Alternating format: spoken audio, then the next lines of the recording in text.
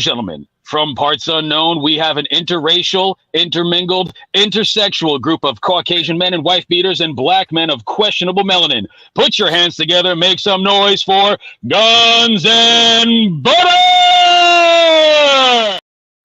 What's good, everybody? It's your boy, Reckless Rated Arrow, and we're back at it again for another episode of Guns and Butter. Oof. That was actually pretty smooth. I kind of liked it. I had time to light my candle, you know what I'm saying? I had a little bit of opportunity to fix me a water. This is great. Pull some stuff up. How's everybody in the chat doing tonight? How are y'all? How are you guys? Bruh, no. So Boomer, I don't know if you saw the whole thing, bro. I don't know if you saw the whole thing, but you might have to scroll back and watch all of it. We're making upgrades around here. We're making some upgrades. Also, I have this set up so that I can actually watch. This is super weird, but I have my setup so that I can actually watch my Rumble fans now. I got me an iPad, right? That's me on the iPad looking at me talking about me on the iPad. This is crazy. Clown world right now. But I I do have a special thank you from my Rumble family. Not gonna lie. So last week on Rumble, here's one of the other things that makes Rumble a little bit better. There's a bunch of things that are clunky that I don't understand. So hold on. Lady, pause. Oh my goodness. No, so I made it that way because it gives people the opportunity to roll in here. Because I don't just like jumping into my monologue and then having people tap in and not hear it. So I try to make it long enough so that people are catching it. What I might do though is the hold music that I like a lot. I do love that part of the intro. I might have to shorten that down a little bit and make that part shorter. And then I don't know, because I've been playing with those intros, man. I really enjoy them. So I like that intro. I think we could have it as that intro polymorphs into more and more things. It'll be more on brand. It'll be more about what we do over here. Because I feel like the intro that we have covers all the stuff that we talk about. I like it. But I do have to say a special thank you. I don't know who it was because I'm not able to actively look at I wasn't able to actively look at my Rumble. It had to be pulled up in a separate browser. But now that I got the double screen set up here, I can actually watch my Rumble live chat live. So I can glance over here. If you see me looking over here, I'm looking at the people over on Rumble because their comments don't show up with your guys' comments in StreamYard. But somebody sent me $200 last week from Rumble. It was just a random stranger. And I did not get to give them a shout out or say thank you. And so I'm going to give you the ultimate shout out now and say thank you. So we gotta do this the proper way. And this is for the Rumble fans. I won't miss those any longer because I can actually see the chat. So one of the features on Rumble is even if you're a nobody like I am right now, people can send you money via they have a cash super chat function like what YouTube has. Except for people can just send you money right now. It's being a nobody. So shout out to the Rumble fam. I don't even know how to do this with the Rumble. That was so good. I'm going to have to hit y'all for $200, man. You getting all this love, bro. Hold up. You smart. You very smart. We the best. You a genius. Yeah. Hold on. It's not over. It's not over. We gotta do all of it. We gotta do it all. Hold up a second. Let's see here. Oh. Here comes the money. Here we go. Money talk. Here comes the money. Money. Dollar. Ching, bling, bling. Got the chatter. You ain't talking money. So okay. So check this out. Also, I got a new family member. This is Isis. This is my kitten. I just got her earlier this week to keep my other cat that's actually chill and well trained some some company, and all she does is chase me around like she's just sitting here. She's just gonna chill. You just want to be on the screen. She just wants attention. She's getting attention, but she wants more attention. It's not enough. Oh, yeah. What's going on, Quantum? Oh, it's coming. It's coming. Okay. So let's get into the show. So shout outs to my Rumble family. I got 5 of you guys over there starting off early. No one chats, but I just want you guys to know over on Rumble specifically, because my YouTube family knows that I interact with the chat. This is not a show where we do not interact with the chat. This is a chat family over here. Everyone's a participant. You guys matter. I'm here because of you guys. So I'm actively taking the steps to make sure I can see all the chats. With that said, for those of you over on Rumble, I will be dropping the panel link over there if you guys want to come up and rock out with us. It'd be more than appreciated. We love it when people add in. And yeah, so shout out to the Rumble family, YouTube family. Y'all always here. We gonna get to it. Okay, so this week we're continuing the group economics talk so I've got a solid 5-hour cutoff because my queue is full of videos. And I've got to do some more clipping so that way I can keep the content rolling for you guys after these shows. But I got to chunk some stuff down tomorrow and Saturday during the day, because that's my weekend job, is now clipping videos and making stuff cool. So we're going to jump into it. So we're always on the bag talk over here. And the comments, I'm going to start dialing these topics in specifically to what they are in the topics. So those are the first 2 things that'll be covered. And then whatever time we have left, should there be any, we will go free roll within the chat. Obviously, you guys can submit your questions, comments, concerns, suggestions, as long as it's not for me to shut up, because if I shut up right now, no one's talking, and then there's no monologue, and then there's no intro. So I have to keep talking. It's my job right now. So anyways, with that said, we're continuing the conversation of group economics, because in America specifically, group economics is something that's poo-pooed upon. Yeah. They don't want you guys working together. They want everybody to be a lone wolf out here. You're going to get rich by yourself. You're going to do everything on your own. You're going to be the only person. You're going to have all the good ideas. When the table is set, you are the table. You're going to be the only person eating. You're going to be the only person sleeping. You're going to be the only person doing all the work. And no matter what, you're the leader. You're the alpha big dog everywhere, in your home, in your job, in your car. That's for the alpha dogs out there that are apparently alphas everywhere. No one's an alpha everywhere. Just so you know. No one is an alpha everywhere. You got to know your role. We've had that conversation before, so I'm going to keep it on topic. I'm going to try to do better for you guys. But with that said, the concept of group economics is always touted, oh, this is communism, this is socialism, blah, blah, blah, blah, blah. And it's like, no, like all the wealthiest people literally practice group economics all the time. And like, we're fine with being under their thumb and allowing them to work together.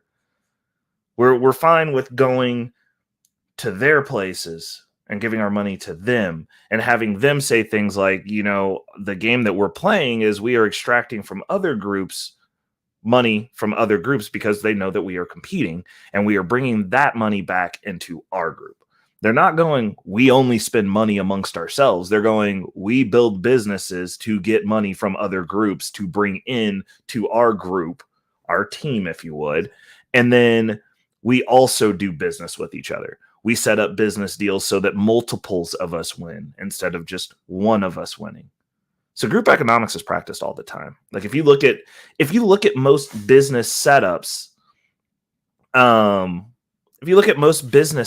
it's people of like mind, same philosophy, same value set that work together towards a common goal. Or just simply put, I enjoy spending money with people who I align with. I'm going to repeat that. I enjoy spending money with people who I align with. I don't enjoy giving my money to people whose value sets I don't align with. It's the reason you won't see me in Adidas. We're not in alignment. I'm not going to be wearing Adidas. I don't want to wear Adidas. Now, this isn't a hard move for me, but I don't wear Adidas because I don't rock with them like that. Like I got rid of my Nikes.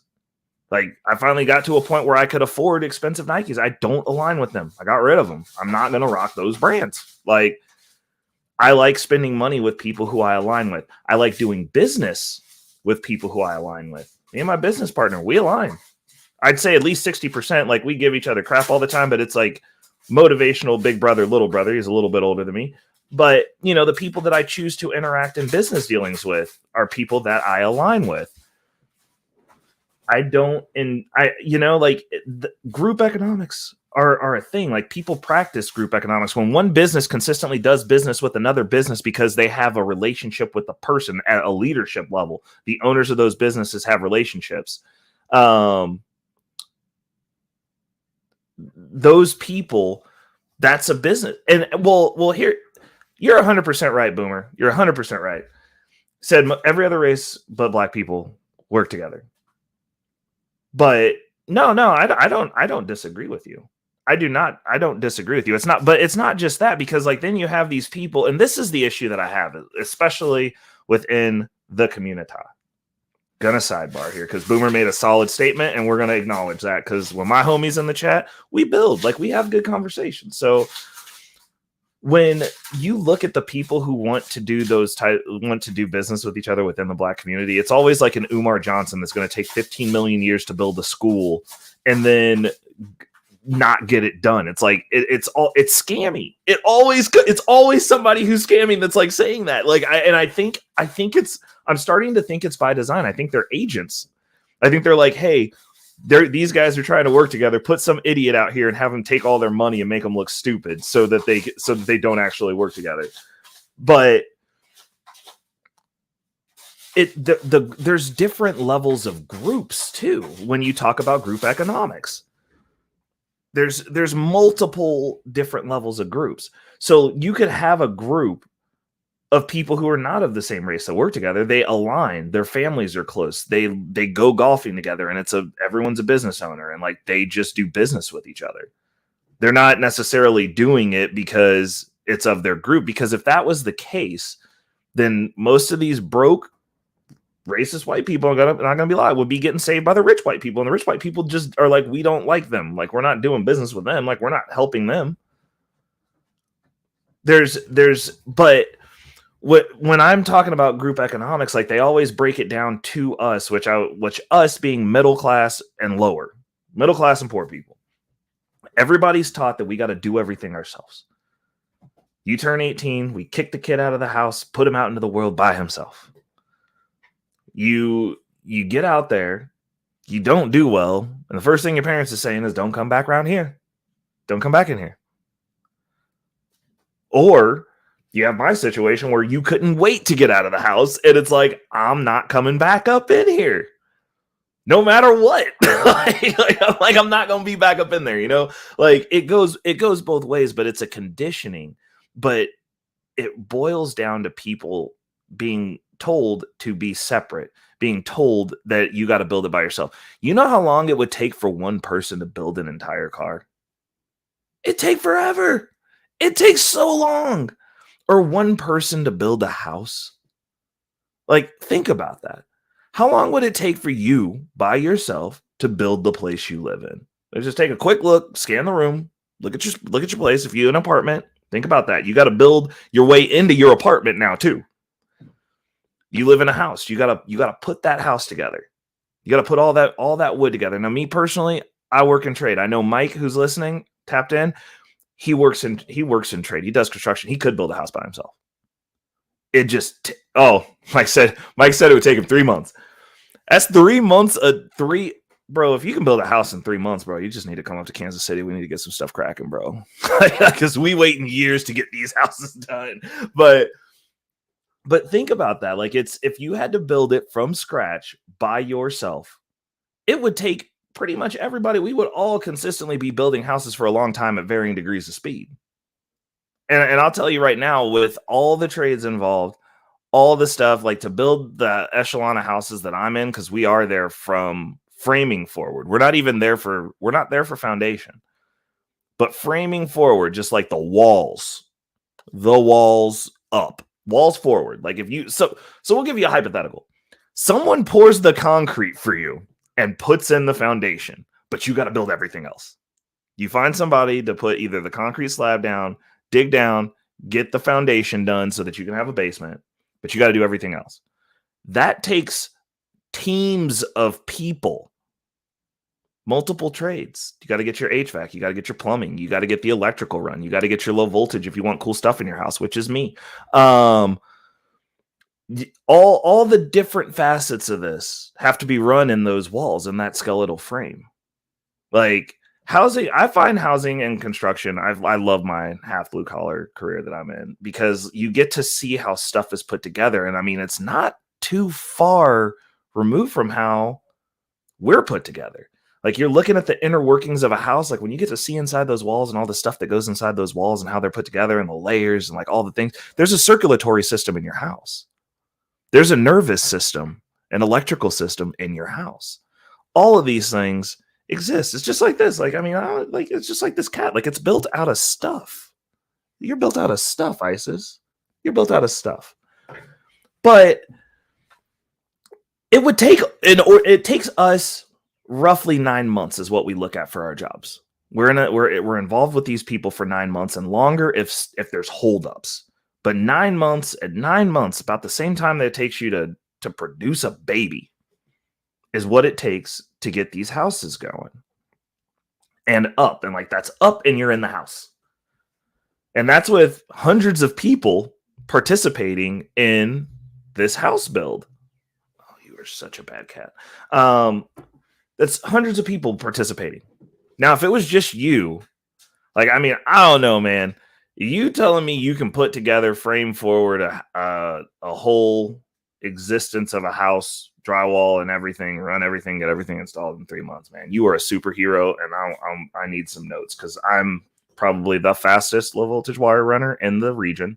And bruh, I don't know. Actually, I guess if you just got in and did the work, you're right. If you just got in and did the work and you weren't waiting on people's schedules, it probably could go faster. If people just got in, did the work till it was done, working on one house. But I think all those different phases, like you get tired. Like, I don't know. But you got hundreds of people that work together. You look at we always zero in on the one person who's supposedly the man behind the mask. And we always look at this one person. But the reality of it is that's just moving the needle of the nation, just finagling us around. We look at this, I mean, everybody's ranting about Soros right now. Yeah, I agree with you, Rage. That's true. That's true. And that's the reason I kind of recanted a little bit. But I mean, that's going to be 3 months of hard work. Like, but we always look in, like everybody's upset about Soros right now. He's supposed to be the boogeyman that we're all supposed to be scared of. And that man doesn't even work alone. The Vanderbilts, the JP Morgans, the Chases, they don't work alone. It's not one guy. One guy gets named at the front that the peasants get mad at, maybe. Oh, we figured it out. Soros. Because we can tell where he's putting his money. We figured it out. That's one guy. And people are dumb enough to think that it's just that one guy because he's super rich. Like, no, it's a bunch of super rich guys, groups, families, legacy. What's going on, Natasha Vincent in the building? These are groups. They're navigating in groups. They're functioning on power. Like I've started, this whole concept of high value men, I've been on these dudes' necks this week. Every time you see me, like these dudes want to talk about high value men. They roll into their jobs on a W-2 talking about I make six figures, show me some respect, give me some submission. You have no power. Your paycheck, like if that's how you're getting your money, cool. Like we got to work hard. Understood. Money gives you options, but money is the tip of the iceberg of power. That's a starting point. So are you a man with no power that just has a bunch of money to trick off on modern women? Is that man actually worth anything? These dudes aren't necessarily in shape. They're not built for war. War breaks out tomorrow. These dudes going to be running around with Cheeto crumbs in their belly button, wondering where the submission is, getting all their stuff taken. Like y'all are actually, the way a lot of these dudes flex on these YouTube streets y'all are just making yourselves marks for people that take things that just don't because societally it's not allowed right now. But when the power goes out, when some of these systems start failing, and believe you me, the way that this is going, they will. The taker's going to take, and they're going to take from you first. But how high value are you if you have no power? Are you a high value man if you go to work and you make you got your W-2 job, you make $250,000 a year. You are well seated in the upper 1%.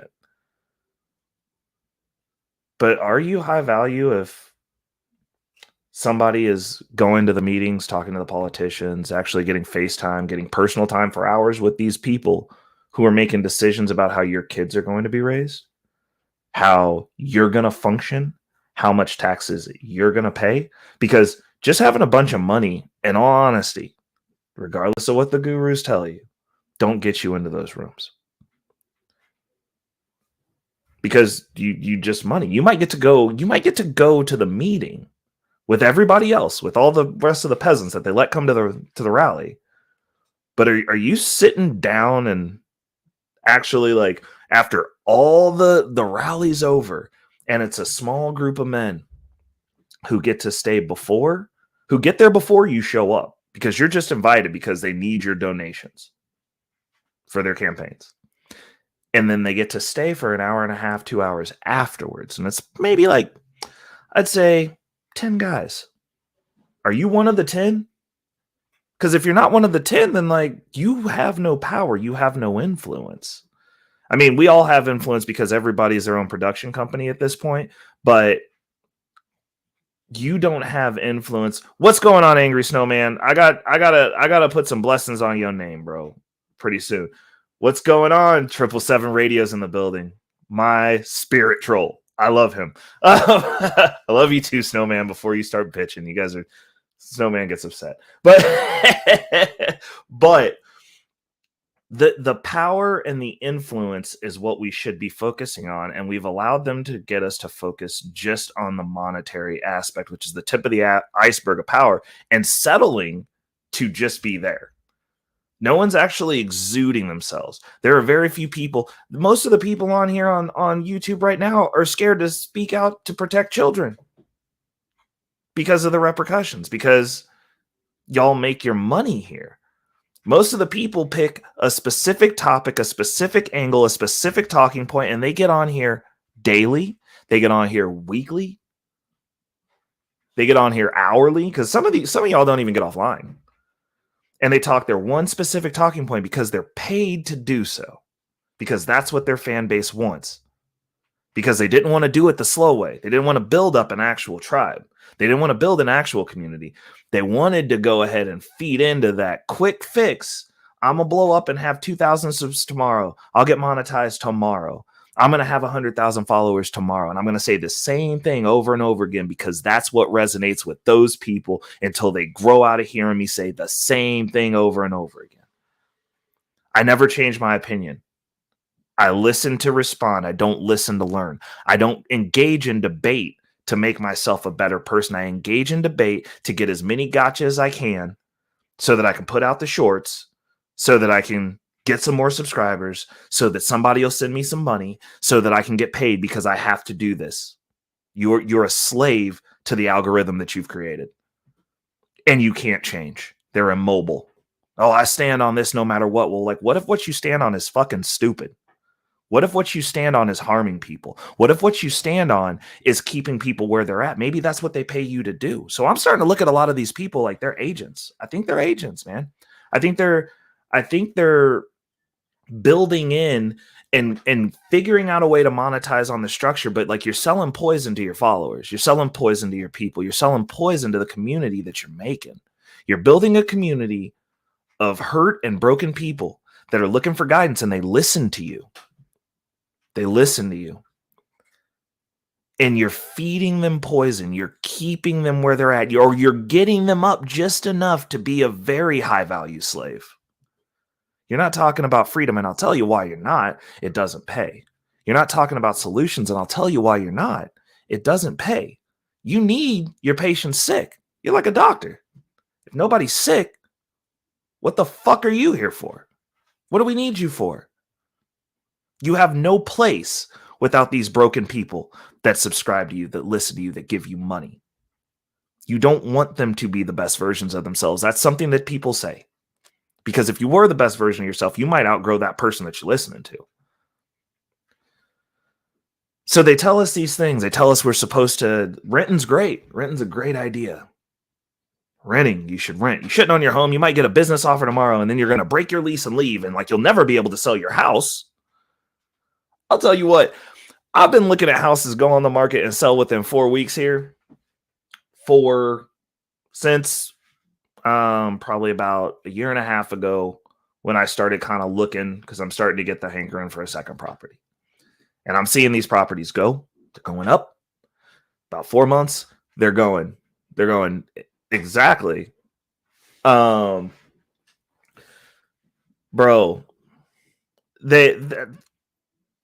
so, and I'm seeing them go, and I'm seeing the gurus tell you that you should all rent. And I'm seeing them broach this topic. And I've been saying this, and like, if you look back through any of my content, I've always been an advocate of homeownership, because that is one of the means with which most of the wealth in this country has historically been created. And that's not ever going to change, because businesses leverage things. Wealth is made out of debt in the system that we're in. Is it a perfect system? Absolutely not. Could it be improved? Absolutely. Oh, snap. Black Man Unfiltered's in the building. Oh, Lord Jesus. Okay. I'm going to preach. This is an honor. Shout out to Black Man Unfiltered. That's dope. See, I love it. And see, this is the thing that I like over here. I like that Black Man Unfiltered Network's here. I love the fact that Natasha's here. Obviously, I mean, I can't say enough nice things about Natasha, because I wouldn't be sitting here if it wasn't for that woman. So I swear to God, if I see anyone disrespecting her in the chat, it's going to be hell to pay. Okay? Like, she's never not nice. Do not disrespect that woman. Reese is here. Black Man Unfiltered's here. Angry Snowman's here. I got my homie Boomer, who's here with me. You know what I'm saying? Like, he's here in town. 777 Radio, Rage Nation. Lady Navoa's here. Third, hold up. Wait a second. Third Angel from the Sun's here. We have such a random group of people that you would normally never see coalescing in the same space. You see Mandrell came over and rocked out with us last week. Like, you're seeing all these people with different perspectives that they don't want talking to each other. They don't want building solutions together. They don't want us building. And so, like, this is the community that I'm choosing to build, because I find it so interesting, and I find it it's a badge of honor for me that the people that I rock with in these YouTube streets, that you see me regularly supporting. You see me regularly supporting Daryl Long. You see me regularly supporting Chaotic Truth. You see me supporting Black Man Unfiltered Network. Like, the people that I rock with. All of those people don't necessarily get along. A lot of the people who gravitate to over here don't necessarily get along, but like, we can build on like the 60% that we can agree on, and we can at least pause it and talk about solutions. Behind the scenes, you have people. Oh, actually, you know what? Hold up a second. I got to get Black Man Unfiltered Network his wrench over here, because I totally forgot about that, brother. I'm sorry about that, bro.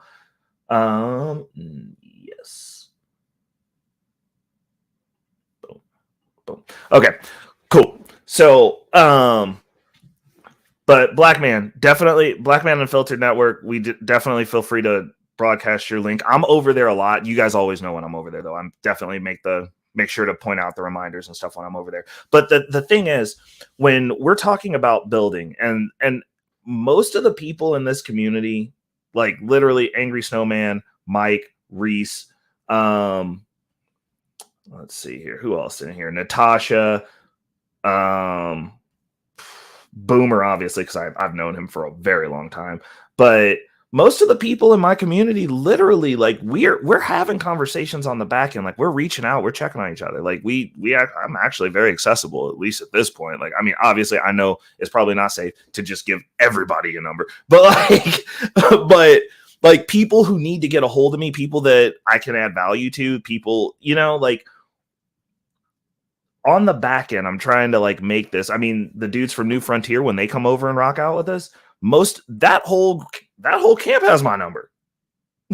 like all of those dudes, like if they want to reach out, like shout outs to Muslim guy, he does hit me up from time to time. Like we, you know, like Bumpkin also has my number. Like, and these are people who go on to other panels and they have a certain air. Like I remember when I started going over on Angry Snowman's channel, when I went back over to Daryl Long's channel, I had people in the chat over there telling me that I was a racist. Here we are. Kept it pushing. I was like, I'm not seeing it. Like you guys got like one clip out of context and you feel some type of way, but I was like, that dude rocks with me.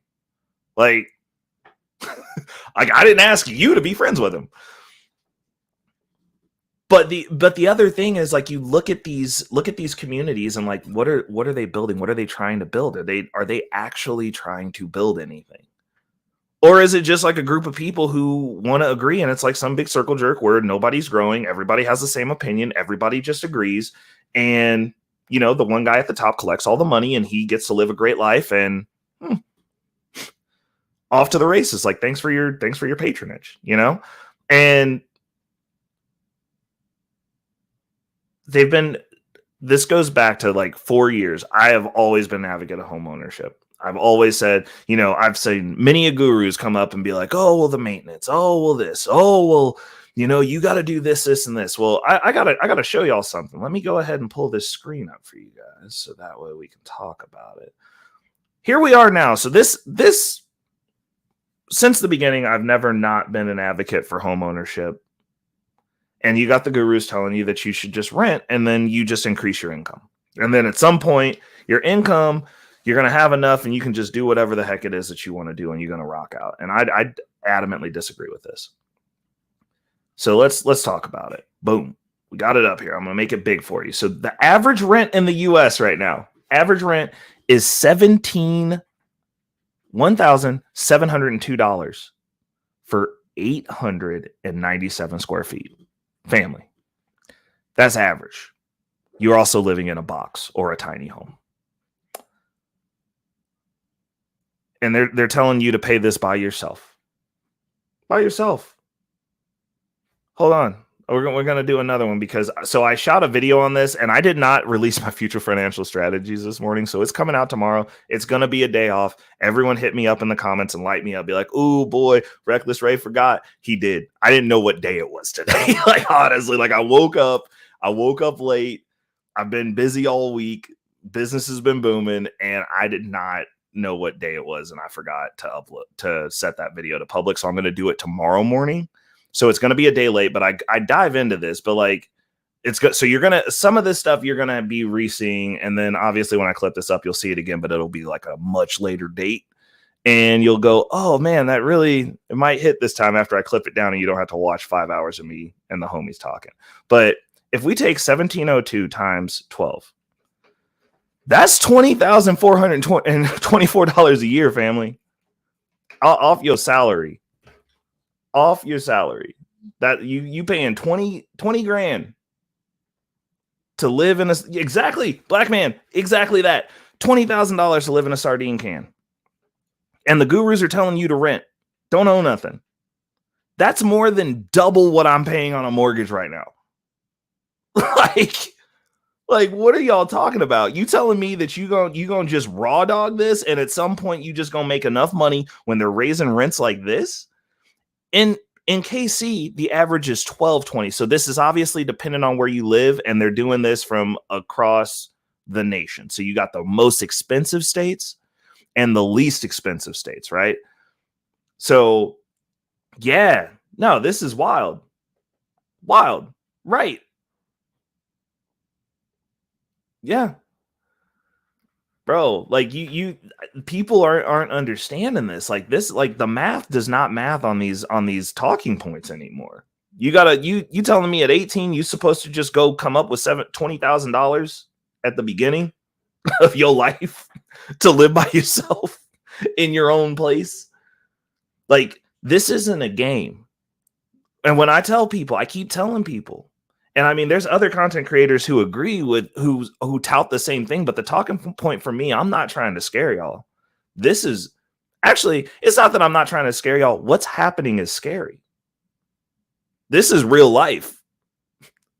Like the average rent is $1,700 a month, $20,000 a year. And you're supposed to just go take that one on the chin and just barrel through it and just work harder. But the issue is this: we're going into a state where we're in an inflationary environment. So like the bulk of this jump up happened within the last 5 years. And that's the bulk of it.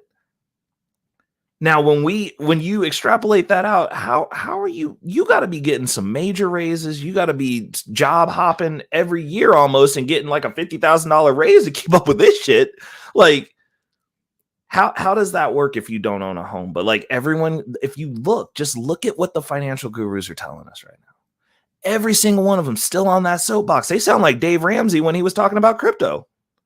You got to pay everything cash and you got to do it all cash. And I'm like you just supposed to save up hundreds of thousands of dollars cash. Like people actually do that. Rich people don't even do that. Like people that have the cash don't do that.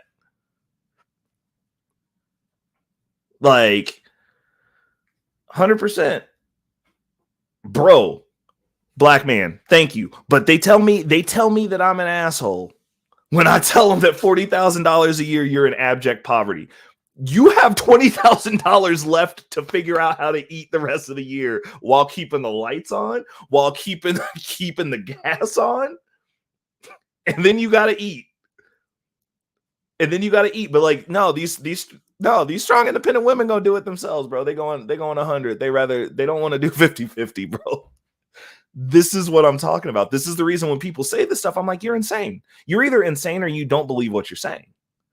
Because the math, like I'm a very analytical person. The math does not math on this logic.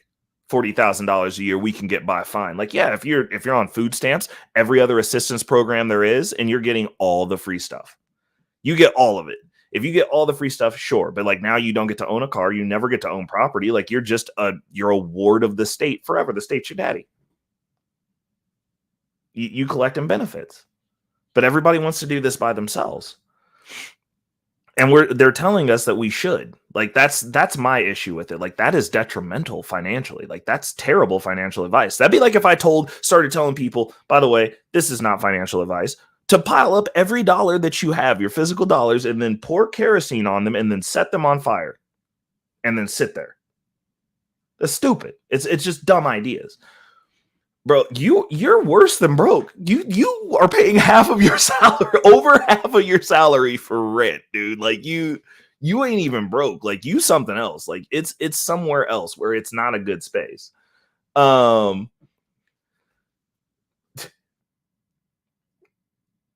Right. Literally, Angry Snowman. You can live comfortable in an old Winnebago for making 40 grand a year, and now the whole damn earth is your backyard. Facts, dude. Right, Black Man Unfiltered, 100% correct. You can't buy the box when you got to pack. Well, like facts. There's no money left. But the thing is, this is by design. And that's what I've been saying. Like, you guys have heard me on multiple podcasts, and it's about as tinfoily as I get. But I've said that this country is in a cold war with its citizenship. Financially, they're in a financial cold war.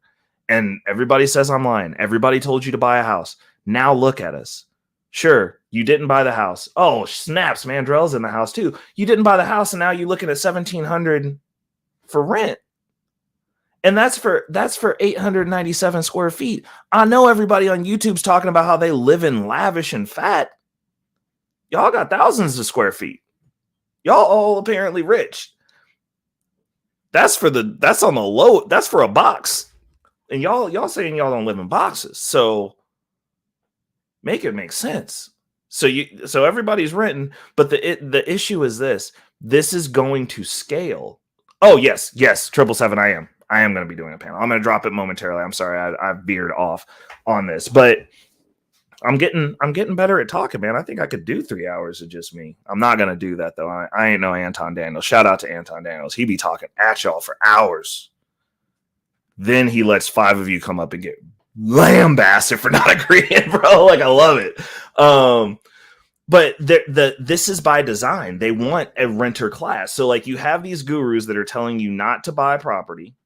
That's a bad idea to buy your home. And I think for some people it might be, but if I'm not paying $1,700 a month, like, I mean, this is crazy. And they're telling you to do that. Now they've spiked up and the rental rates have astronomically skyrocketed. They're taking 20 grand off the top on average across the board of your salary. Dude, man, 777, 777. I remember when I was a kid and hearing rent was 300 and people were complaining about that. Like, think about that, 777. People were complaining about that rate.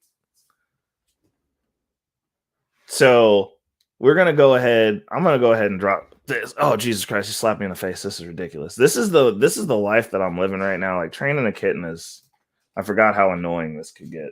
And she's a handful. Hold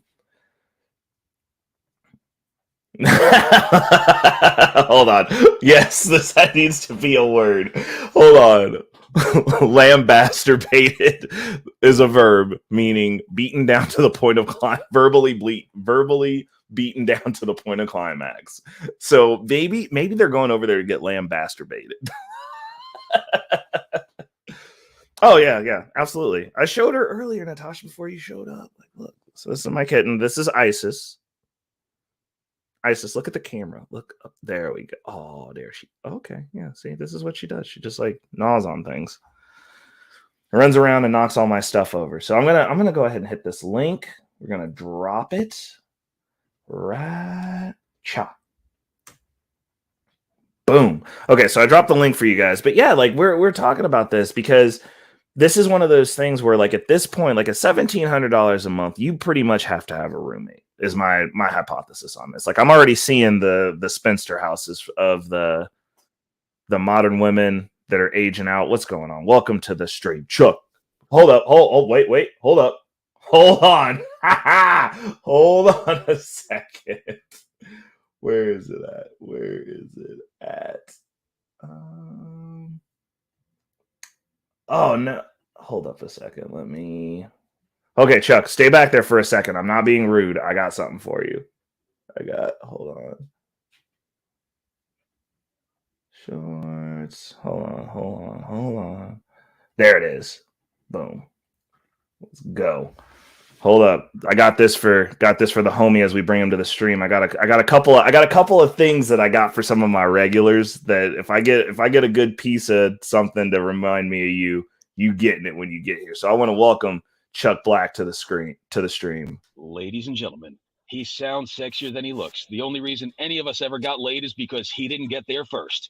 For your auditory pleasure, don't look at him because you'll lose your erection. Put your hands together for Chuck Not So Black. Ladies and gentlemen, the only reason any of us ever got laid is because he didn't get there first. You got to make sure you take the loop off when you play. Don't look at him because you'll lose your... Hold up. And I got one more. I forgot since Reese finally showed back up. I've been saving this for forever. Reese, I need your email because I don't know if you got this, but Reese is in the back today. He's coming in to see us, so I gotta welcome Reese. Is he coming in hot too? He's coming in hot, man. Spend some time with my friend, the Red Dragon, Reese from Philly, live. Hey, booyah! Reese, cheers, brother. I got my sugar already loaded up in my vape pen, so we can sit here and get all kinds of pie-eyed together tonight. What's going on? What's up, Sugar Bum? I hope you're having a great week. What that cat's doing when it's nibbling on you, Ray? It's finding the soft meat. That way it can eat you when you're sleeping. Bro, she does not eat me when I'm asleep, bro. Like, she's been here a week. She good. Oh, hey, Ray. I got you. I see it. Bet. I got that. So look, I'm surfing through the news today, right? Uh-oh. Let's hear it. And I see a title, human body, human remains. I click on it. Come to find out, there were 6 guys over here were dealing human body parts in the underground. One guy was a manager of a morgue. Oh, and was sending the Lord. parts to other people's houses. Brains, heads, all kinds of shit. Oh, wow. And I'm saying to myself, okay, it's the white man's turn to take his place in the crime that's going on everywhere. Dude, why you got to bring the white man into this? Time for them to make a comeback. Because I'm tired of seeing niggas dominate crime. So hey, you I'm guys are looking at good. the story Hey, they're good at unfold. it. My mom always told me if you're good at something, keep on There doing we go. No. There So I'm we looking at go. the story Mike unfold, and and I'm saying to myself, 777. finally, it's not us. So they get to the end Bruh. of the story, and it comes to find out that the ringleader is black. You thought we was gonna get out. You thought we wasn't gonna catch some of that L, Are bro. you telling Come me on there's now. a black guy that has a whole plantation full of white slaves? Hey, they're all working for him. Oh my god, bro. Human body parts, brains, and what have you. What are people doing with brains like on the black market? Like what? Eating them? No, man. No. Nobody's eating human brains, bro. Please don't say that. You freaking me out, Yo, man. Like I don't. Something I already wrong think with these our people are species, zombies. man. Something is wrong with our species, dog. Man, Dude, you know that there's like those hoodoo and voodoo priestesses that use that shit for like spells and shit and incantations and whatnot and whatever. You mean they're turning me into a newt? You remember Qyburn from Game of Thrones? Yeah. Nope, I don't watch that crap. So Greatest show of all okay. times. So back on topic though. Hold on. Is anyone paying over $1,700 for rent, bro? Like I gotta know. Like No, actually, that's what I was telling you, Ray. Is I got I think like close to around 1,900 square feet, 4 bedrooms, 1.9 acres of land, and I pay $1,125 a month for rent. Yeah. I mean, And obviously, on top of it, I have my own water source here at the house, and I burn my trash. So the only utilities I have is gas and electric.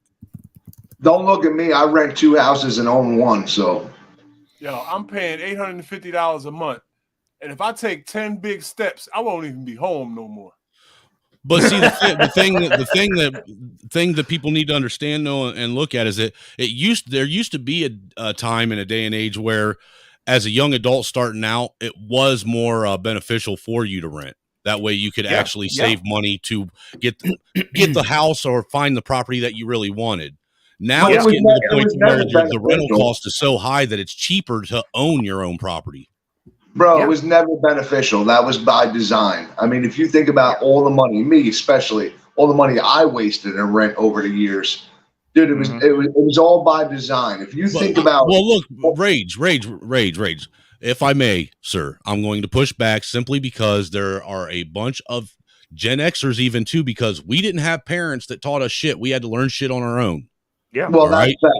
All right. Fact. And rent isn't a waste. And renting a property actually teaches people how to manage money. You can't go straight out of your mom's home into owning a home if you don't know how to manage money. Otherwise, you're going to dig yourself into a hole you'll never get out of. Well, that's facts. It's not just our parents' fault. Think in school. What did they ever teach you about money or real estate in school? Never. I mean, honestly, I took electively, yes. Electively, yes. But like you had to choose to do that. We had a business but course even and what was it? Accounting course that we could take in school.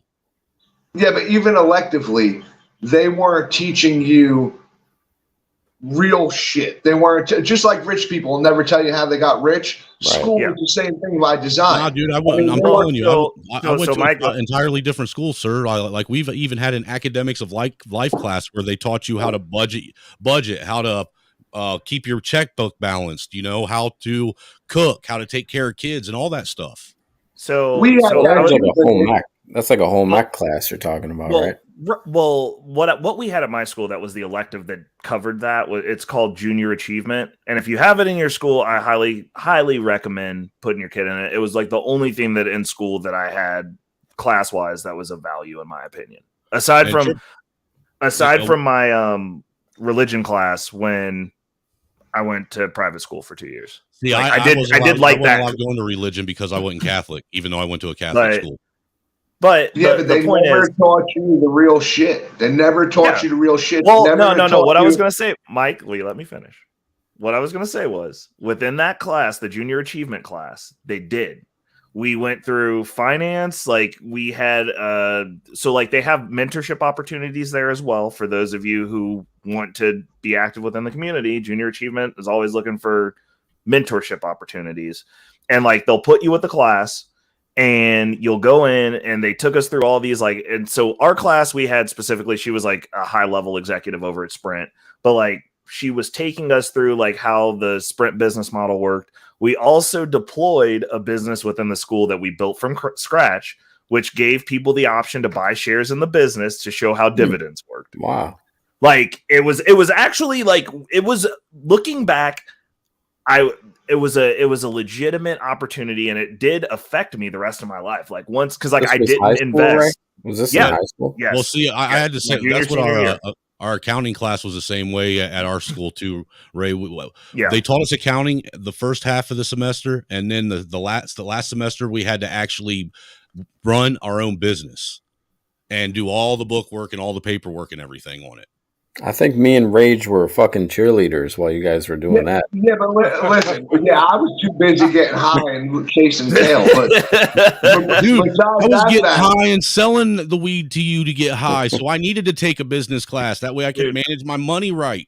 Sure. I was just sidestepping calculus. Like, I'm not gonna lie, I did it because it was the easier math, dude. Like, financial math is easy. That class that I was telling you about, that academics of life, it kind of it was ran by our home ec teacher, and it was like an introduction into home ec, but it gave you the facets of real life of what you're going to do when you're a young adult once you get out of high school. That nobody wants. Well, if you sell drugs, you'll learn that in drug school. You'll learn investments real quick. You'll learn how to turn money over and make profit. But that's besides the fact. They never taught you buy a Roth IRA. They never taught you how to invest. They never taught you how to buy houses, no money down. They never taught you any of that crap. Right. They gave you the fundamentals. Roth IRA. Why are you giving your money to the Rothschilds so they can steal it from you? Listen, taxes, baby, taxes. That's listen, you can talk all the shit you want, Snowman, but if you invested in a Roth IRA in at your young age, right now you'd be sitting pretty in a fucking house, not having to worry about disability, with more money in your fucking pocket than you knew what to do with. People just didn't learn back then how to invest. No, see, actually, if my parents were actually smart. Hold up. Casey Mo said, did they teach you taxation as theft? Well, that is true.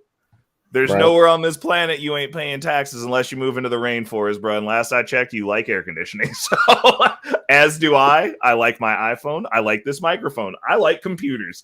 Yeah. I do like the microphone. Microphone's nice. Oh, thank you. That shit's made out of space age alien technology. You're a gray, aren't you? Bro. You're a lizard. Like every episode moving forward, a different appendage is going to be gone every time I get up here because of the radiation. I tell people that real estate is really the way to go because it's an asset that tends to appreciate. It's just hands down. It always appreciates. You can build equity that you can use in the future. And people always are going to need a place to live too. Also true. And if you got barren land, man, like the price of an acre of land has went up like 10, 15 times what it was 20 years ago. The land for me, I'm a real estate investor personally. I have around 6 properties at the moment. My first property I purchased when I was 24 years old. That was currently, smart. I don't really talk about my personal affairs, but currently I live in, I'd like to call it an estate that's 3,000 square feet. I like to call it an estate. It makes me feel better about myself. Hey, I rock with that. I like it. You know what I mean? Because I was raised poor, so it makes me feel good about myself. Well, sir, when I was younger, my dad decided to ruin my credit before I even had a chance to mess my own credit up. So, but the barren land is what I do. What? No, the barren land. I just wanted to mention real quick. Mm-hmm. So when you buy, people think when you buy an empty plot of land or lot, whatever you want to call it, if you buy it, they think, okay, well, I'm going to buy it for 5,000, 10,000. I'm going to sell it one day for 100,000. The problem is that ain't happening. Well, no, the problem is with that. Most millionaires, they need a property that sits on, I don't know, 5-6 acres, so they can build their weird shit. A huge, 15,000 square foot property with the barn and the, weird shit. Rich people do weird shit, but you'll never get that money back. Most times when you buy an empty plot of land, you die with it because nobody buys it from you. That's how it goes. Now, see, my brother-in-law, he was like what he did. He kind of like did what you did, Triple. When he was in high school, his grandpa had some acreage that was just sitting empty. And what he did is he actually bought 10 acres off of his grandpa before he graduated from high school. That way, once he got to a point in life to where he could build a house, he already had land to build a house on. Sure. It's expensive to build, too. That's the other thing I wanted to say. When people go, oh, I'm going to buy this land and I'm going to build my own home. Depending on what size your home is, even if you buy a little small home, I mean, you're looking at minimum $150,000. Well, that's because most people today aren't willing to actually get their hands dirty and build their own house like they used to. Well, I mean, if you want to build your own house, you're still looking at $100,000+. Nah, dude, if you build your own house, you can literally cut that cost almost in half. Well, if you want to live in a log cabin, I'm talking about an actual home with children. Because look, dude, you got to understand, Triple, when you're talking about your home. I'm not living off the grid, though, Chuck. I know what you're saying. I'm not talking about living off the grid. Neither am I. Neither am I. But the location, like the cost of living and the price of a house where you live in New York is like 100 times more expensive than in the Midwest in Indiana somewhere. Well, Indiana, it's what about still 100,000+, ain't it? Dude, I could probably get what you guys would probably pay $750,000 for in property in Midwest Indiana, out like on the outskirts of Fort Wayne somewhere, for example, for probably about 125,000-200,000. Sitting on probably 3 or 4 acres of land on top of it. Not the home itself. You're actually double what we are. So our housing market here, I can get you a 2,000 square foot home, $105,000. Wow. Yeah, we can't. You can't pull that off in KC no more. That's the thing. Like Ray knows, the house that I just bought, I paid more money than I wanted to, but $120,000 is 2,500 square foot now. And it sits on 2.5 acres. You guys, is it a double or that's a single? $5 million. That's a single home? Huh? That's a single home? Yeah. Oh, okay. Is that for you to live in? Or you'd be paying more. You'd be in the millions on it. That's a rental property or you to live in? No, that's a house that I bought for myself to live in. Oh, okay.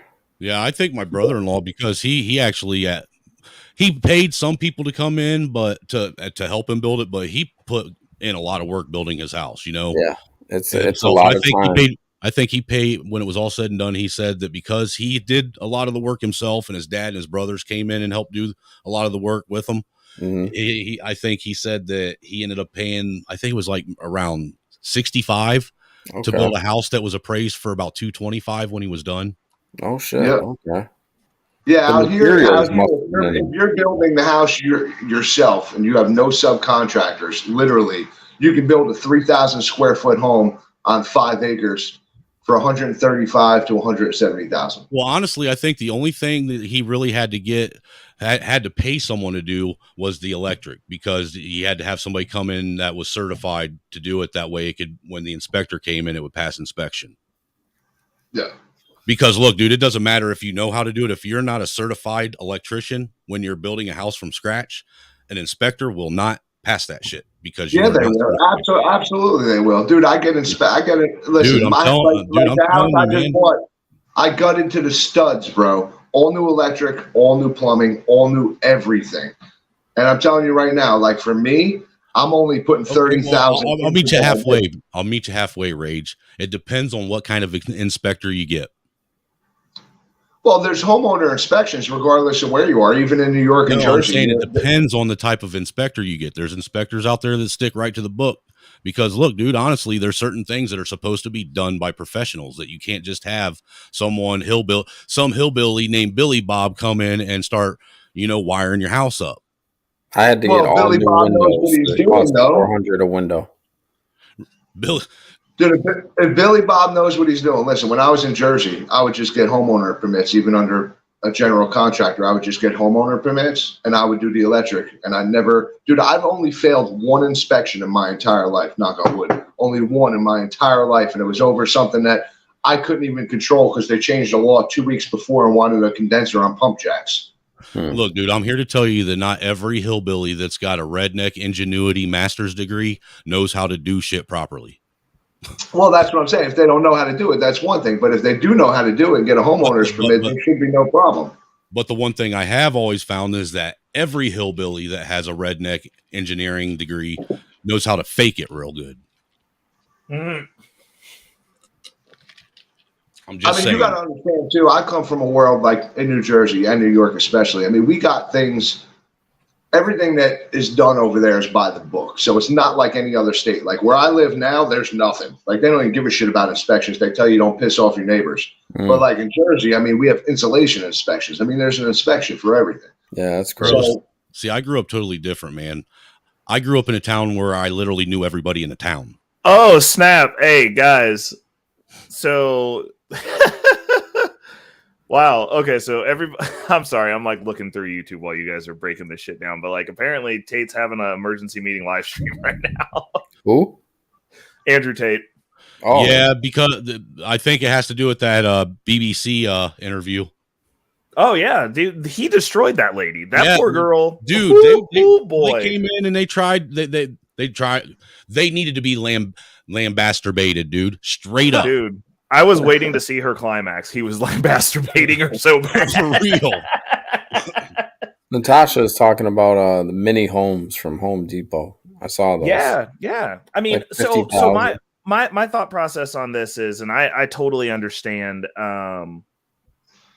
there's both sides of that argument. And I always tell people it's a math equation. So like if you can do something to figure it out between renting and buying, then that's understandable. My take on this specifically is when it comes to home ownership right now and what's going on with the rental rates, they're setting the play that's being set up and being actively implemented on the U.S. citizenry is they are making a renter class. I am not saying this from hypothetical. I am not saying this from my opinion. I am saying this from somebody who manages a hedge fund that I was in relationship with when BlackRock and all these companies started paying $50,000 over asking in cities like mine that are desirable places to live to buy homes and have them sit. And that fund manager said straight up, oh, people aren't going to be able to buy homes anymore.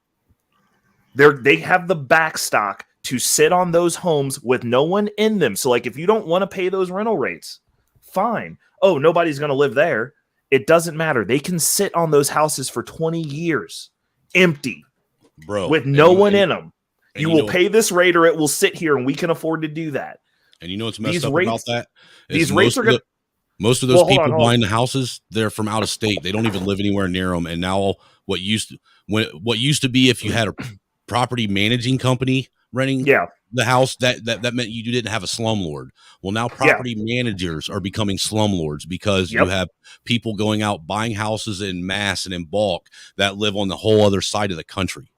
Well, that's what's happening with the current rental property. What I'm talking about is like first time buyer homes. Those are the homes that are being targeted. If you're basically under 250, you're competing with BlackRock. You're competing with large buying entities that have the ability to go buy a house, go, I want $1,700 for this house. And the market does not respond to that because you're supposed to have a free market, right?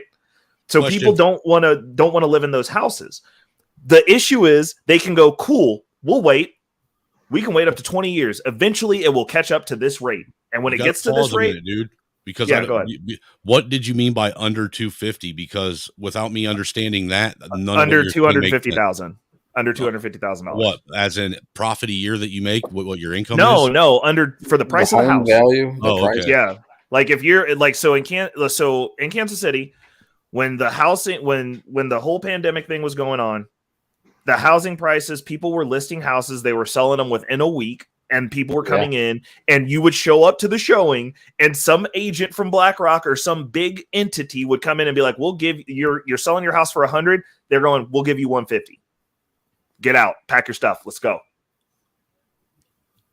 And they did that, and then they'll relist those properties, and they'll ask for an exorbitant amount of rent. And people are like, no one's going to pay that. These people are going to have to give up because they're not making any money. And they're going, no, we can do this for 20 years. That's the math that they're running at these types of organizations that are buying up houses like that. They're going, we're going to buy up all the beginner homes. So now if you are a first-time home buyer, you got to buy like a $300,000 house basically, because like then you're not competing with us because we don't worry about them. They get to be in housing. And it's going to create a schism to where, oh, Jesus Lord, this cat. You know what else they're doing? They're taking like what it's going to do is it's going to create a schism for those of people who have homes already. They're going to be fine, but that's going to create a new class of person because they'll be able to navigate different than people who are renters. Because if you get locked into this $1,700 a month rent, and they just keep scaling it up to continue to keep you at a point to where you can't make the transition to buy a house. Also, the houses that you would normally start off with to get out from under that payment, they're buying all of them. Well, I'll tell you a similar story. 777's on here, so he actually might know about this. So let's just say I wasn't involved. I worked for one of the biggest real estate scams that hit the East Coast. Probably about 10 years ago, I guess about 10, 12 years ago. And they were doing this before the pandemic. And what they were doing is going into places like Newark, East Orange, Patterson, all those areas. Saying the houses are worth more than they really are? No, they were buying all, well, it was a pyramid scheme. That's why they got caught. But they were buying all these houses. And I'm telling you, they were buying 3-family houses for $35,000 that were just sitting in the hood. Damn. Throwing $5,000 into them. Renovating them. Oh, okay. But then they were turning it into an apartment. Well, what it was they would do 3 apartments, sometimes 4 if there was a basement. But long story short, the reason they got caught is because they were selling them at full market value to young kids, and it was a whole scheme involved. But that's what they were doing. If those houses sat, it didn't matter. They paid $40,000 when they purchased it and renovated it. They didn't give a shit. It could sit, but in the hood, it can't sit long. Otherwise, it's getting robbed. Right. You know, but long story short, they were doing this before, like BlackRock was with the pandemic, and they were buying all this up because people had no choice. Once they were all bought up and there was nothing for sale for a dirt cheap price, they were selling them at full market value afterwards for $350,000, $400,000. Yep. Bro, what you just talked about, that's something that I noticed as a young man, coming out of high school and coming into the world, and now, you know, getting older, that when I was younger, you could find the, 3-4 bedroom houses sitting in town on like maybe, an eighth of an acre, which is what a normal city lot is. You know what I'm saying? And get that for like $300-400, Yep. As I'm getting older, like when we moved to Muncie, and even when we lived over in Ohio, man, Muncie's where Ball State is, and Ball State's a pretty big college over there, man. All these houses that used to be like for like a 4 or 5 person family home, you know what I'm saying? A mom, a dad, 3 or 4 kids. If it has a bathroom upstairs, a bathroom downstairs, a couple bedrooms downstairs, a couple bedrooms upstairs, they will sit and turn the downstairs into a separate apartment, the upstairs into a separate apartment, and take it and turn it into an upstairs downstairs duplex. You know what I'm saying? And completely just ruin these old houses that were meant for families to live in. Yep. Just so they can make double the money off of it and do like you were saying. And then to top it off, what you would pay for the whole house when I was a kid growing up, like I said, $500-600. Now you're paying $700-800-900 just for half the house now. Dude, where I live in Oklahoma, you can still, this is no lie, you can still buy a house in certain areas for $17,000-20,000. Swear to God, you put $50,000-60,000, even $30,000 just to renovate it and make it livable, and sell it for a profit. But like I just did a house probably about a quarter mile away. The guy bought it for $16,000. I put $30,000 into it. The place looked brand new, a small little 2-bedroom house, and I mean, he sold it for like $140,000. Nice. There's people So, that I are mean- buying up like south end of Lima, Ohio. Down there, that's where the old hood used to be, because the hood's slowly been moving from the south end up to like around the downtown and then the north end side. Mhm. All right. So now you for probably about last 20, 30 years, you've had a section that's like from 21st Street on the south end all the way up to like 4th Street on the south end. And this is also where the refinery is and where the old, foundries are and stuff, where a lot of people used to work that don't know more. All these houses were they were dilapidated, let go. Dude, I'm telling you what, there's a bunch of like redneck white boys that went in and bought up whole blocks down there, bought the whole blocks up, dude, and then tore down all the houses on the entire block, put up fences around the damn thing, and put one house on it on the whole block. Oh wow! So here they had a neighborhood that they kind of did something similar with, except for they bought up the neighborhood, redid all the houses in that neighborhood, and then built a wall, dead ending multiple blocks around that specific neighborhood. Like that other people that were like already living there, they were just like, yeah, you can't drive down this street anymore, and literally built a big ass wall that was like, I think it was like 15 feet high. And like it was like a very nice ornate wall, but they built their own little Great Wall of China around their neighborhood that they bought up and redid. I would have put a pay gate there. You can come through, but you got to pay. Hey, you might Like, see it was a a bunch wild- of walls in the future in America. Oh, 100%. I mean, I could see it. Like, and it's like one of those neighborhoods where there's like one way in. It's not gated, but like there's only one way into the neighborhood and one way out. So like if you go in there and like mess around, better yet, if you go in there and fuck around, you're probably gonna find out. Me and the wife are actively working our butt off to try and buy this property that we're renting now within the next 3 years. And that's what I want. I want to put an 18-foot tall privacy fence all the way around the entire 1.9 acres. I like that. Yeah. I like that idea. That's awesome. I like that. Seriously, I mean, well, we already got privacy fence on. I mean, that's a little extreme. I mean, what do you mean?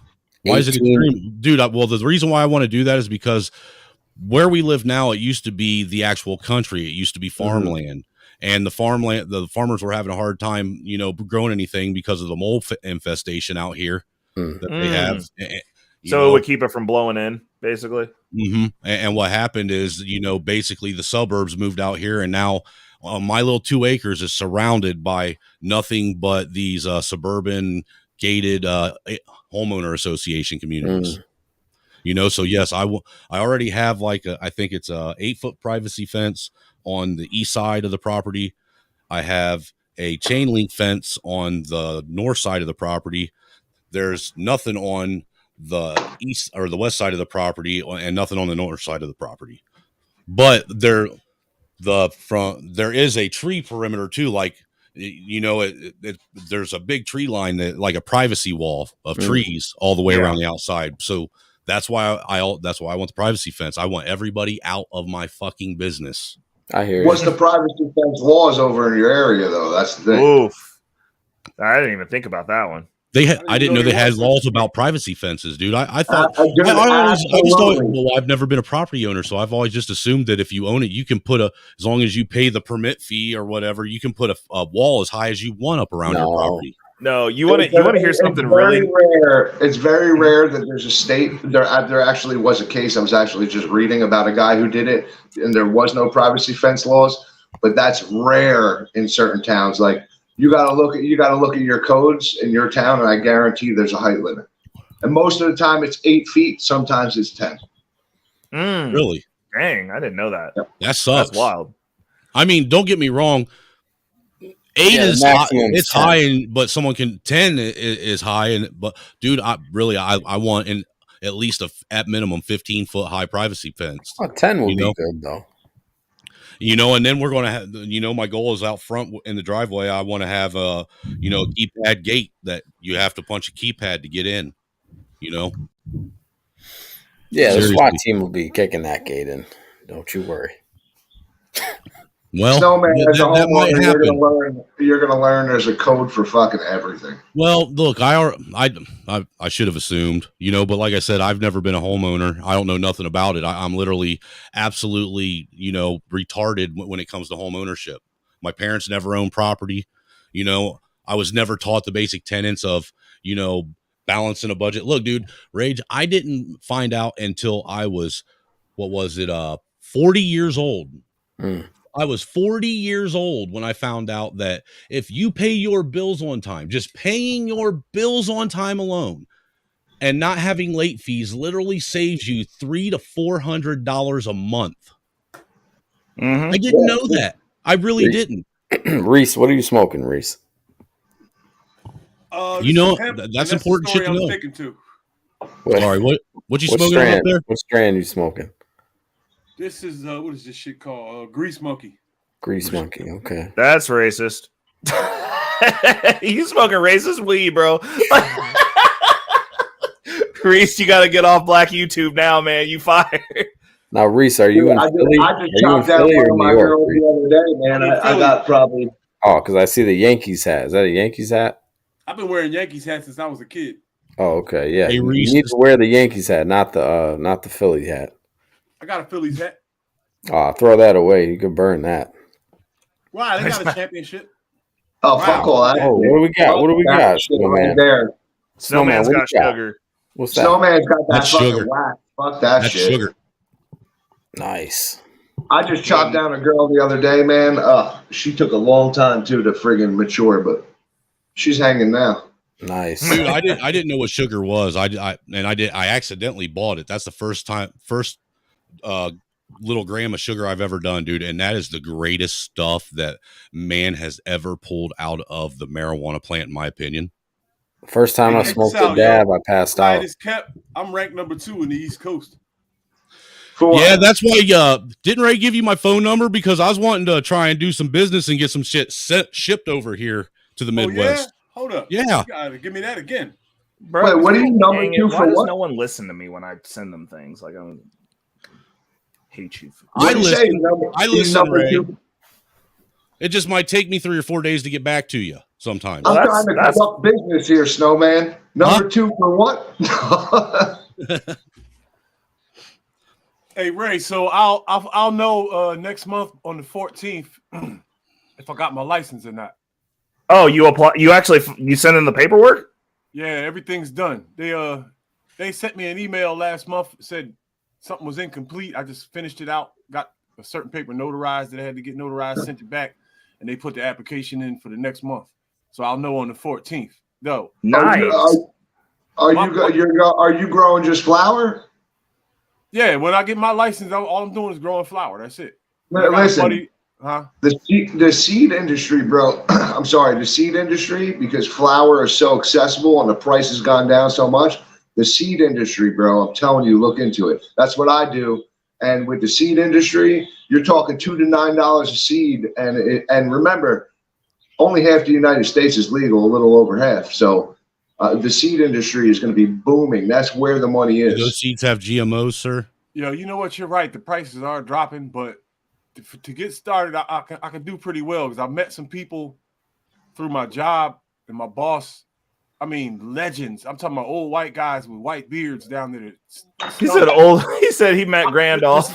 I met a guy. I met a guy's name. He's the grandfather of hybrid cannabis. Hey, I'll be right back. Me and Mikey got to go shoot off a Roman candle before he goes to bed.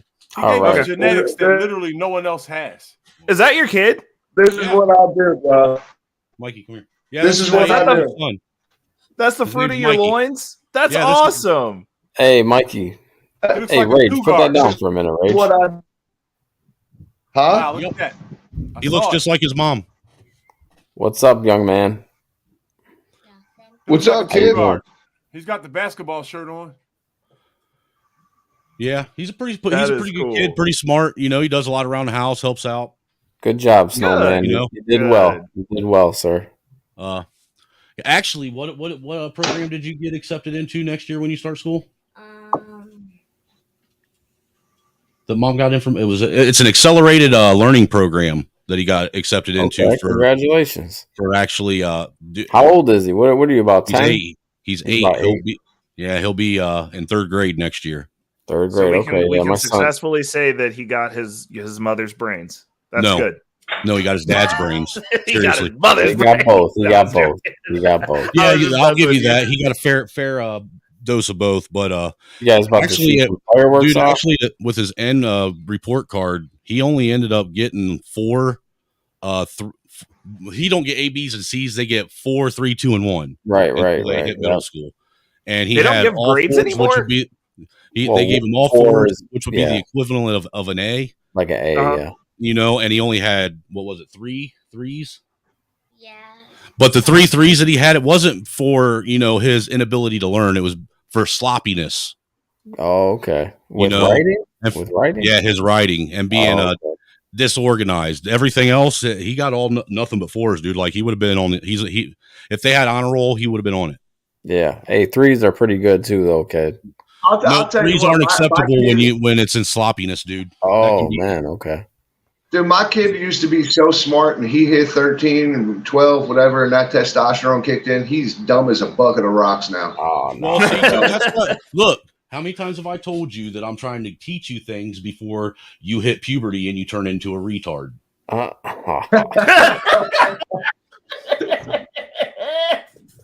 trying to set the kid up. I know what's coming. He's 8. He's got about 3 good years left if we're lucky to possibly teach him some shit to save him.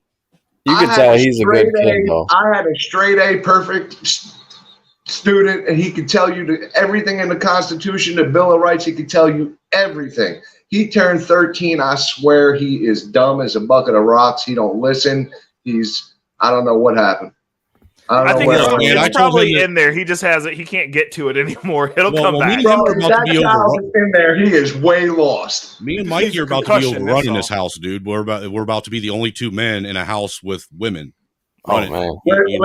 Me and him got, like I told him, look, me and you got to band together, dude. Otherwise, shit'll fall apart and go bad real fast. Yep. Yep.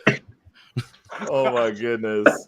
I'm telling you what, they hit 13. They're dumb. Their hygiene goes out the window. You got to yell at them to shower and brush their teeth. I'm telling you, you could tell he's a good kid. You could tell he's a really quiet, smart. He's taking everything in. Man. That's awesome. I like that. Yeah, my kid's only 4. He'll be 5 in a couple months. Yes, he's going into kindergarten, man. It's a wild time for me right now. How is your kid doing? I was going to ask you about that when you. He's doing great, man. He's good. Really, surprisingly, they say sins of the father. You know what I mean? So right. I'm hoping he dodges that bullet because I was a really bad kid. You know what's going to happen? He's going to lambasterbate you. I don't know what's trolling I'm ready so for hard. It, I'm ready. He's going to get you, bro. He's just going to start saying whatever.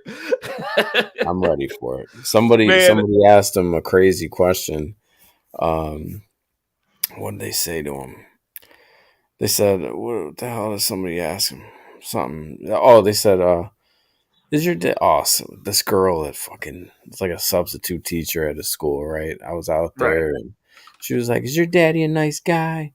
And he looks right at her, looks at me, and says, "No, he's mean. I hate him." I was like, "Yeah, get the fuck out of my sight, you little cocksucker." But right in front of the lady, she's a fucking. I just look at her like, "That's fucking nice, you little fuck." So that little bitch is gonna be watching you. Oh yeah, I'm surprised. They'll write an essay about that shit behind closed doors. Facts. Bro, let me tell you something. I think Ray heard this story. I had a liberal teacher who found out who me and my wife were.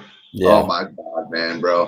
When I tell you, a lot in school. I'm learning that. Bro, I had cops showing up at my house, child services. I almost went to prison. I shut them all down. They really are and they're so fake in school. Well, it's been a long time since I was, in school, but now that I see, with my son going to school, how these people act, they're so phony and just it's a lot of oh yeah, but really, there's just be yourself. So occasionally I'll have my son's teacher swearing. I'm like, "You fucking doing this every day? These fucking kids driving you crazy?"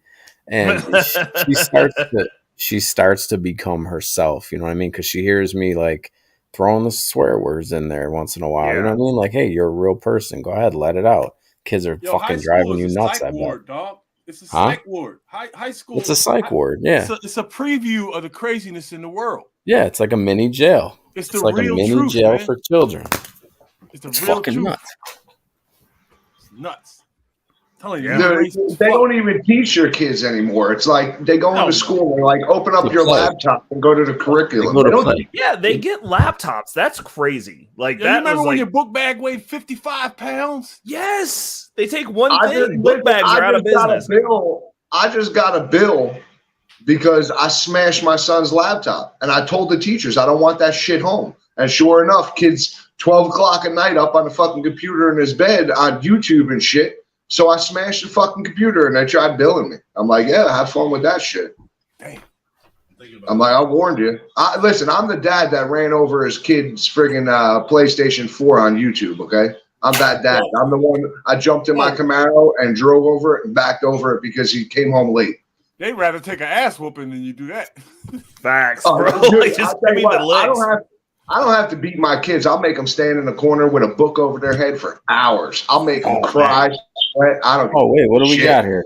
What do we got? And I'll make them stand like on a dog bed or something that they don't have balance. Oh man, nice. Here we go. This is what we're lighting off for Juneteenth. There we go. Oh, that's the only thing I'm celebrating. Hey, this listen, month. man, just don't start no forest fires because I've been breathing in smoke for the past 4 days. Yeah, I hear you. Me too. Don't aim them towards Canada, please. Yeah, like they ain't got no firefighters apparently. That's the problem with white people, man. Y'all play with fire too much. Y'all ain't scared of nothing. Hey, you know what? That's why we're able to take shit over because we're not afraid to play with fire. It's a shame, man. I think you guys just predicted the next false flag. Watch for 4th of July. Watch that. This is a 27-shot, 500-gram cake. Yo, you about to do that now? I was watching the video. We're lighting it off on Juneteenth. This guy rappelled down into the mouth of a volcano. I got this, and then we got like what 3 more what are they 100-gram cakes out there that are 16 shots. What are they? Gotta be careful with those things, dude. I know what I'm doing. Not you. I'm talking about him. He knows what to do now too. Look, okay. I started him out right, dude. You know, first year he was playing with sparklers, and I let him burn himself with them. All right. Last year he actually he watched and basically supervised while I shot off fireworks. Okay. You know what I'm saying? I had him because I actually live streamed our fireworks display last summer, didn't I? Yeah. And it was actually How old is he? Huh? How old is he? Like 8. He's 8. You got to get him in some firearms training, bro. Take him to the range. He's already been to the range, dude. That's my boy. Haven't you? Remember when we was living in Muncie? I took you to a bow and arrow. Bro, he done forgot about the guns, man. Yeah, well, look, dude. The thing is we ain't been able to get to a range because me and mom have been so busy with. First, we had to move from there. Then we was over here where we are now, and now we got another fucking kid coming in 2 weeks. By the way, the wife's 4 centimeters dilated as we speak right now, dude. You think she's going to make it them 2 weeks? No, she's ready to have a baby now. She's dude, actively I told her if her water breaks and she on that fucking memory foam mattress that she's sleeping on, I'm going to be pissed. I'm predicting tomorrow. You don't have a protector on it? No, she wouldn't let me go. She told me that she would kick my ass because I was going to go get some Visqueen from up at Lowe's, dude, and put underneath the sheet. Let her sleep on that. That's not a mattress protector. Mattress protectors are different. I'm gonna say July 1st. Oil pill and deuce that crap and get it over with. I'm gonna go July 1st, dude. No, look, the last time me and her have been like I done the things that make babies was like 3 weeks ago. All right, honestly, wow, I can't do it no more right now. Nope, I don't want to be nowhere near it. Nope, no. Right. And right. For real, dude. What is going? The story. Bro, that look of somberness on Snowman's face right now. For real. Hey, Look, Ray, and see, the thing is he's too young, so I can't really go in like I want to right now, because then he'd be asking me some questions about some shit that I really don't want to talk to him about. Oh my god! He said, "Snowman." To put it short, Snowman's feeling some type of way. Natasha, his name on YouTube is Little Blizzard. Oh, that's awesome! That is hilarious. Oh my goodness, Little Blizzard. Yep, Snowball actually, funny name, like the guy from Full Metal Jacket. Well, how he got the name is we was out doing. Me and him did a live stream where we were shooting off a model rocket that we built. Mm. Right? And while we were out there, everybody kept asking him what his name was, and he's like, "Man, we need to give him a little handle." So I said, "Well, let's see what." We all started sitting there trying to come up with names, and believe it or not, Cybertoxin was the one that came up with Little Blizzard. Mm. Oh, that's awesome! And that's what it's been ever since. Well, look for the mix CD. I like it. It's coming. Blizzard. But yeah, you got to go to bed, right? Yeah. All right. Love you. Good night. Okay. I can't wait for Lil Blizzard's mix CD and protest and everything. Good night, kid. Good night, Mikey. He said his mixed CD. Oh my goodness. Protest. No, like year-olds that know how to shoot, and people talking about a race war. That race war would be an hour. I'm actually. All What headshots. I just Reese, say it again for me. Didn't hear you. Listen, man. If they got 8-year-olds that can shoot, and people are talking about a race war would be an hour, literally. Yeah, he can shoot, dude. I'll tell you what, my kid will shoot 300 yards. He'll shoot a dime. Man, he shoots better than I do. My oldest daughter, when she's 26 now, I think. I'm 44, and I was 19 when I had her, so that would make her. She's in her mid 20s right now. You know. Anyhow, when she was 13, I took her out to the range when we lived over in Ohio, dude, and she was taking an AR and shooting a Tide bottle and making that motherfucker dance right there down the range, dude. Like pop it go up in the air, and as soon as it hit the ground, she'd pop it again. 13 years old. That's awesome. Yeah, I'll never forget the first time I shot a gun. I think it's exhilarating as a child, you know. Well, not a child, but as a younger person, you know what I mean? It's exhilarating. I'll tell you what, I took my 13-year out. I think we were out last week, and I let him use my shotgun. Bro, that shit was funny. Oh, shotgun's no joke, yeah. He shot that once. He's like, nah, a little too much power. I'll go back to the AR. and I know that you were mean and didn't tell him that he had to actually. You let him hold it like he holds the AR, didn't you? No, dude. No, he did really well. It's just that thing puts off a lot of friggin' a lot of all these black guys recoil with guns. Why y'all ain't stop this goddamn invasion, man? They just dropped. Look, dude, we're limited to what we have the ability to acquire. I offered to lead that war once. I'm just saying, and the invasion. I've been on that border, fully armed. I did my part. The alien invasion, Rage. Oh, the alien! Fuck that. The aliens don't want nothing to fucking do with us. Kidding me? No, we're stupid. We're nothing more than entertainment. Would you guys fuck an alien? It depends. Is the alien hot? It depends on if you have a big ass and big tits. Okay, so wait a second. If the aliens are like you remember the episode of a female Futurama? alien, Ray? You remember the episode of Futurama where they went to the land of the giants and they all were supposed to die by snoo snoo? Now, if those are the aliens, bro, I'm in. Well, look, if they were right, and if they were like the green aliens that Captain Kirk, messed around with on Star Trek when I was a kid, yeah, I'm down with that. Look, if the organ they use operates this kind of the same, dude, green's my favorite color. That's You're racist. I know. Just because they're green don't mean you're a racist. If he wants to be a racist, he's entitled to do such. But you would think somebody that's all about stocks and bonds and money and this, that, and the other green would be his favorite color. Oh my god! I'd call her the money and then be like, "What happened? I gotta go fuck the money." Aliens have STDs. Well, listen, I gotta get back on this subject though. You got to put this into perspective. I mean, you got to at least try it once. Right. At least 100%. at least try. 100%. Oh, man. What are you going to do if you end up with a case of space black herpes or some shit like that? I got a question. Is there anything that white people are afraid of? Hanging around like luggage. Yes. Hold up, Reese got a question for y'all. Runs Is around there his body. anything that white people are afraid of? Anything? Yes, Reese, there is. What's that? Not niggas don't count. I would say, for me personally, is food poisoning is one of my biggest fears for some reason. Shit sucks. It's just like a weird. It's just a weird, like, silent illness. Like, that's probably the only thing I'm not comfortable. It hurts, dude. It hurts. I've had it.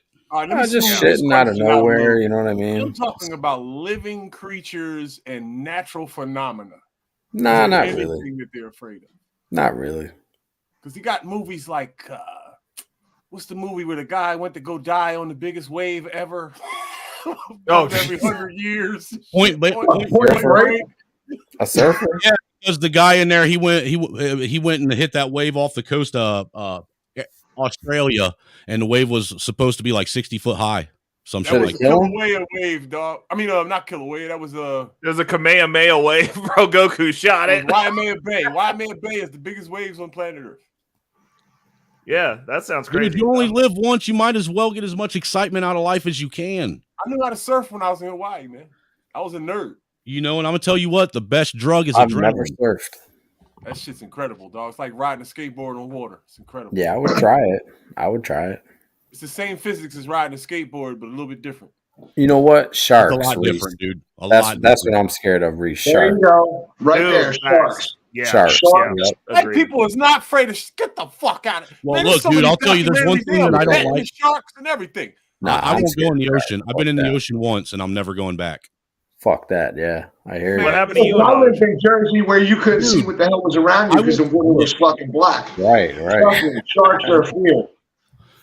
Yeah, all I know lakes, is this. Look, lakes in New I York. went in the ocean the first time, and green. I've grown up around lakes. All right, so I went in with the mentality, okay, this is just a big lake. No, it's fucking not. That is a great big fucking dark underbelly of shit trying to make sure that it can turn you into dinner. I hear you. Yeah, who knows what's in a fucking lake? Everything's trying to eat you in the ocean. Fuck that. I'm not going back. We sharing some racial secrets. Dude, listen, and as long as the there's water no little splashed pink in your eyes, swimming now it's up my- burning my because shit, it's I'm good. shit in it. You want to know what black people are afraid of? Go ahead. Snakes. Other black people? Snakes. Actually, I don't like snakes. I don't like snakes either. And I'm not even making this up. Any black person will agree. You really do feel butterflies in your stomach when the police are behind you and their lights are on. Dude, so do white people. I'm telling I you, didn't know dude. that. I didn't know No, that. not me. No, Chuck, that's a lie, Chuck. No, it's not a lie, dude. man. I spent from the time I was 19 years old until I was 33 years old without a license, driving without a license, constantly getting pulled over for driving without a license. Yeah, I'll fuck the cops up. I'll tell them, hey, all my paperwork's dude, ready to go.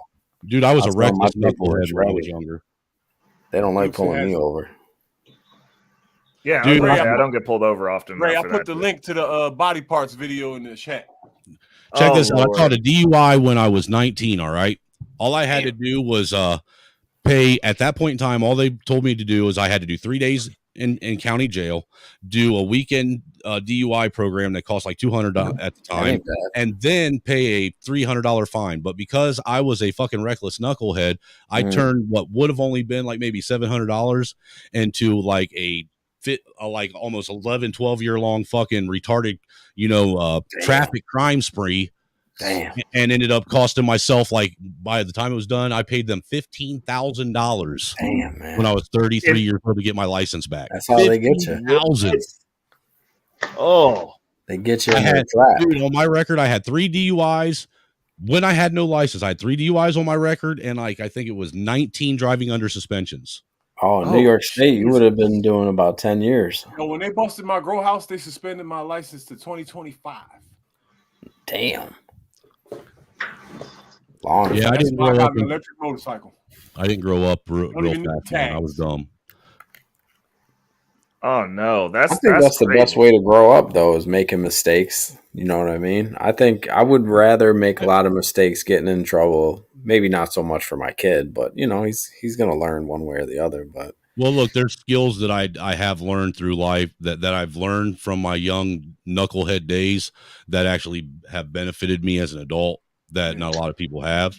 You know what I'm saying? I think most of us understand what I'm talking about when I say skills. I would not change anything. Well, you can't change anything, dude. You change one aspect of your life in your past, and it changes everything about who you are today. Just one simple thing change, and you would be a totally different person. I would change going to jail. Nah, man, because it made you who you are. Reese, if you wouldn't have went to jail, you wouldn't be the man you are today. You wouldn't be able to have the discussions and talks that you have with people like me. If I didn't spend 9 years away from my kids, they wouldn't be fucked up the way. Yeah, I hear you. I hear you. You never know, Reese. You never know, man. Hey. Nah, 9 years is a long stem, man. Yeah, that's a long what I'm saying is you could have ended up with a woman that ran off on to the other side of the fucking country and you didn't know where your kids were for 9 years. That happens, man. I would have had my freedom to research it though. Hey. But you know what? The one thing you can't make up is time, man. You can't get that back. Yo, in terms of trauma, right? You think of the worst things that could happen to a human, right? Breaking a leg, being in a wheelchair, going blind, right? I put prison at number 2 behind being molested. And then all of that other stuff comes after that. There's nothing like losing your freedom, dog. It's like dying temporarily. Facts. But you learn a whole new way of life while you're there. And you really learn how fucked up in the head everybody is when you go to jail. No, well, you're right, because when you're out on the street, you can pinpoint that shit right off the bat now. I'm gonna be honest with you. About 85% of the people I met in prison, I was glad that they were there. Damn. They shouldn't be out here. I'm dead serious. Like, just some people zenith when it comes to intelligence, right? And it happens early in life to people that eat a lot of candy and don't drink breast milk and shit like that. They'll max out and won't get any smarter than that and just carry that low level of intelligence for decades. You know what I mean? So then you got people in their 40s and 50s, millions of them that have the mentality of an 11-year-old. Dude, you just described my fucking sperm donor. Bro, like, I feel triggered, bro. Like, leave me alone. I love candy.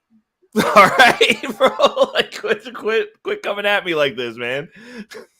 Yeah, but prison's a whole different aspect, man. You learn a whole different world and way of living there, you know? I've never been there. You learn some serious discipline in there, too. Valuable lessons that you can't get anywhere else. I've never been. Look, dude, I've never been incarcerated other than for a weekend. One time, and when that happened, like I said, I was almost 20 when they finally incarcerated me for that weekend for that DUI. I'm gonna tell you something, man. Machismo is not what people think it is, man. A lot of that shit is fake. In prison, you really learn how pussy everybody is, man. I tell you, you gotta understand what a gang is. Gangs are protective custody. Yeah. Look, Reese, I'll be honest with you. Reese, I'm gonna tell you something that I don't tell a whole lot of people because this is gonna make me look like a scared little, white bitch. You got fucked. Jail, all right? And so I'm gonna share this with you. When I finally went to jail for that DUI, they put me in Allen County in Ohio, all right, which is where Lima, Ohio is. If you know anything about Lima, Ohio, that's also where LCI is. That's where there was another prison that was there too, and it's actually the prison that John Dillinger was held at, and where Al Capone was held at before they were sent to Mansfield. Right. But anyhow, did you get fucked? When they put me in county jail, I remember I was already nervous because at this time I was only like maybe 2-3 years out of high school. So imagine Mikey, only 5'11". Okay. All right. I weighed 145 pounds soaking wet when I got out of high school. So by the time I was 19, I was probably maybe 150, 160 at best. Still wearing. Let me interrupt real quick, Chuck. When you say you were scared, I'm not trolling you. What were you scared of? Just being alone in a No, I was scared of the fact that I was walking into a place and I was the only white guy other than one other scary white guy in the place, in a dorm that was holding about 45 black folks that were all sitting there mean mugging me like fucking what's his nuts off of fucking Friday. But that's how I felt when I walked into the Green Monster in Rahway, New Jersey. But most likely they didn't fuck with you though. It was all mostly with me. Right. It was in your head. No, No, you know what? no, Honestly, they did like- fuck with me. It Oh, wasn't Yo, in my. It When a wasn't in white my guy head. comes to jail, yo, he becomes a star damn near immediately. No, actually, I didn't become a star. I'll be honest with you. If it wasn't for some if there was a black dude in there that was probably about your age now, Reese. What happened was they brought me in on a Friday night, and look, there were so many people in there. It was overcrowded. There weren't even any bunks. They gave me a mat and a pillow and a wool blanket, and I had to put it on the fucking floor and sleep on the floor. They told you to lay it down. Right. Hey, yo, I got a quick chronicle for y'all, well, right? breakfast. No, it was Hold lunch. up, Reese. My bad. Lunch come around, and they on the tray we had a big ass helping of goulash, and there was this young black dude that was probably a couple years older than me. And this, look, you got to think this was Lima is, dude. It's always been riddled with gang violence and shit. Always had been. I'd known it my whole life. You know, this dude come up and he looked at me right dead in my face and he said, "You're giving me your rack right now." And I was like, "What the fuck are you talking about, rack?"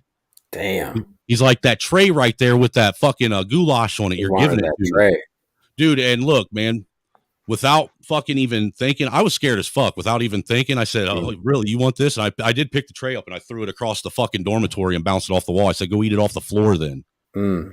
The dude drew back and he did hit me in the fucking face, and then he went to hit me a second time, and there was an old black guy just about like Reese in there, and he hooked that dude's arm up and he said, "You ain't touching that white boy." He said that white boy came in here completely outnumbered and still stood up for himself, and I know he's scared to death. He said, "Whitey, you come over here and play dominoes with me while the weekend you're in here." And that was where I learned how to play dominoes from an old guy. Damn. In county jail. I was fucking scared to death. I ain't gonna lie. I was scared to fucking death. Damn. The whole time. All right, Reese.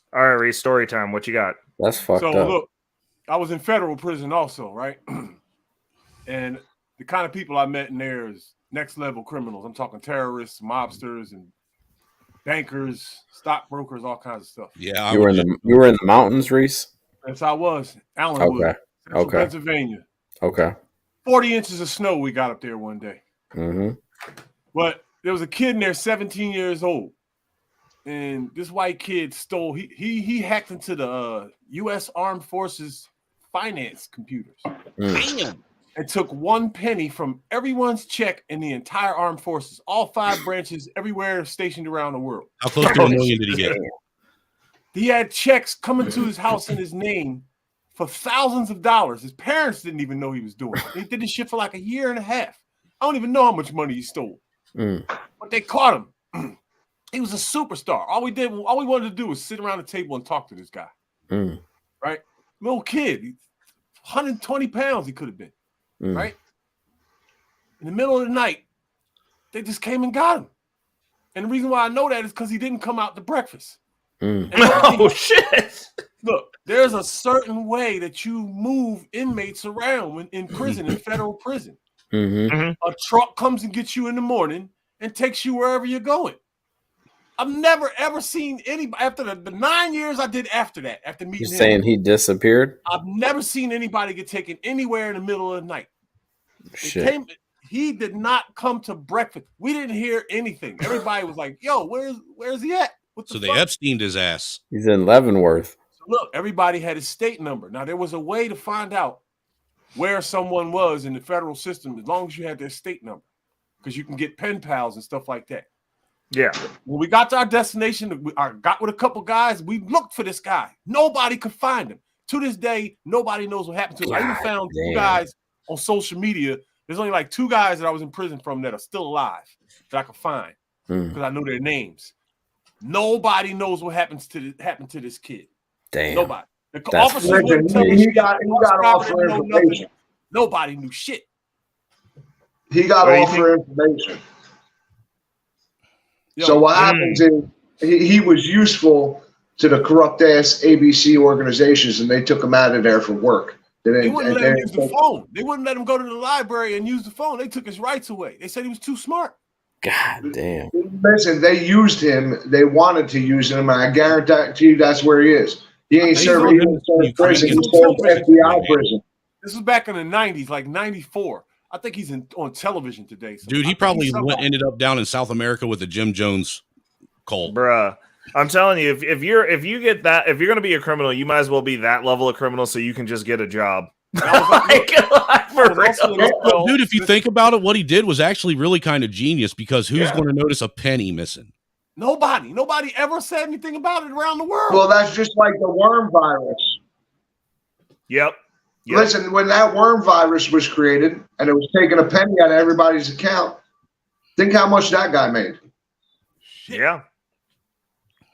Reese, what's the worst thing you saw incarcerated, Reese? I saw a cop die in front of me, man. He winded down. I watched him turn, like, his skin go pale, and I watched him tick away. Oh, damn. Okay, so what did he get? $150 in the throat? I saw a guy get a blanket party and get stabbed to death. Oh, okay. He couldn't move. He couldn't block anything that was coming. They threw a blanket over him. His arms were pinned down. About 10 Spanish dudes came up with knives and was stabbing him through the blanket. They had his face covered so nobody would hear the screams. That's the Latin Kings. They didn't find out he was dead until like the next morning after breakfast. Saw the blood Latin dripping Kings down did the it. side of the bed. I saw some real vicious stuff in prison, man. You said the Latin Kings? Yeah, hell yeah. Oh, okay. Saw them stab the shit out of us. I saw them stab 4 or 5 dreads out of somebody's head. Yeah, they love stabbing you. Oh, hell yeah. Latin Kings love the stabbing, though. They love it. Prison is a savage environment, man. You really see how savage human beings can be.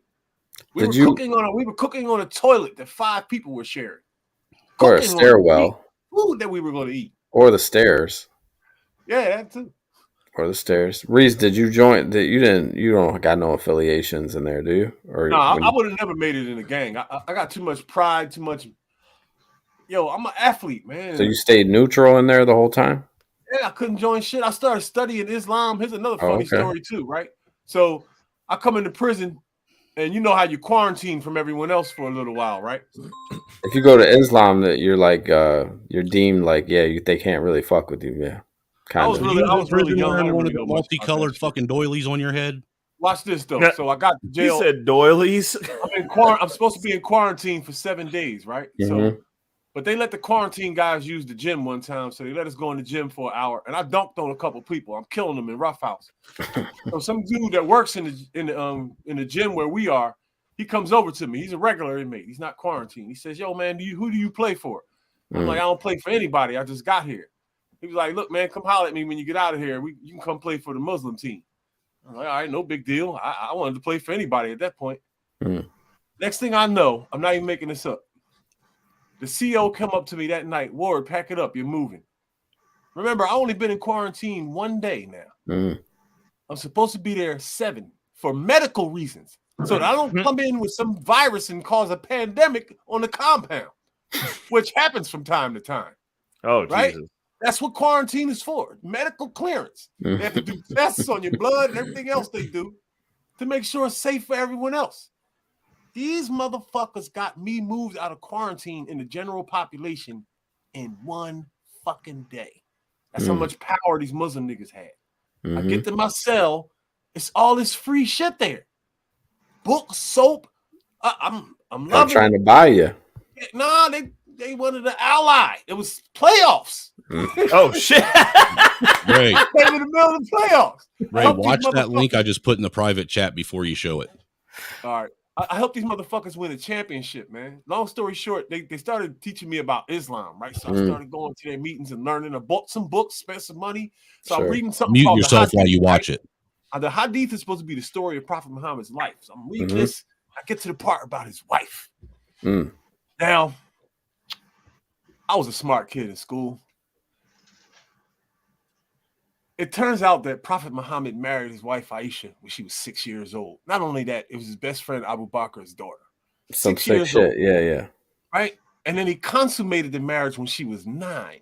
So you were done with... I was a straight A student in school. I know what consummate means. You know what I'm saying? I was like, wait a fucking minute. I'm in prison and these niggas in here for... No. This ain't... So I went back to the imam. I was like, yo, man, I ordered a book. I paid $60 for this book. This book is fucked up. There's misprints in it. I think the 2 is broken or something.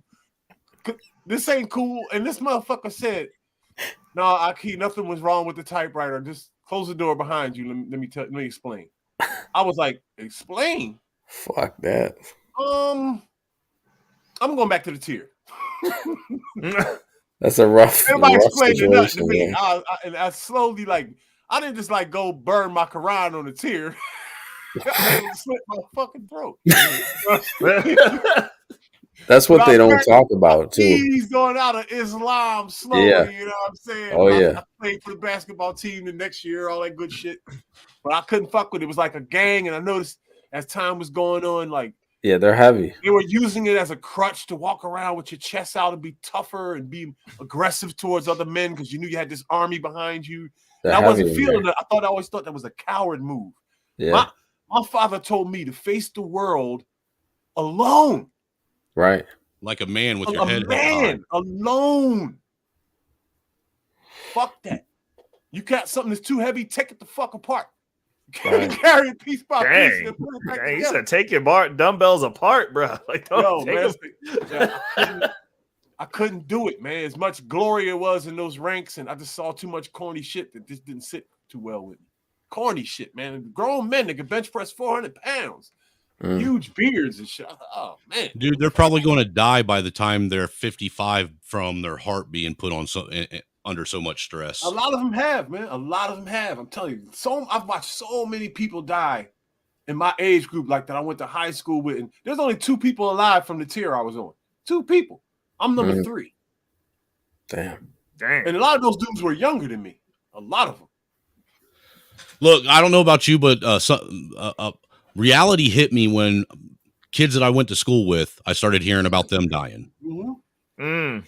You know what I'm saying? Like a kid I went to school with died from a heart attack. There's one girl, it was at our 20th high school reunion. A year before we had the reunion for our 20 year, she died giving birth to her last child. Damn. Oh, Jesus. Yeah. But she was one of them women that rather than abort the child, she knew that it could. They had told her, and she knew that she was potentially risking her life. And she said, "Well, that's what I was here to create life. And if my life ends, so a new life can be created, I did what I was here to do." You know. And, dang. Hey Ray, I got a question for you, right? Because you're still kind of young. So okay, this is something you may have run into, or maybe not. Have you seen a woman that you went to school with that was a perfect dime? Everybody wanted her, and now she's 300 pounds. Okay, so not necessarily 300, but I definitely had a run-in probably about a month ago when I was out with the chick that, club scene, she was like the chick, right? And then we go out and it's like everybody's like way older now, and like she showed up and she looked like a keg. She was built like a keg. Okay. And she was running around, and it was weird because this is how weird men are. I didn't realize how annoying she was until she was built like a keg. Because she was doing the exact same shit that I know for a fact. I'm like, logically in my brain, I'm like, oh, she's just being her. And I'm like, but stop talking to me and stop touching me. Like it's like none of this stuff is acceptable. And she was like one of those girls who would get drunk and become obnoxious and belligerent, but like since she was cute, everybody was trying to smash, so it was just like, oh, like whatever, she's just acting like she's acting. But like as soon as she turned into a keg, it was like, this is no longer acceptable. I got a question though. Have you ever seen the reverse and see a keg turn into a dime? Dude, yes. I have. My buddy, a buddy of mine growing up. Amazing thing. Just as amazing. I never have. A buddy of mine growing up that I used to hang out with when we were going to the teen club, because we used to have teen clubs here. His older sister got knocked up, and literally, I'm not even joking, she got like 8 times hotter through the pregnancy, had the baby, and then just stayed that hot. Like it was ridiculous. I was like, and she was cute, but like she leveled up like 2 pegs, and I was like, how does that even work, dude? That was like, an alien. Facts. Facts. That's the first time you got into MILFs. Right? Right. I was like, oh, this can work. Any of y'all got gym memberships? Any of y'all got gym memberships? No. Yes. Yo, I have seen some transformations in the gym that will blow your fucking mind. Yep. I have kids. I don't need a gym membership. A lot of people that are like, when they get near the 300 mark, there's nothing you can do there. Like if you lose too much, you're gonna have hanging skin. But I've seen 250 come down to 130 and look tight. Yeah, but then they got all that loose skin. I had a guy, Bobby, Not who was all about the time. Not if you do it 350. slowly. If they do it slowly and it takes years, yeah, it looks right. But if they cram, like you see somebody walking 20 miles on the treadmill every day, they're gonna have hanging skin in a few months. I've seen that too.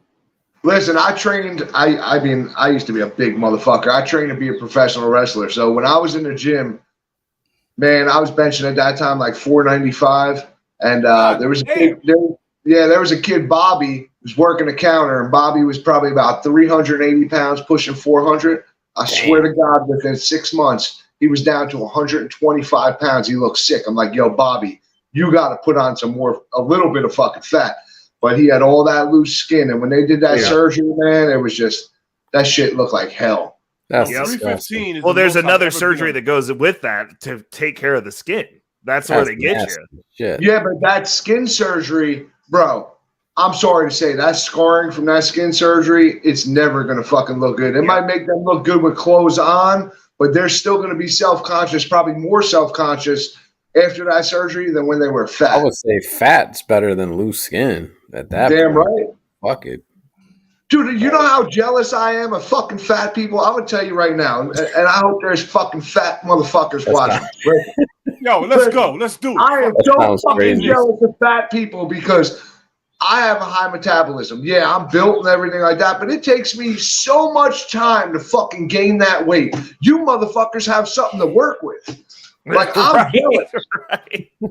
Yo, do you know how hard it is to gain muscle, dog, and gain pounds? When you I've been fighting to get to 200 for like since I graduated high school, bro. Like, I've been just trying to get 200 pounds. I can't do it. Got to increase your macros. 14 years old, bro. It took me from 14 years old till I was 27 to hit that 248 fucking mark where I was huge. And mind you, after 210, I had to take fucking steroids because there was no way I was packing on any more weight, no matter how much I lifted. Watch this, Mike Rage. I'm going to tell you about something. See, I'm the type of person who I can notice something in the room with 1,000 people and 999 of them won't notice it. That's the kind of, I don't know. It just happens to me like that, right? Tell me if you guys notice this. When you're walking down the street, you have to move out of the fat person's way. Always, 100% of the time. It's natural. You're not afraid of them. They're not bullying you. It's physics. So you literally end up working for them your whole life. You can't walk a fucking straight line in society. Actually, if you think about it, it really breaks Einstein's law of relativity, because bigger mass should be attracting smaller mass to it, but in this case, bigger mass is repelling smaller mass away from it. But listen, that's respect. That's respect for fellow man, though. Like no matter how big I was and how jacked I was at the time, I couldn't fucking move. I was retardedly big, and I was like 3.5% body fat. But naturally, I would move out of fucking people's way. I'm at 8% right now, at 53. Dude, I haven't been to the gym in 3 fucking years. I'm still built from construction. That's me a year ago. How old are you? 53. God fucking bless you, because I'll tell you what, I have no fucking ambition and drive to go to the gym. And you know what's funny? Listen, I'll tell you a fucked up story. That's calisthenics, right, Reese? That's calisthenics. Listen, I train like I got a prize fight every morning, dog. Listen, I worked out with a black dude, Freddie, man. I'm going to tell you what. Freddie was 70 years old. This motherfucker looked like he was 40. He was fucking jacked. And I'll tell you what. I'm going to be that. Dude, we didn't lift any fucking iron weights. Everything was sit-ups, push-ups, pull-ups, fucking nonstop, repetitious. And we would fucking try to outdo each other. Now, this motherfucker's 70. At that time, I was 30. And we would try to outdo each other. And this motherfucker, I'll tell you what, that was my best training partner I ever fucking had. And then we had this other dude, Machine, that worked out with us. He was good too. But that was my best training partner fucking ever, hands down. And poor Freddie, his heart gave way and he passed away, which really sucked. And I was sad to hear. But I'll tell you what, I'll never fucking forget that man. Never. No, you know what my secret is, dog? It's water. What's that? Water. I drink a gallon of water every day. I won't drink anything but water. Nothing. Dude, I drink nothing but coffee. I'm surprised you ain't dead yet. I drink nothing but coffee and gin. What'd you say, Angry Snowman? I said, I'm surprised you ain't dead yet. You're a vegan. Vegans live longer than meat eaters. Meat eaters are the ones that got pills in the What are you talking about, dude? Wait, you're a fucking vegan? Yeah, he's a vegan. Bro, I thought I had another brother from another mother, and then I find out you're a fucking vegan. In his defense, he grew up in a liberal city, bro. Yo, I thought I had a brother from another mother, and now I find out he's a fucking vegan. That's it. Yeah, dude, look, he's an ex-felon vegan pot smoker. It don't make sense. It defies the laws of thermodynamics. There's nothing like a big fat fucking steak with grizzle, bro. I will eat that. I eat steaks fucking 7 times a week. I swear to God. And I eat fucking good steak, filet mignons, and I eat fucking ribeyes. I love fat marble. I eat fucking ribeyes, T-bone. Listen, here's the benefits of being vegan. You ready? All right. Here's why I'm vegan. I like it when women, beautiful women, the top women on this planet, half my age, throw their pussy at me. Literally nobody. Do you tell them you're vegan? Like you walk up, you're like, I'm vegan. They're like, here, get some pussy. Like, yeah, but have you checked your insides? Have you literally checked your insides? You know what shit happens to motherfuckers you don't eat who are not carnivores? Listen, man. Pea green? Huh? Is your pea green? He does it for the organic type, the vegan bitches. That's what he's saying. Bro, that's what every does chick it for he them. puts down smells Being like patchouli. vegan, I get to walk around on the planet. For the vegan bitches. Look, dude, I'm gonna tell you what. Reese does not discriminate when it comes to pussy. 8% body fat, right? I got 800 pounds of PSI, pounds per square inch, on my straight right hand and my straight left hand, right? But how's your insides? Perfect. I've never been sick. Bro, I'm gonna tell you what. You ever hear the story? Oh, Jesus. Murda's asking these questions. Listen, I'm gonna tell you. Vegans, bro. Did you ever hear the Steve-O story when he went vegan and he went to the doctor and the doctor was like, yo, what the fuck have you been eating? His insides were like hard as a fucking rock and fucking tainted with garbage from all that fucking vegan shit. I'm just telling you, bro. You may be a strong motherfucker. You look jacked. I'm sure you can hit hard, but check your fucking insides, bro. I'm gonna do it for a month. So Reese doesn't eat processed stuff. He just eats like buckets of blueberries and lettuce. Yeah, he doesn't get like he goes outside and gnaws on like dandelions and pine cones. Reese, what's your diet, Reese? Give us a breakdown. I'm a farmer. I grow greenery for a fucking living. And I'll tell you what. There ain't nothing like a big fat marbled fucking steak with that dripping ass grizzle on the fucking end. I'm gonna tell you what, I'm a meat eater. I'm a fucking carnivore. No. I got goat meat in my fucking fridge. I'll eat fucking any kind of meat there is. Listen, I used to eat hammerhead, shark, deer, all kinds of shit, bear, whatever the fuck was on a plate. That's good for you. Remember, my family. I got white family from upstate. Have you ever ate an octopus tentacle, Reese? Huh? Have you ever ate an octopus tentacle? Yes, sir. So have I. It's disgusting. Yes, no, aliens get here. Both of y'all are going into a cave. Listen, Galamon is the best shit you're ever gonna fucking have. A little lemon on that motherfucker with some Parmesan cheese. When I turned vegan, listen. When I got turned vegan, I got stronger, faster, immediately, smarter, quicker. My memory got better. My temperament changed. When I was a meat eater, I would shoot your mother's house up. And you're from? Are you from PA or no? Yeah, I'm from North Philly. I'm from hell, dog. I'm from the worst place in the world. You're from meat from ninjas being ninjas from fucking Pennsylvania.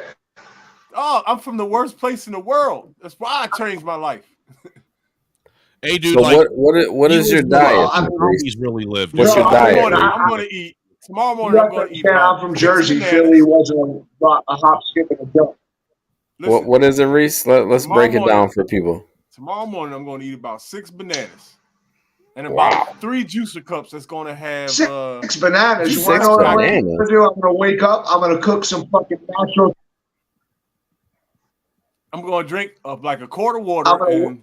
Make some juicer cups with kiwi, blueberries, strawberries, blackberries, apple. Dude, pear. why do you want to eat the same shit they were feeding Harambe? Now, what's your lunch or dinner though? What's your lunch and dinner?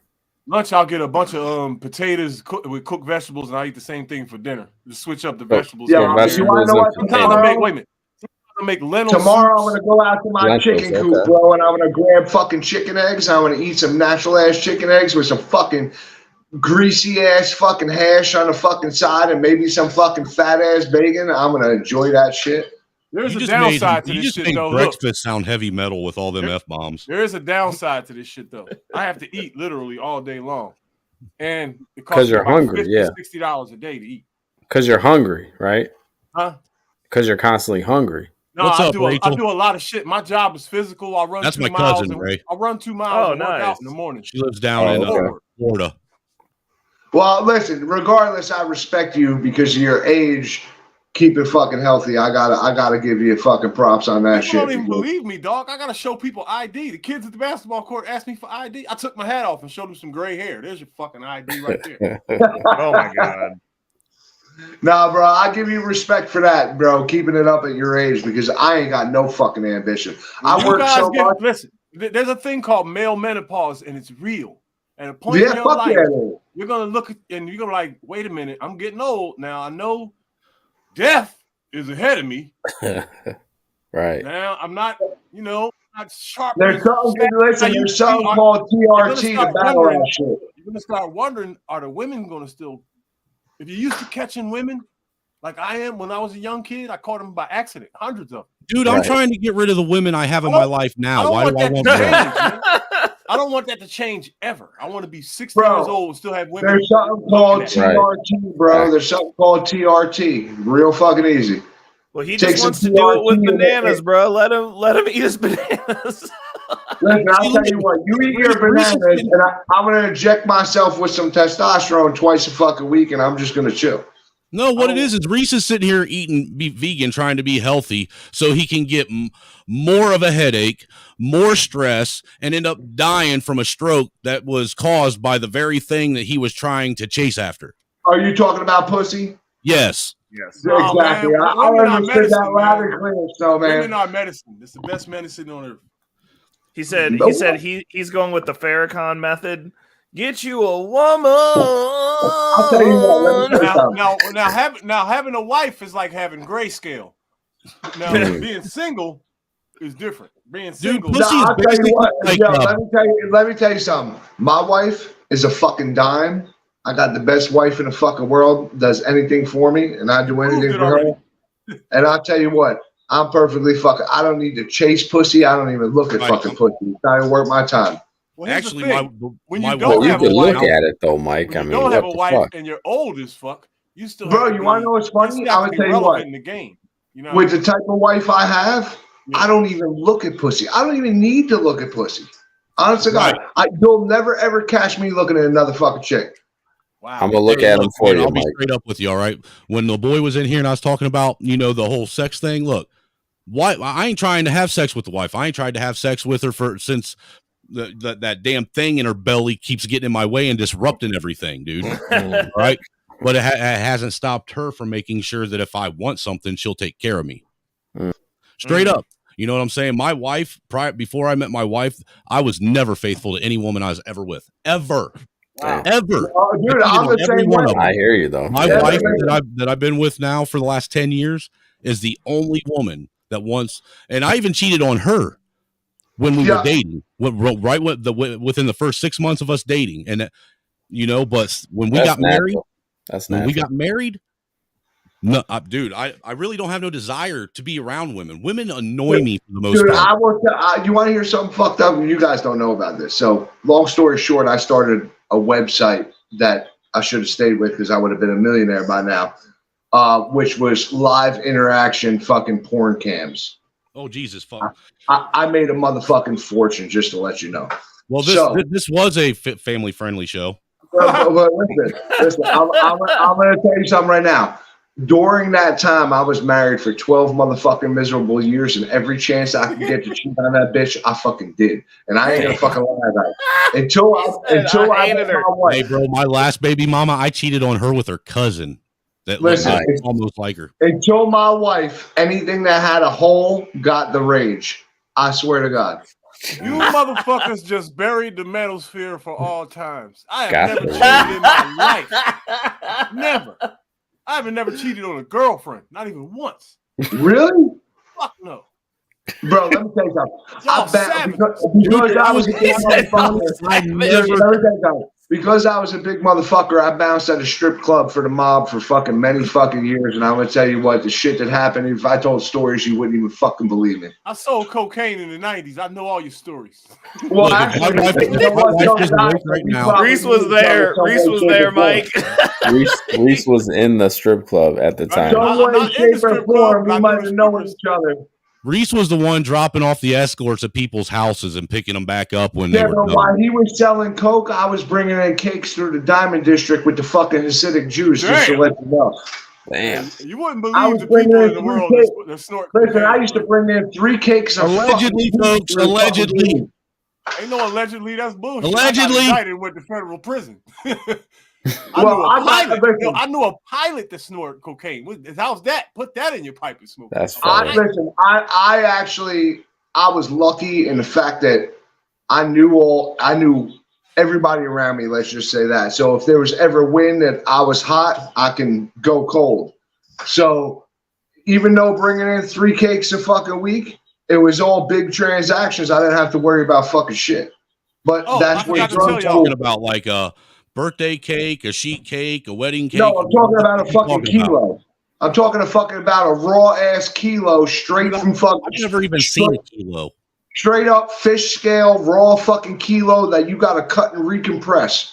Dude, that stuff that Ghostface Killah talks about with the Wu-Tang fish scale in the late '90s, early 2000s. That was some fucking crazy shit. Hey, you know how much kilos were back in the day? Crazy ass political white guy. Trust me, I've been in some shit in my day. Hey, I know. I don't know if y'all know what the cocaine prices are like now, but do you know how much a kilo of cocaine was in the early 90s? About 20,000. Yeah, dude, I used to be able to get 2 balls for $100. In Amsterdam in New York was probably like 19,000, or you can go to Miami and get one for 15. If you look, it was so sweet. I'm not even making this up. You can literally just go to the airport, wake up out and get out of bed, yawn, go to the airport, book a flight to Miami. Bam, you'll be in Miami before lunch. Yeah, but dude, I didn't even have to go do that. Go find some cocaine. Watch this, yo. Go find some cocaine, buy a half a kilo of the shit, put it in your fucking pocket, in your underwear, get on a plane, do the same thing in Miami, be back in Philly for dinner. It was that sweet back in the day before 9/11. Yeah.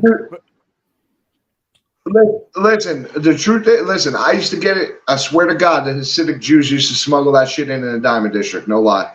And I'm sure fucking someone's watching is going to fucking try to shoot me now.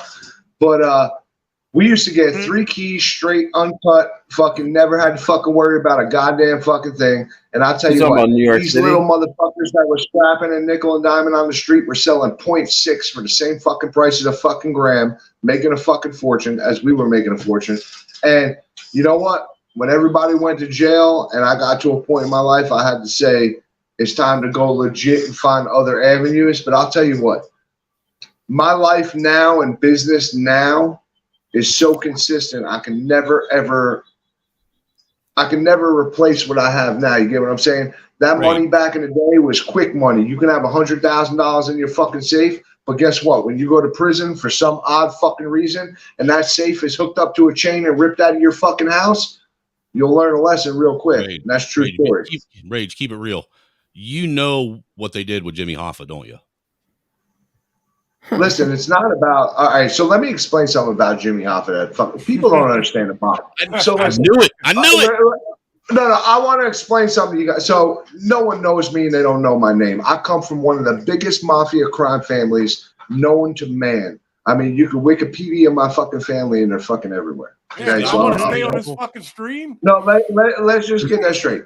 Jimmy Hoffa wasn't even a fucking mobster. Okay, he ran. I'm not saying he was a mobster. I'm just saying you know what they did with him, don't you? No one knows what they did with him. No one knows what they did with him. I don't know. You do. I know allegedly. I know where he's at. He was I have eight. no fucking He was listen. ate by I have pigs. no idea where anybody is at, but I can pretty much tell you about anybody. Put it that way. He ended up in over one of them hog slaughterhouses over by where Reese lives, right? He was ate by pigs. Okay, But- hold up. We're shifting topic because we got two things we got to talk about, and we always do this. But you know what? It's a Go ahead. new sheriff in Second fucking topic. town. Second half of the topic because we broached and talked about some real estate. Man, we went all over the place, man. Yeah, we did. So what we do. hold up a second. So What a the great thing that I show, was too. getting at, the thing that I was getting at with the group economics as far as the real estate's concerned is if you're gonna have to live with roommates anyways, one of you should at least aspire to get yourself in a position to where you can actually purchase the house and then you can control the rental situation. And I think True. moving forward, that's going to be one of the things that should be looked at as house hacking. It's very effective. The video I'm going to drop in the morning goes into detail on that, has some resources in there. So definitely tap in for the Future Finance episode tomorrow morning. Now, Nice. the next topic, second half of this, is the U.S. running crypto out of the United States. So I had a bunch of people. I had a bunch of people asking me about this one, so I'm gonna go in. We're gonna talk about it. So first off, the first thing that I want to say is this, for those of us who are already in the crypto market, is great for us. Mm-hmm. I'm gonna expound on that here in momentarily. But what's going on basically is the SEC, which is an archaic system. Yeah, that like literally they haven't updated the rules since the 1900s. Like it's like ridiculous. But they want to be in control of the crypto market. So what they've been doing is they've offered no actual regulations, and then every year they just sue people for money, and they get them to pay them off to go away. It's very high level extortion, like the mob. basically. And what they've done is they've gone after Binance, which is a very large global platform, and Coinbase, which is like America's pride and joy as far as like first entry into crypto. Not necessarily the greatest place if you don't like unless you like getting nickel and dime for fees, but it's easy to use and it's a good platform to learn on. And it was like basically the first legitimate professional looking platform in America. Mm-hmm. And they've been asking for regulations since 2014. Been asking for it. What do we need to do? How can we be compliant? Going out of their way to be compliant. And the SEC went after them also. Mm-hmm. Like nobody's safe. The only reason that you would do this is if you're trying to clear the way for the financial powers that be in the United States, like our top five, JP to Morgan. actually run that market now that they want it. They're like, we want that. Get everybody else out so we can do it. Because they don't want to compete. They're not trying to do that. But so like they have these lawsuits going. So what's actually going to happen is we are going to get regulation eventually, but it's going to be after they figure out a way to bar middle class and poor people from getting into the market, period. And I've told people this multiple times. I'm like, when they shut this down, because like I don't know, like in all honesty, America is experiencing a vast amount of brain drain in regards to the cryptocurrency space because everyone else is welcoming these people in and we're pushing them out. And if that's the play for the future, we're blocking ourselves out of the future. And it's not us. It's these entities that are not representative of the people that they're supposed to be serving. They're not serving American citizens. This is another attack. Like they're closing doors on ways for you to get ahead. Your rent's $1,700. You're trying to figure out how to get ahead. You're not able to save money. Your 401k is doing terrible because they're manipulating that market also. They don't want you to have any attempt to even have an opportunity to have any kind of sound money. So they're going to block you out of the cryptocurrency market. Like, what options are you having? They're shutting doors. They don't want you to own homes. You know what that reminds me of, Ray, real quick? What you got? Go ahead. It reminds me of when they did this with Square, when they realized how Cash App was being used, right? They said, well, wait a minute. And then PayPal, they were like, well, wait a minute. All these people are using Square, Cash App and PayPal like this. Then they created, was it Zelle, right? Yep. They created Zelle. And when you ask yourself, hey, who owns Zelle? This is the 4 or 5 biggest banks. They all came together. If you actually look it up, all the banks came together and created Zelle. I think Bank of America is one of the biggest owners of the company Zelle. But when people go, what is it, peer to peer, right? P2P, PTP or whatever the fuck. So when people use that, that's the banks that own that. And eventually, I think who I think is going to purchase PayPal pretty soon. I think Apple's going to buy PayPal. I wouldn't be surprised to see that. Yeah. But anyways, go ahead. I mean, so or Coinbase, that would be a good acquisition for them. 100%. But like Coinbase is so big that they're buying companies. So like you can't you know what I'm saying? Like they're Coinbase though. Yeah, but would they sell? Like would Coinbase is in for the right price. Very wouldn't you sell? Shit, I'd sell myself for the right price.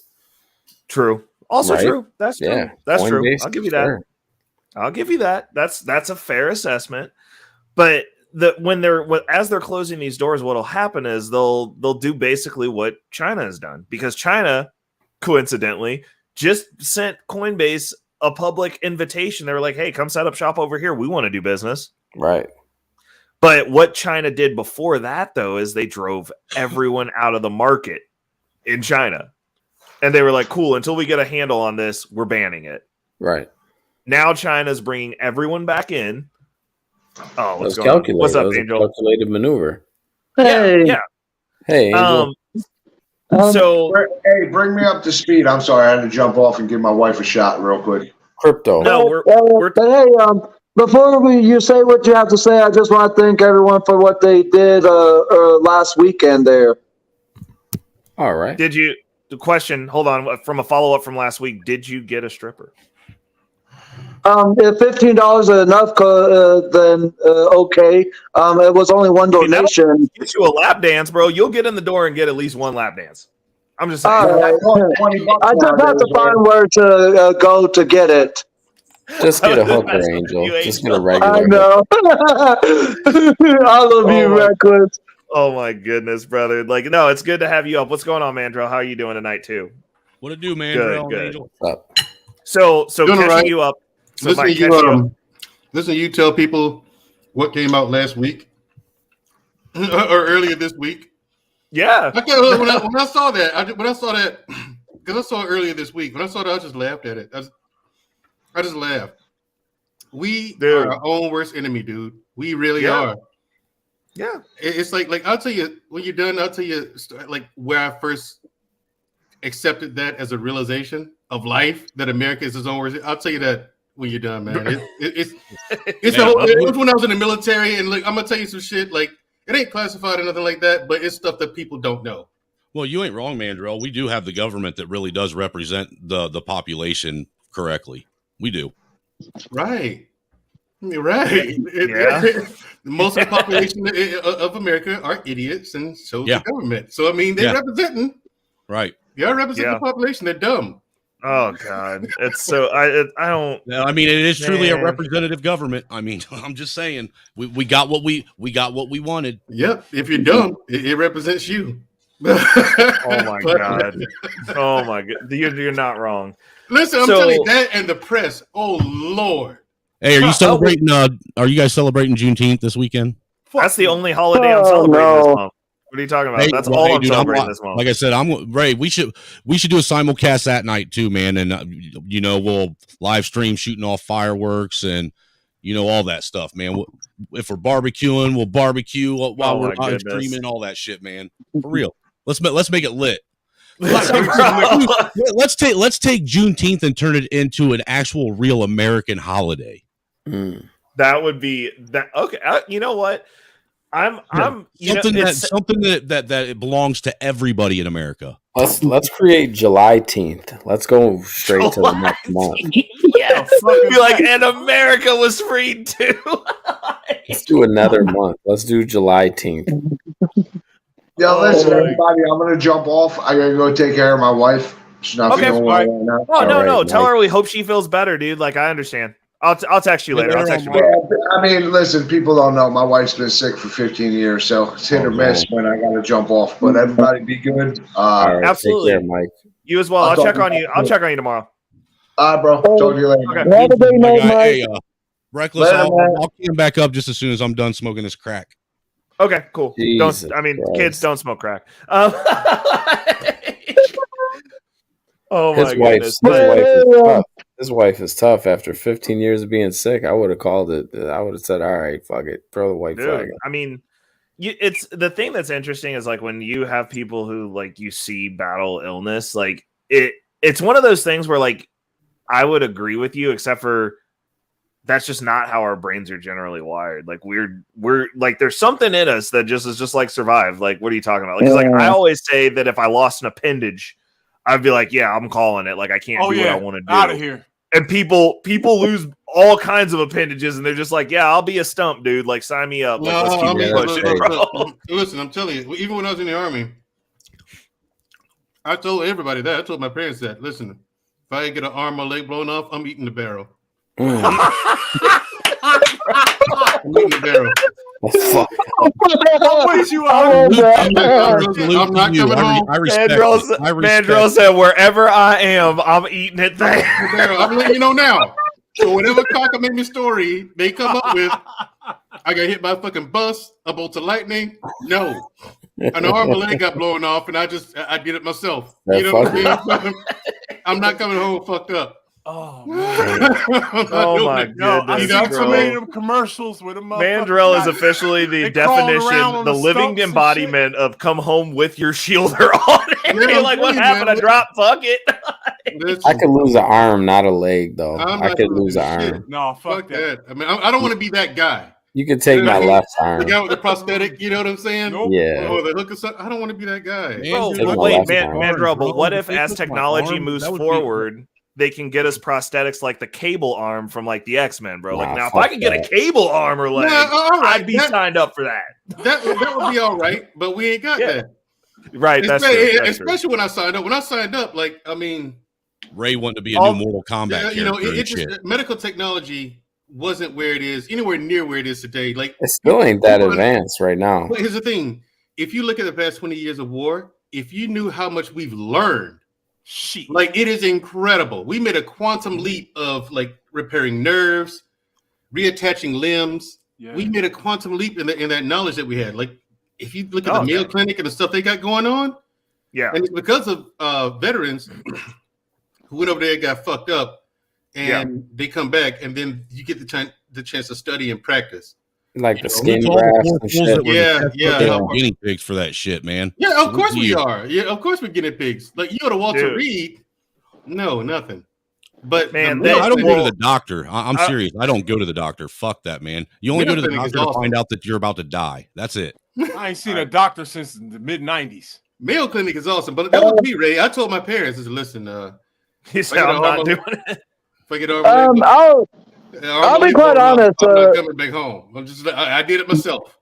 I'll be quite honest. I'm just letting you know because I thought about this. I made a decision. I'm coming back either coming back whole or not at all. You know what I mean? Hey, I respect a man that has a plan, though, dude. For real, you had a plan, and you were going to live through it. Right, and my thing is, it was before I went on my second deployment because the first one. Yeah, like it was like World War II, that first deployment. It was a good introduction because nothing else after that shocked me. The first one was like, okay, this is what war is. Like it was like World War II, dude. And that's when you see the bombs and the planes and all that shit. And then that's when you learn when you're getting shot at without looking. Like if you hear a pop, okay, no big deal. It's close, but it ain't there. You hear a crack. Oh shit! They're shooting at me. That's like you learn whether you're getting shot at or not, like just by hearing it. Like that was our first deployment. My first deployment, it was a big eye opener, huge eye opener. I learned a whole lot. It was like okay, so the second one I was kind of ready. I saw a few guys get banged up and get limbs blown off, and I was like, yeah, that ain't gonna be me. Damn. I could probably live through it, but no, thank you. I'd rather just go ahead and check out. You know. No. Oof. And so Yeah, that doesn't that's sound what did fun. it. That's what did it for me. I was like, I'd rather just go ahead and check out, man. Yo, you know what's shameful, man? The amount of people that have offed themselves from that little situation. Yeah. I think it outnumbers the people that were actually died in the towers. So what now? I think the number of people that have offed themselves, soldiers, right, has exceeded the number of people that died in the towers. Oh, but they did. We passed that a long time ago. That's sad, yo. We've seen What that was a the long towers? time ago, man. The towers was about what, 3,000 people? I think 3,000? Yeah. give or We take. took a bigger loss defending that shit. Yeah, Well, we were at war for 20 years, man. I mean, but I mean, I like when I think about that, dude. I think my reference point is the Lusitania, man. Huh. Like where that there ain't nothing that you're gonna tell me that's gonna tell me that everything and every system that we have to defend this country failed on one single day, and then we went and destroyed a country that didn't have the shit that we said did it and didn't send the people that did it. It's insane. and the crazy part is, look, I'm just like, look, Reckless. Here's one of the things I was going to tell you.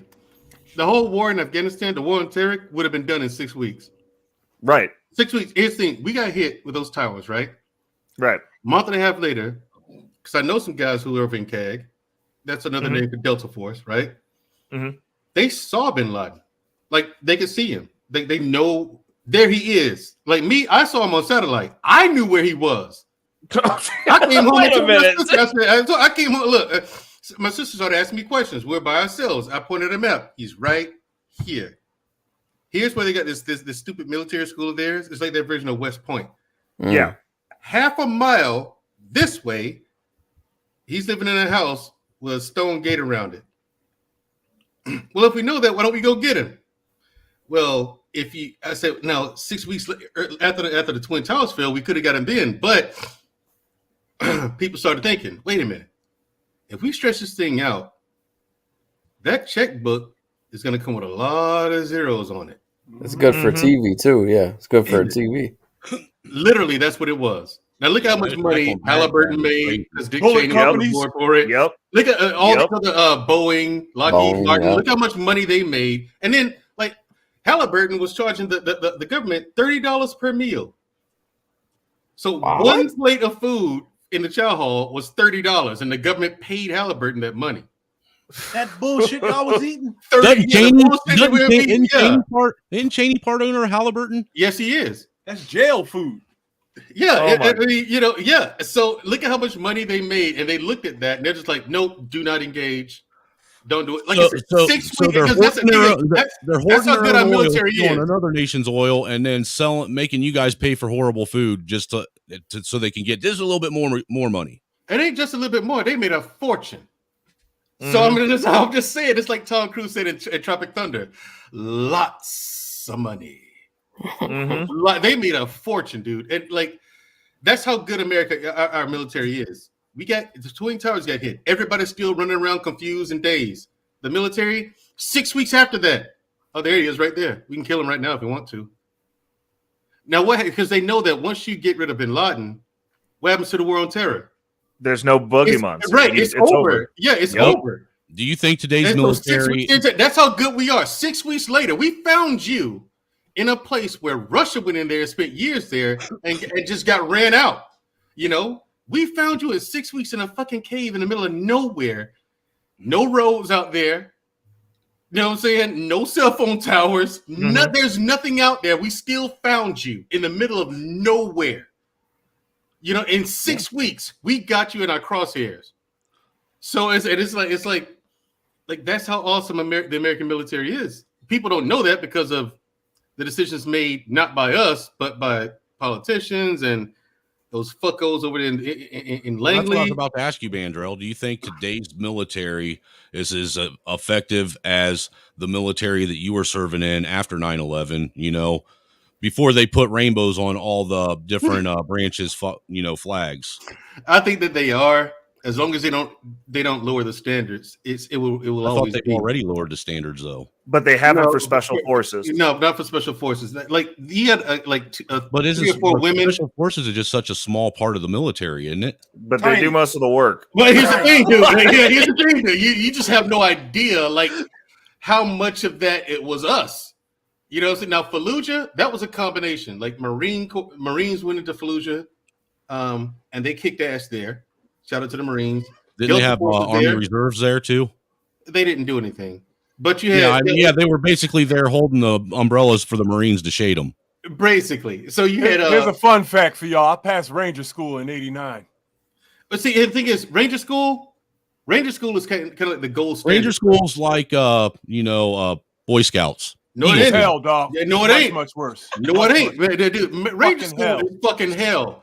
Look, you've never been hungry until you go into Ranger School. You've never hey, dude, I'm just sleepy. talking shit. I've never been in the military, so I have no clue. Tired until you go into Ranger School. Yo, they drop you somewhere with a map and a weapon and say, meet us here in a week. In Florida. No food. Yeah, right.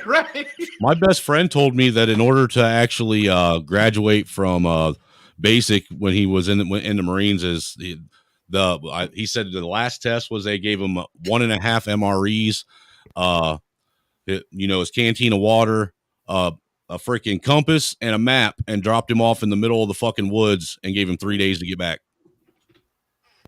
Yeah, there's some training that does that. Like Ranger School is tough for people, like sleep deprivation and hunger. I'm not sure if there's anything worse than that. I used to do that shit myself just for fun. Maybe Delta selection does it. I'm not sure. That's the only. I think if I had anything that I regretted, that would be the biggest regret. I didn't even get the chance to go to Delta selection because I wanted to, and I had planned to go, but I wanted to cut my teeth in Green Berets for a few years before I jumped up to another selection course.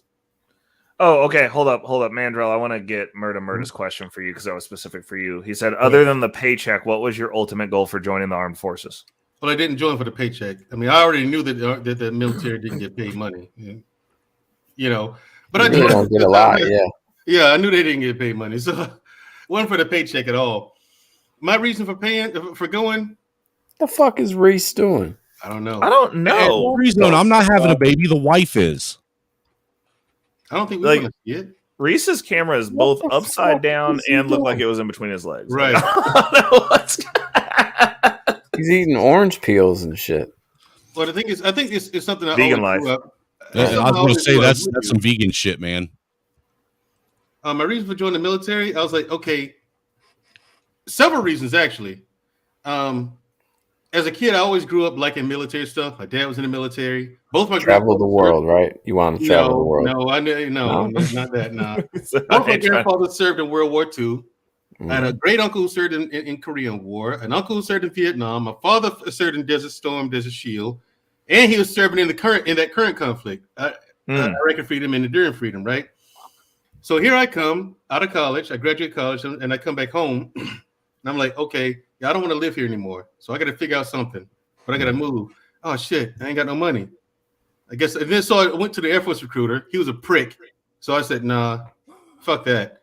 So I went to the Army. He said, you went to college? I said, yeah. You got student loans? I said, yeah. We'll pay them off for you. I said, wait, all the student loans? All the student loans.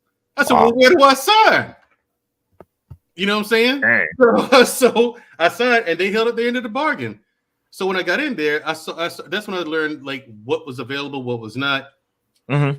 I went to airborne school, after basic training. I went to airborne school, and that's when I got from Ranger Battalion.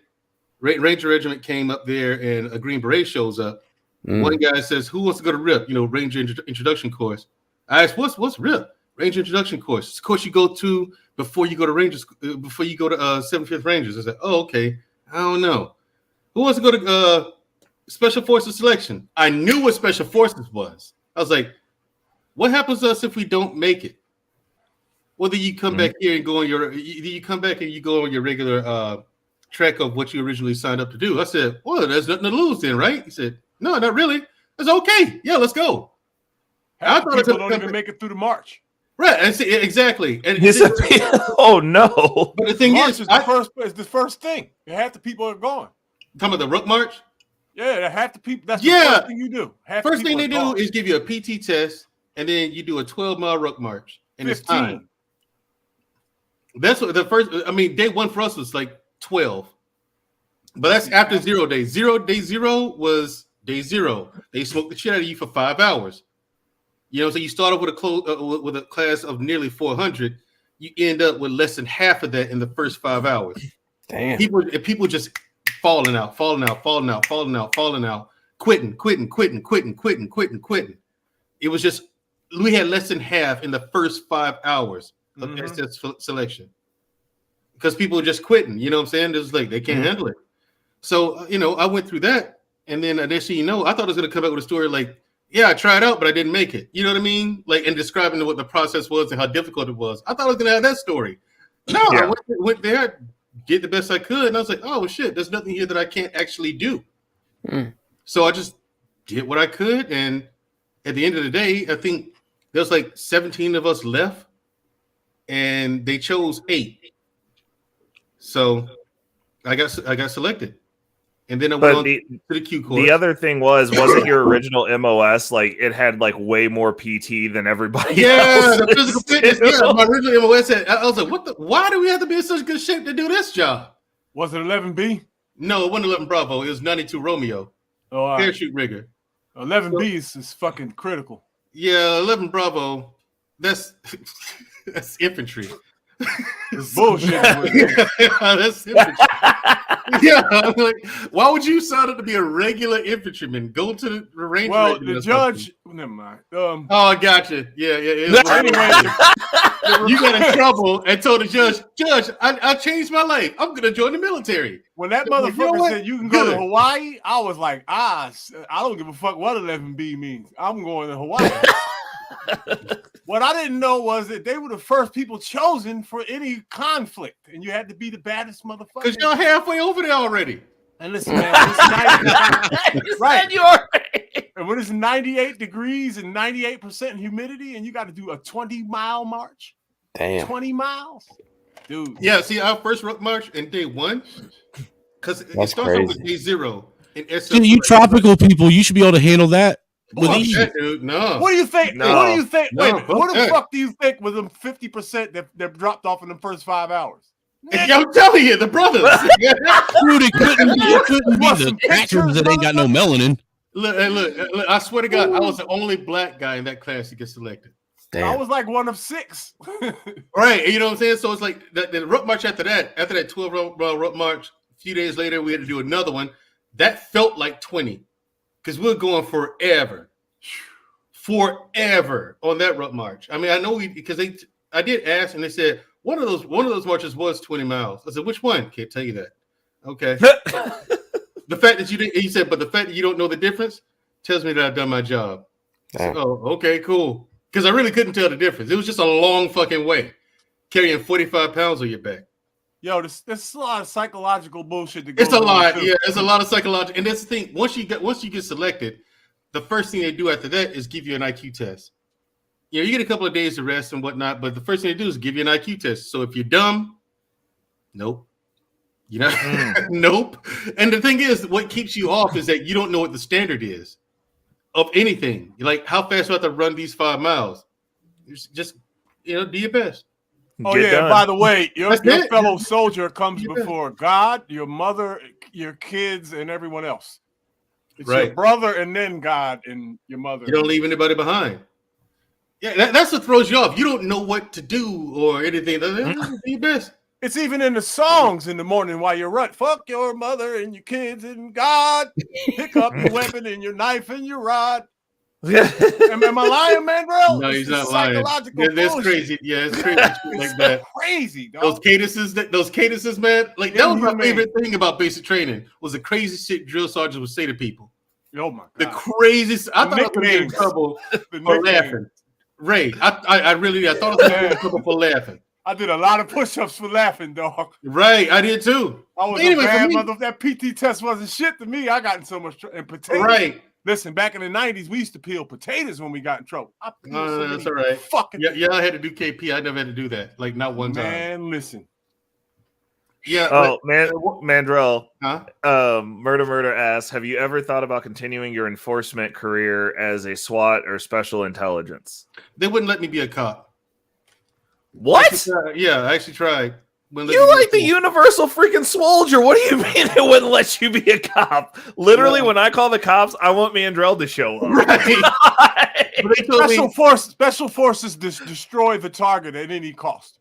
Because you know what they did was they asked you to turn in my DD-214. That's the document you get with what they can put on it as far as your military experience, right? Yeah. So everything you did, every school and all that stuff. Oh, well, there's a problem that, we think you might have PTSD. I was like, well, how do you figure that? Well, with your combat experience, I mean, I don't see how there's any way you don't have it. Like, what would that matter? You know what I'm saying? Well, you're at a high risk of having an incident out on the street, and we can't have that. You could have just told them and be like, you ain't gonna have me arresting Africans, are you?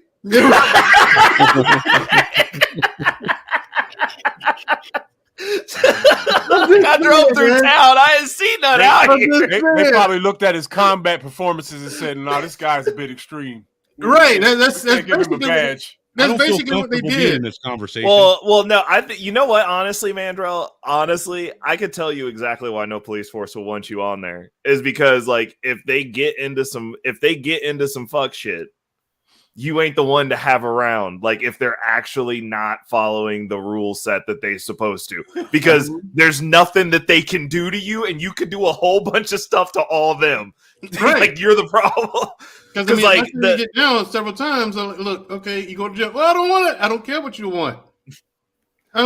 Just get on the ground, man. I mean, just follow the order. Well, I mean, I don't think you have an issue with that. Like, I mean, most of the people that I've talked to that have had military training, when they look at police work and the people that are actually running into these issues, it's not necessarily your SWAT team. Like, when SWAT gets in trouble, it's because they chucked a grenade through a window and they didn't know that there was a kid in there. That's when SWAT screws up, generally speaking.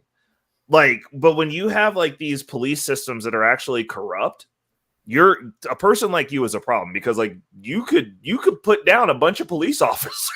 To be honest, like, they ain't built for that action. Like, you're well above their pay grade. So if like do that, because the thing is with us, Ray, marksmanship is a thing. Oh yeah, you are going to go to the range.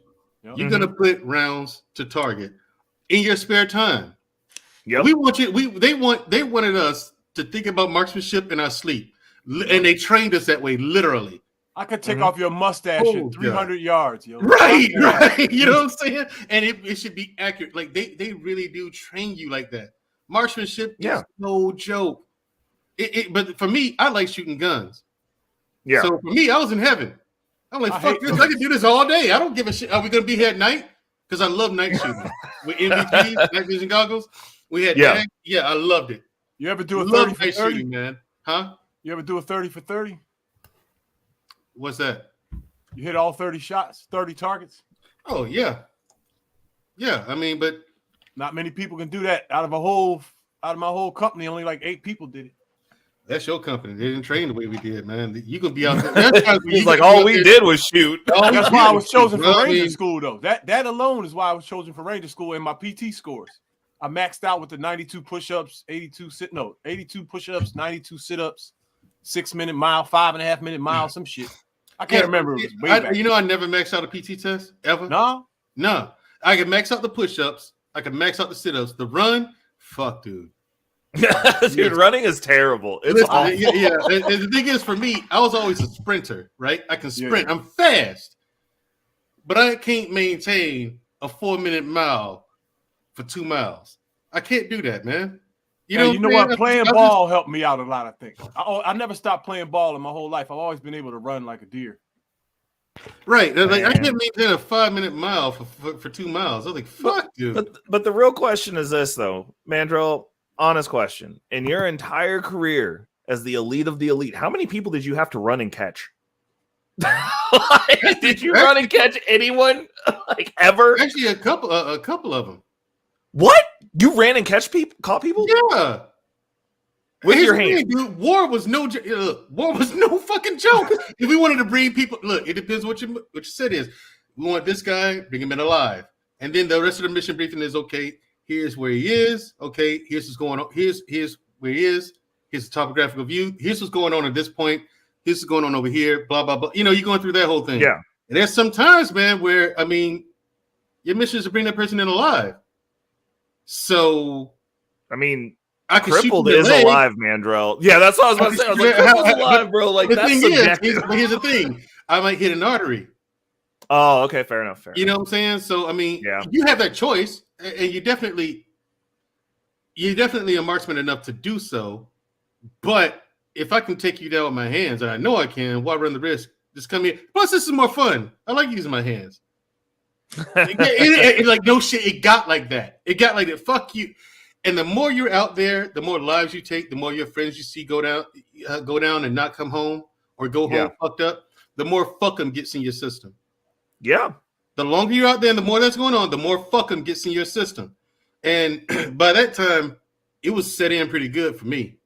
I mean, to the point where you know how I am about Africans. There is some anger involved in war, you know what I mean? Bro, yeah, Ray, you already know how I'm about Africans. Yep. You know, Mandrell, you're up here sounding like a white supremacist of color. No, he Mandrell had a whole ass experience, bro. Like it was so bad that I'm like, bro, I'll be looking at Africans here sideways now. I'll be like, bro, man. no, I'm just saying. Listening to you talk, I think that you would be safer at a Klan meeting than I would. I'm just saying, like it gets to the point. But what I'm saying is, it's like war makes you like that, you know. And sometimes, Chuck, you know, sometimes you have to adopt a part of that ideology, kind of, to be effective, because it takes effort to get it out of you. Because it gets to a point where you think that all Muslims are bad, which is not true. Yeah. You know, it's just not true, and you know it's not. So, but then you know you go to Africa. And they either your first encounter, everyone's midday. First of all, if you eat Africans, you hire an African, anything past like midday, like past lunch, they're worthless. They're absolutely fucking worthless. They all get up there, they get hopped up on cot. Yeah, they get fucked up on cot, and then they're done for the day. What's cot? No, it's like it's a leafy thing. They either chew it, make it into a tea, or they smoke it. Oh, okay. And it gets them high. You know what I'm saying? Everybody over there does it. All the men over there do it, and they all do it at the same time of day. It's weird. it's weird. I've never heard this in my life. I'm telling you, the Africans, they do. It's called cot. Now, either that. Now, then, when I got into a bunch of gunfights with them, okay, we're somewhere, right? And we had a gate between us and the public, but they're out there running a protest for whatever reason. I'm still unclear about what the fuck that was.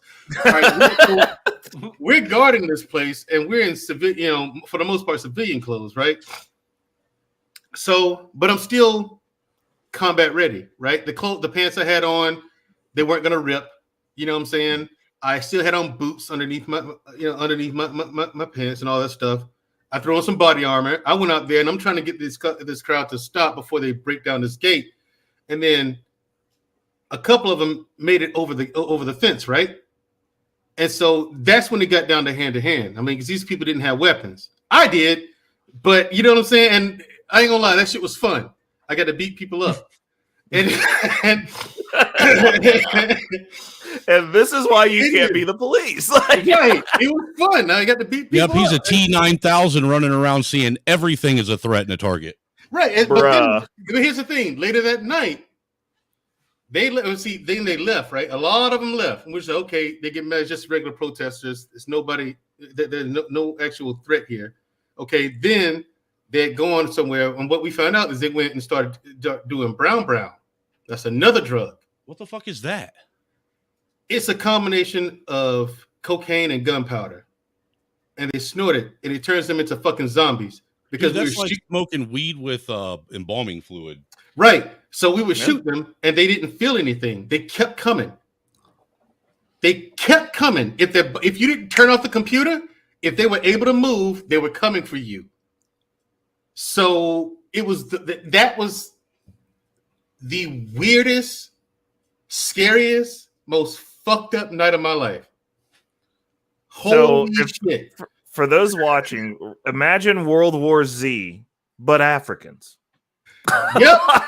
Yeah, it turns them into zombies. They didn't feel anything, dude. Like you had to kill them. And the zombies. World War Z with Sally Struthers asking for donations to help fund it. It was crazy. It was crazy. Man, bro. I mean, look, he's upset right now. Like, so from that day, it's yeah, a whole from that day on, it's a thing. It's a thing. Yeah. Yeah. Like nobody should ever be able to fight that hard ever. So God damn, dude. It didn't make sense that they wouldn't stop coming, did it?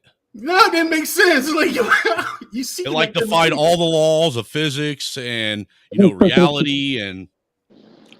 Well, I mean, I think they're just made different over there, anyhow. Man, to be honest with Yeah, you, it was that stuff that was snorting the brown. Well, hey, sorry if I've been quiet for so long. I was listening to you guys talk there, but I wanted to say, Mandrell, that I love your humor there, man.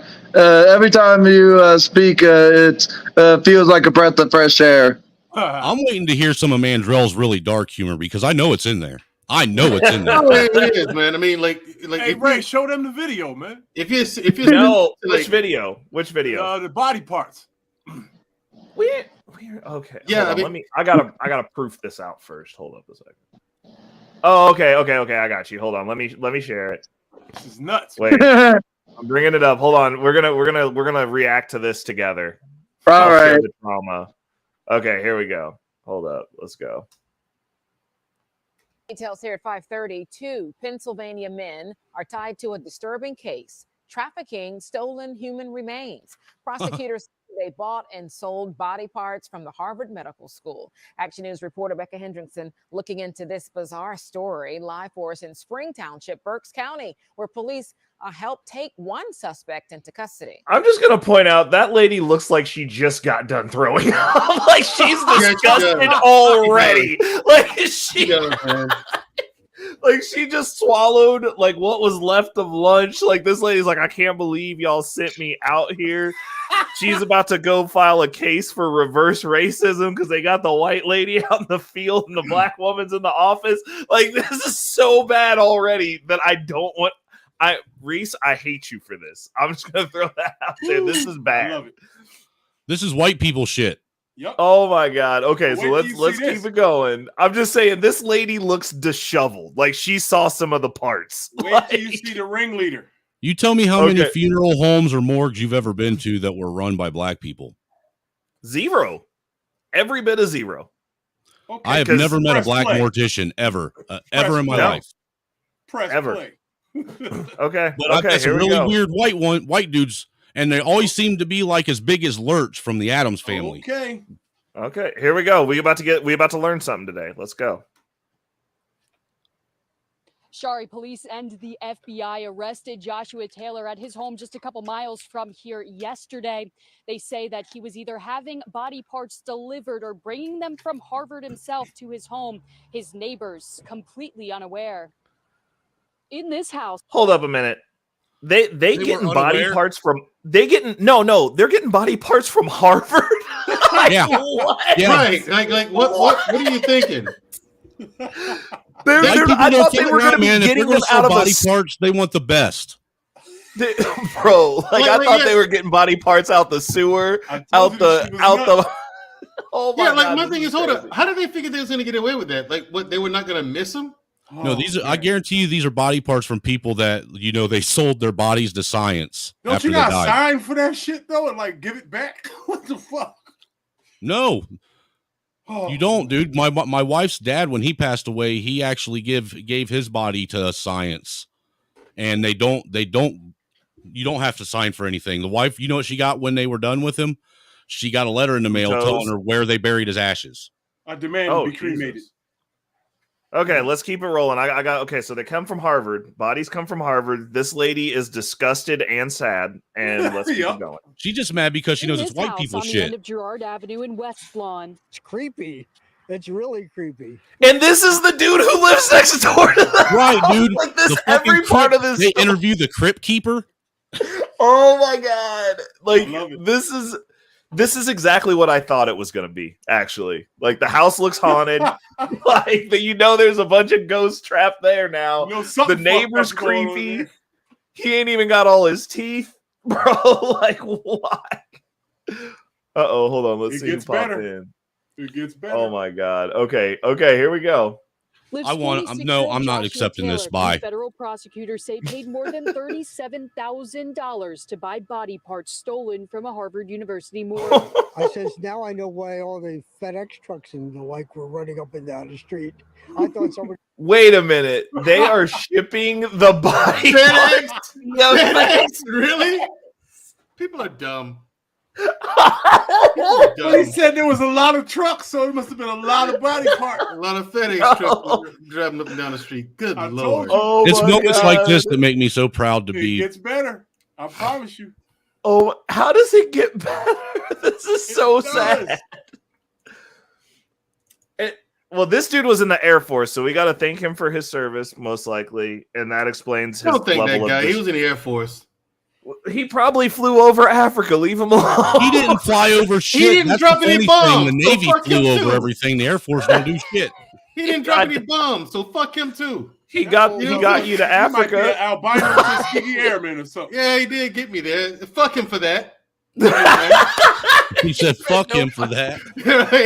Oh my And he god! got me. Some blackout pilots got me out of there. So thank you, fellas, for that. You know what I'm saying? I literally think that he's like, man, nobody's ever think of giving him a ride before. I'm like, fuck it. Yes. Like, true story. I actually thank the pilots. Yeah, I actually thank the pilots for getting us out of there. Makes sense. Shit. Once we landed elsewhere, I was like, fuck, thanks, fellas. Appreciate that shit. I said, was it that bad? I said, you have no idea. You have no idea. You just like looked him dead in the eye and be like, man, we all saw some shit. Yeah, man. The FedEx and Okay. All right. Okay. So apparently this gets better. We're thanking Reese for this. Does it? Somebody was getting their daily contact lenses. The Berks County man is one of 6 people charged in the trafficking case. Oh no, Snowman! Why does that look like your cousin, bro? Look at his Dude, I hairline, hate you. yo. Fuck off. Look at his hairline. Hold on. Wait a second. Okay. So hold on. So there's this idiot. That's a lady. I'm gonna go with that's a lady. Okay. This is unreal. This is unreal. This county man is one of 6 people charged in the trafficking case. Prosecutors allege the nationwide network centered around. Oh no! There you go. Weird. No, Bro. man. Hey, bro. Why does he Now look like you like a it. mixture of both? Hold up. Rewind a little bit. He This looks time, like this is Boyce what she said. Watkins and Umar Johnson had a baby. And it's Why is he black in the first place, man? Damn. What was he thinking? I just don't understand. Rewind a little bit and listen to what she says. You guys are all, the only reason why you guys are doing this is because all the shit I play off of TikTok. And that's why you're doing this. You're paying me back for all the shit I show off of TikTok. Let's do it. Listen, y'all. This doesn't look real. Like this is, Listen to what they she gonna get a said. Lifetime movie. They gonna get a movie. Oh yeah. Okay. You know it. All right. Okay, hold on. So we gotta listen to what she says. Listen close. Case. Prosecutors allege the nationwide network centered around Cedric Lodge, who managed a morgue at Harvard Medical School. Investigators. What? He What? Nationwide. What'd you say? The one black person who manages a morgue is also a criminal. Like this And is what was Snowman ridiculous. said earlier? There was no niggas in morgues. Well, there Bro. you go, buddy boy. He wasn't in a morgue, dude. He was the one that was telling everyone else what to do. He was at the the manager of the whole shit. Bruh. I guarantee you that man was not in there cutting nothing up. He doesn't look like he got that kind of. Nope. He worked Maybe, his who way knows? as a manager. He had to cut up a lot of cadavers to get the manager. Yeah, Look, you dude, don't just start I'm off just as saying- manager of a morgue. I'm about to go I- apply to be manager of a morgue like tomorrow.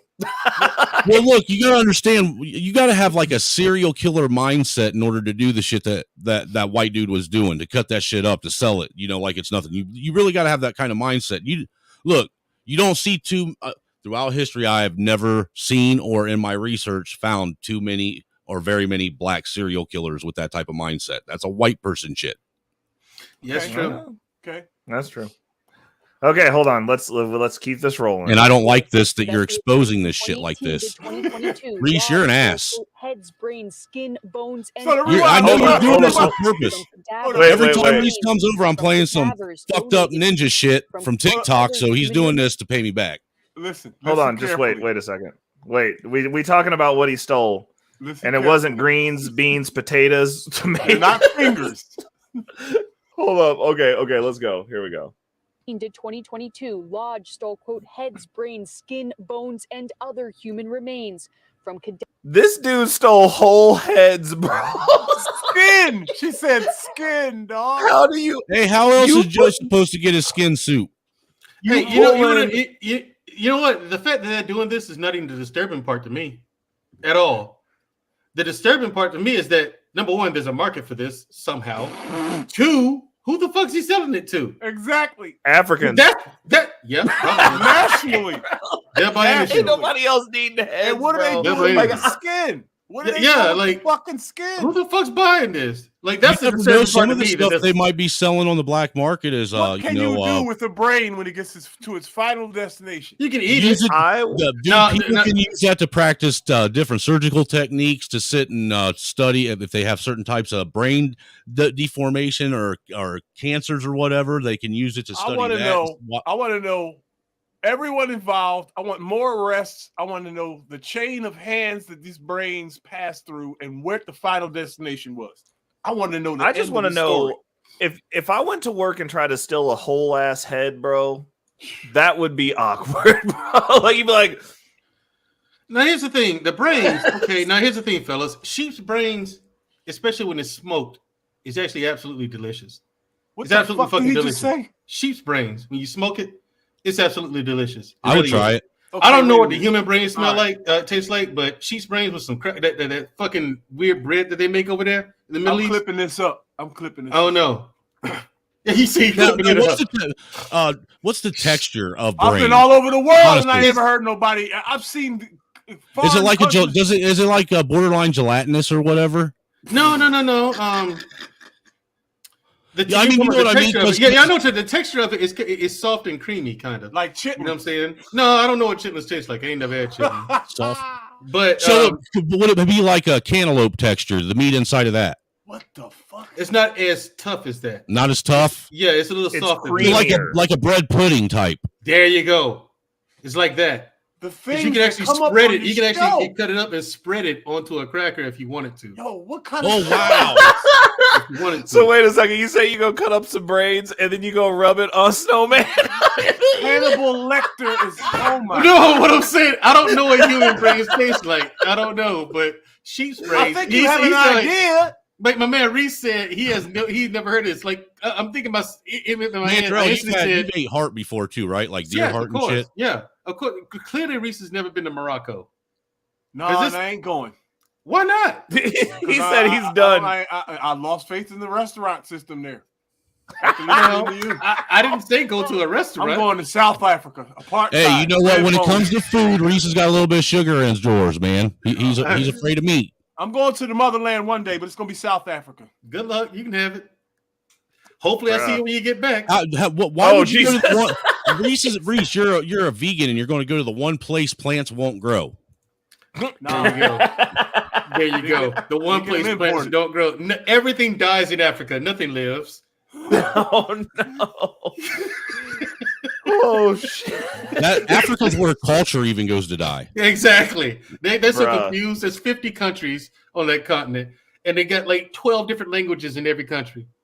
It's and 10,000 different cultures. Like why? Like why? Dude, like Africa's literally the only place on the planet you don't go and sleep with any female from. No, you're gonna catch AIDS. Yeah, you're gonna catch AIDS. You are.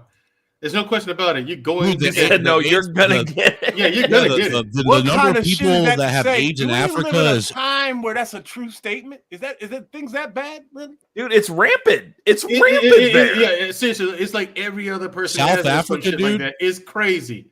Like they have so many people have AIDS there that they're finding people who are immune to AIDS there, bro. Like we're gonna get the cure out of Africa. Look, bro, I'm telling you what the government did to the Tuskegee Airmen ain't got shit to what Africa did to its people by giving it AIDS.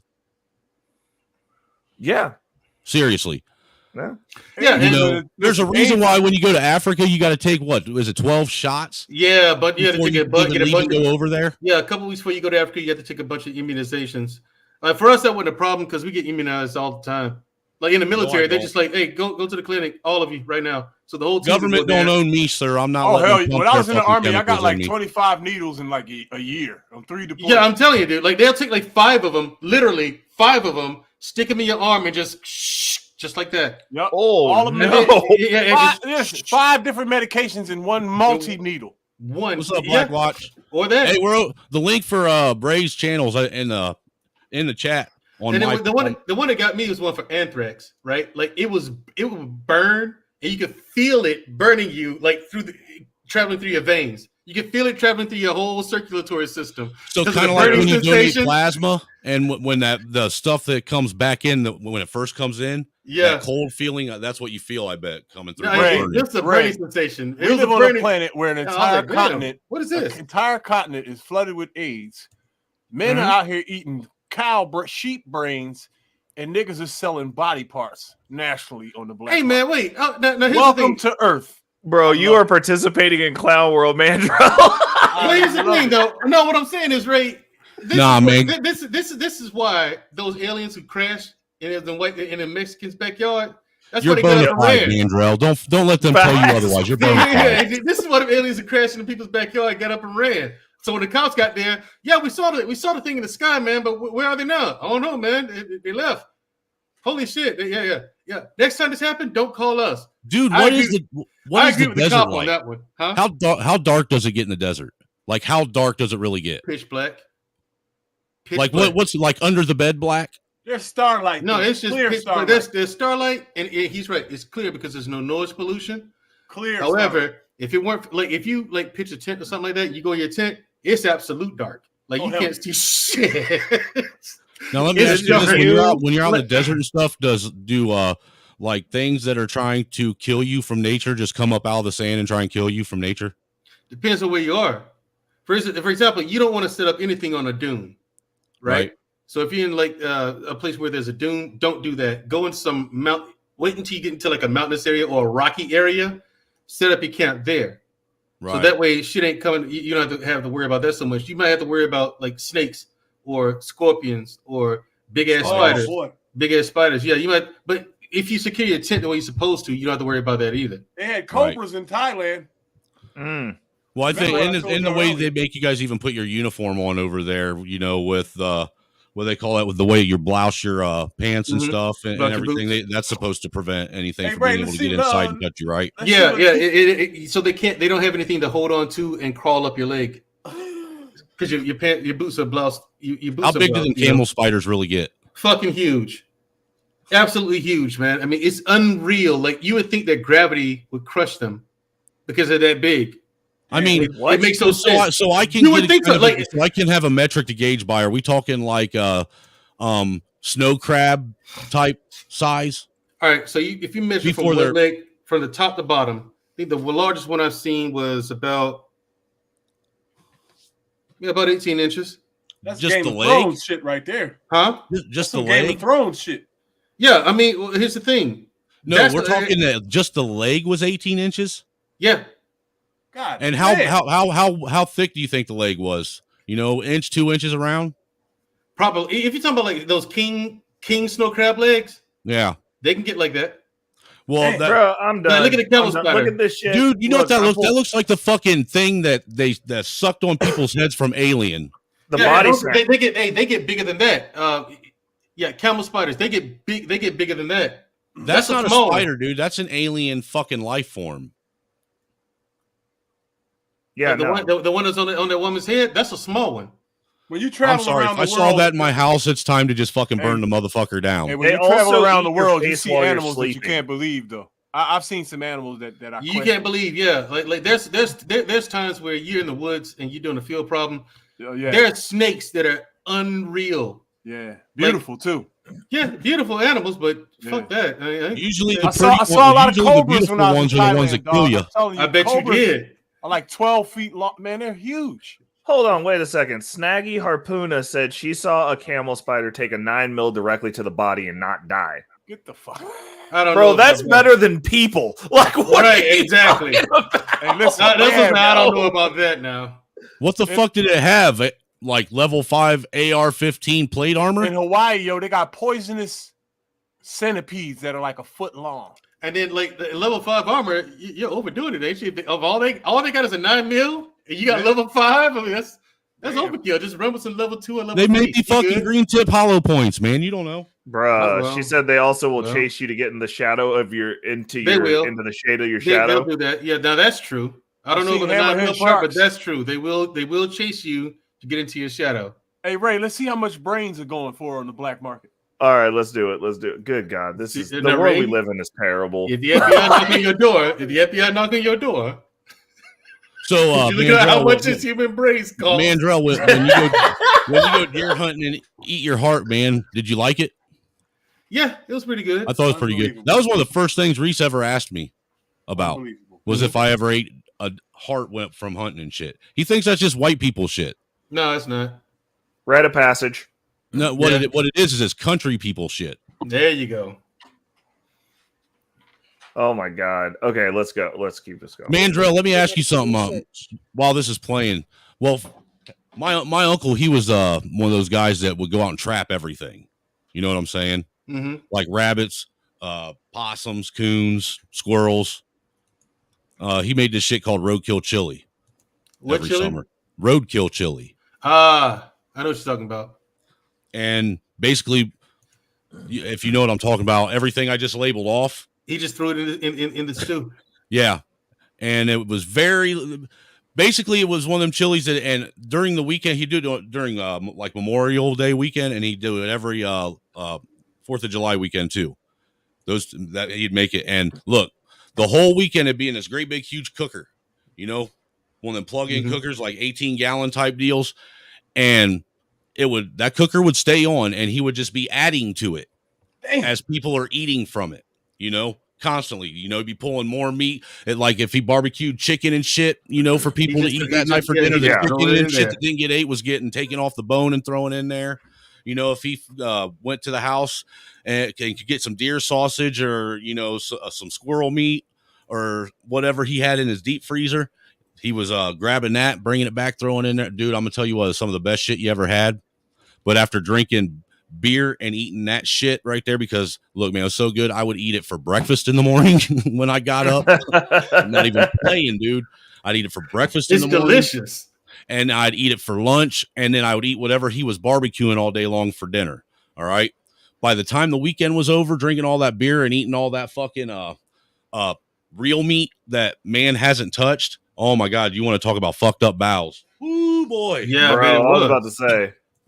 Yeah. Yes, that's what that sounds like. But yeah, sounds like dude, roadkill chili is the shit. All right, I'm gonna have to try that. Like that sounds interesting. A lot of the stolen product, a lot of stolen body parts were being shipped in the U.S. mail. Prosecutors say Taylor would go to the morgue, pick out what he wanted, and have those remains either. He would let them pick out what they wanted. This dude had a menu. So, dude, they had a showroom and everything there where they could just come in and, you know, pick what. It'd be like this week's like special the produce section at the grocery store. Like, does anybody want to buy Harold's head? I'm trying to tell you, this shit is crazy. Oh God. Man, I don't even know anymore. I don't. Dude, know. we're doomed. We're doomed. For profit. In a 15-page indictment, investigators say Taylor sent payments over PayPal. One was titled "Head Number 7." Hold on, go back. No, I bet PayPal thought he was a prostitute or some shit. Yo, it gets better. Oh no. PayPal. One was titled "Head Number 7." Another, brains. 41-year-old Jeremy Bloom. What? Oh, there you go. Bang. Dude, what is You ain't shit, Reese. You ain't shit, Reese. Why the fuck did you put me on top? God damn it. This literally touches on every facet of American society. When I put something in the back chat, play that shit. Trust me. No.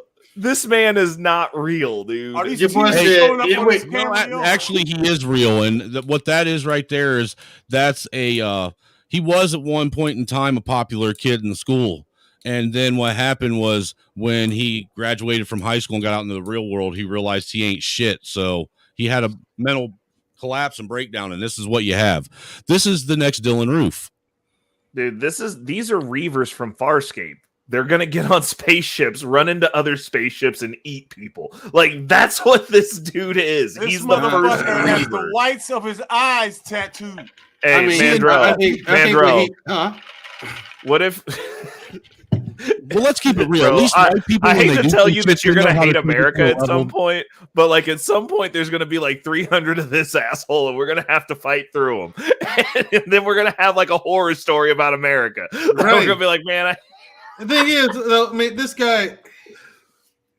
I had something for this, but look at him. He looks like something. He looks like a character that should be in Skyrim or something. Yes, he looks like he should be in Skyrim. Like Yeah, half he's Argonian. He's actively that guy looks like he transitioning could be into one a of my White fucking Walker. cousins, Right? For real. Or he's like half Argonian from Skyrim. Reese, how did you not call this dude for being half White Walker? You watch Game of Thrones. How did you not pick this up, dude? You see the fucking big. He ass literally, fucking he's got the implants spikes got on in his head, and he's got the spike crown and everything, Right. bro. No, that's not a crown. That's a mohawk, sir. Reese, you're muted. Hold on, I'm gonna unmute you, Reese, because are you? No. You're not muted. There you He go. is the living Night King. I was literally going to start doing videos again on my channel with this story, but I said no. I'm gonna bless Ray with this shit. Hey, look, but one thing I will say is you got to give it to us white dudes. When we decide we want to do something, we take it to the next motherfucking level to where you question every bit of our sanity. Yep. But there's a She said nigga this- running this show. Snaggy. No, this wasn't Florida. This was at Harvard.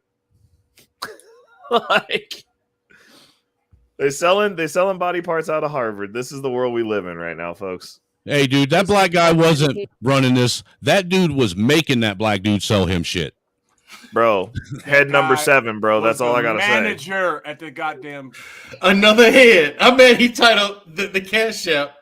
Another head. Another head. Like, brains with like 8 another eyes. brain. Yeah, that's right. Another brain.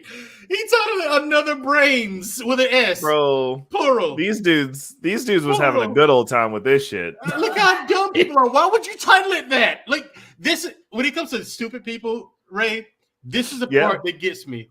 Yep. Look at how dumb you are. You could have just entitled that AB. Nobody would have known what the fuck you're talking about. Look, I want you to understand That something. prosecutor is never brain. going to have to leave his chair. Ever. Look, I want you to understand something though.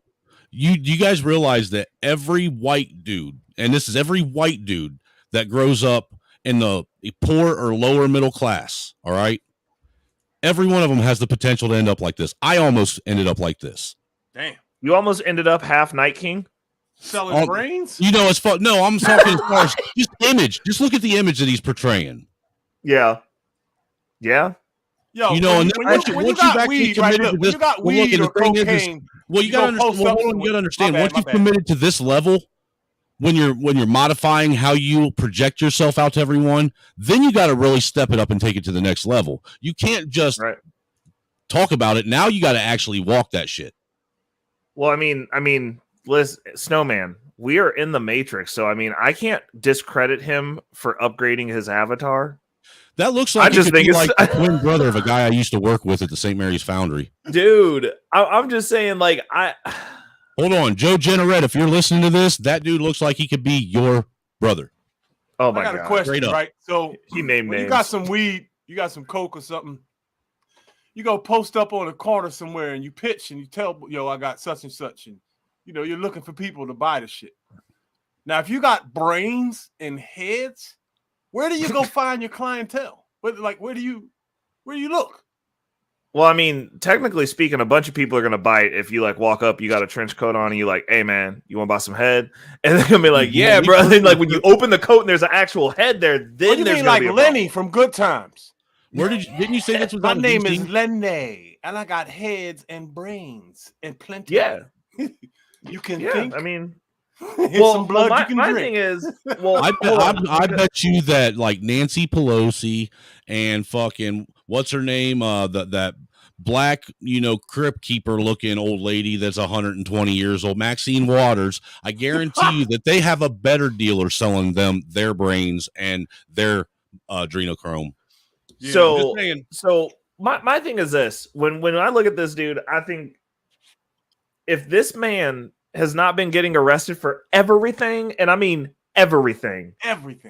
If I was a cop and I saw him, I would just arrest him off basis and be like, "We'll figure out what you did when we get to the station, bro." I'm profiling him. I'm taking a chance. 100%. Like what? Like this kid's trying to get arrested, Ray.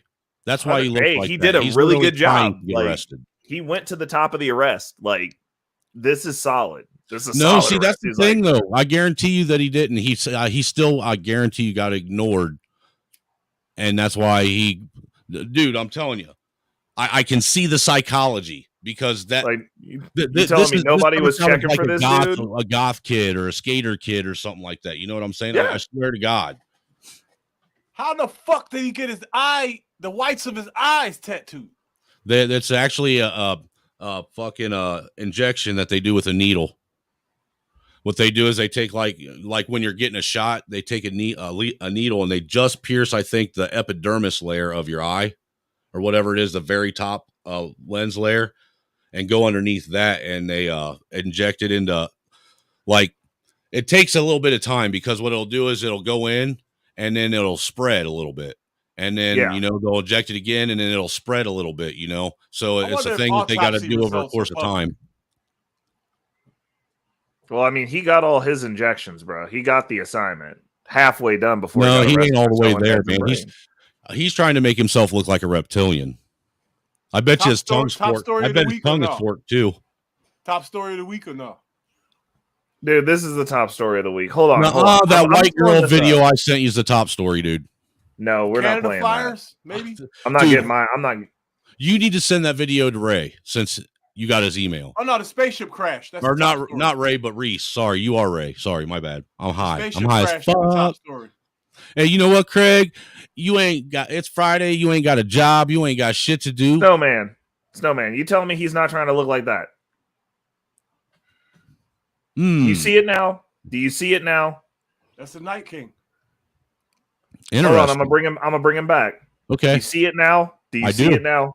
I do. Like he has a whole theme of where he's trying to go with Now this. I and understand saw why it. people say white people came from the bottom of the Caucasus Mountains, dude. Okay, hold on. Bruh. So Ray, let me educate Fucking Snowman demon real people, quick, man, for real. So let me You're going educate crazy. Snowman real quick because he didn't watch Game of Thrones. I did. I'm going to tell okay. you who the Night King is. What is he? He looks like something that came out Listen, deep within the Night earth. King. The Night King is the commander of a dead army that's been sleeping underneath the northern ice for thousands of years. Then the ice cracked and the army stood up and came to life. And the Night King wants to take his army of dead zombies and go kill everyone in the world. Well, wouldn't you after you here's woke the up thing. from that shit? Actually, they weren't asleep. When you read the books, you find out that they just went that far north where it stays cold like that. You didn't see them before is because they were waiting for winter to come, a really cold winter that's going to bring upon what's called the long night.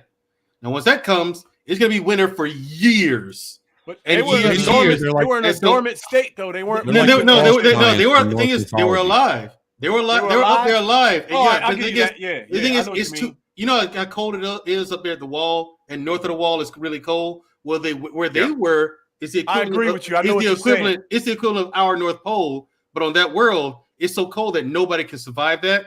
So that's why nobody went up there. You're right about that. But if you notice that the colder it got, cold. the colder it got, the further south they came. Yeah. You know what I'm saying? But you know that That's- the original dead soldiers, like the ones that you were talking about, are the ones that he was collecting over the years from the wars. Yeah, make There was zombies out of another them. army. There was another army underneath the ice. Remember their hands? So you're talking about the actual White Walkers. Yeah. Like when Crackster would have a baby, he give his baby to the White Walkers so that they wouldn't mess with him. It was a deal he made with him, but he turned that baby into an actual White Walker and not a zombie. Yeah, because I have all of the books so far, and I'm still waiting on Winds of Winter to come. So that's the evil that this guy is trying to emulate right here. Look, dude. Selling brains. Look, man, I can't. Quit trying to talk me into watching that shit, man. I held off on, the freaking that zombie series. What was that called again? The Walking Dead. I waited until season 3 to start watching. Dude, I'm not doing that shit again. No. But Game of Thrones is different. No. Game of Thrones is much, much, much better. I don't than care. anything else that's ever been. I don't want to get sucked into another fucking bullshit. You can't miss it, dog. You can't. Nope, I won't do it. Wait. So you telling me Chuck has not watched Game of Thrones? Not a single episode of it. Oh, brother, that's heresy. No, I don't want you to do this to me. That's heresy. I'm saying the thing is that's heresy and borderline. No, dude, I'm trying to have goals that don't involve me sitting on my ass eating, potato chips and it's cinematic treason, dog.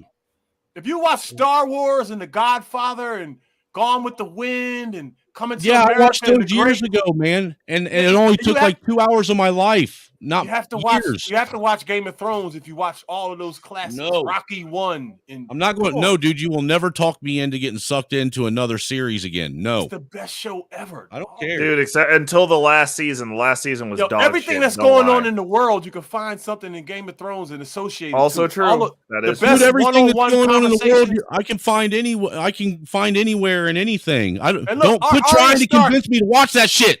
Look, Arya Stark is the best child character ever. Even bigger than Arnold even bigger than Shirley Temple.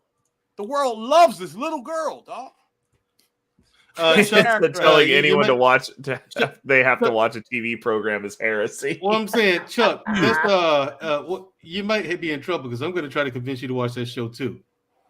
If you want something that's extremely well written, extremely well written story, and not only that, but the dialogue between the characters actually makes fucking sense. The comedy. Yeah, the comedy is there, but dude, I don't. It actually makes fucking sense. It is very well written, and it's more gory than anything else too. There's more blood and guts, and that comes later.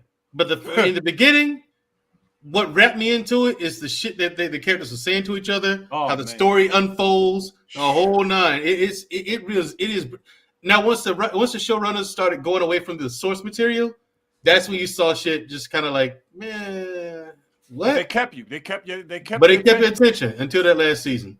They did. No, dude, I had people the whole time that series was on, man. I had like my cousin, he was real into it. My best friend was into it, dude. Read the books. I read the book. I won't do it. I will not do it. It's like when they tried to get me to fucking go and buy fucking WoW and start doing that shit. No, I'm not doing it. No. You will at some point, maybe years later, but no, it ain't going nowhere. It's gonna be the best show ever for a long time. Look, man, I can't do it, man, because I'm not allowing fucking anything like that. All right, what about House of the Dragon? Will you give that a shot? No. Okay. What's House of the Dragon? What did you just say? What's House of the Dragon? Leave the stream.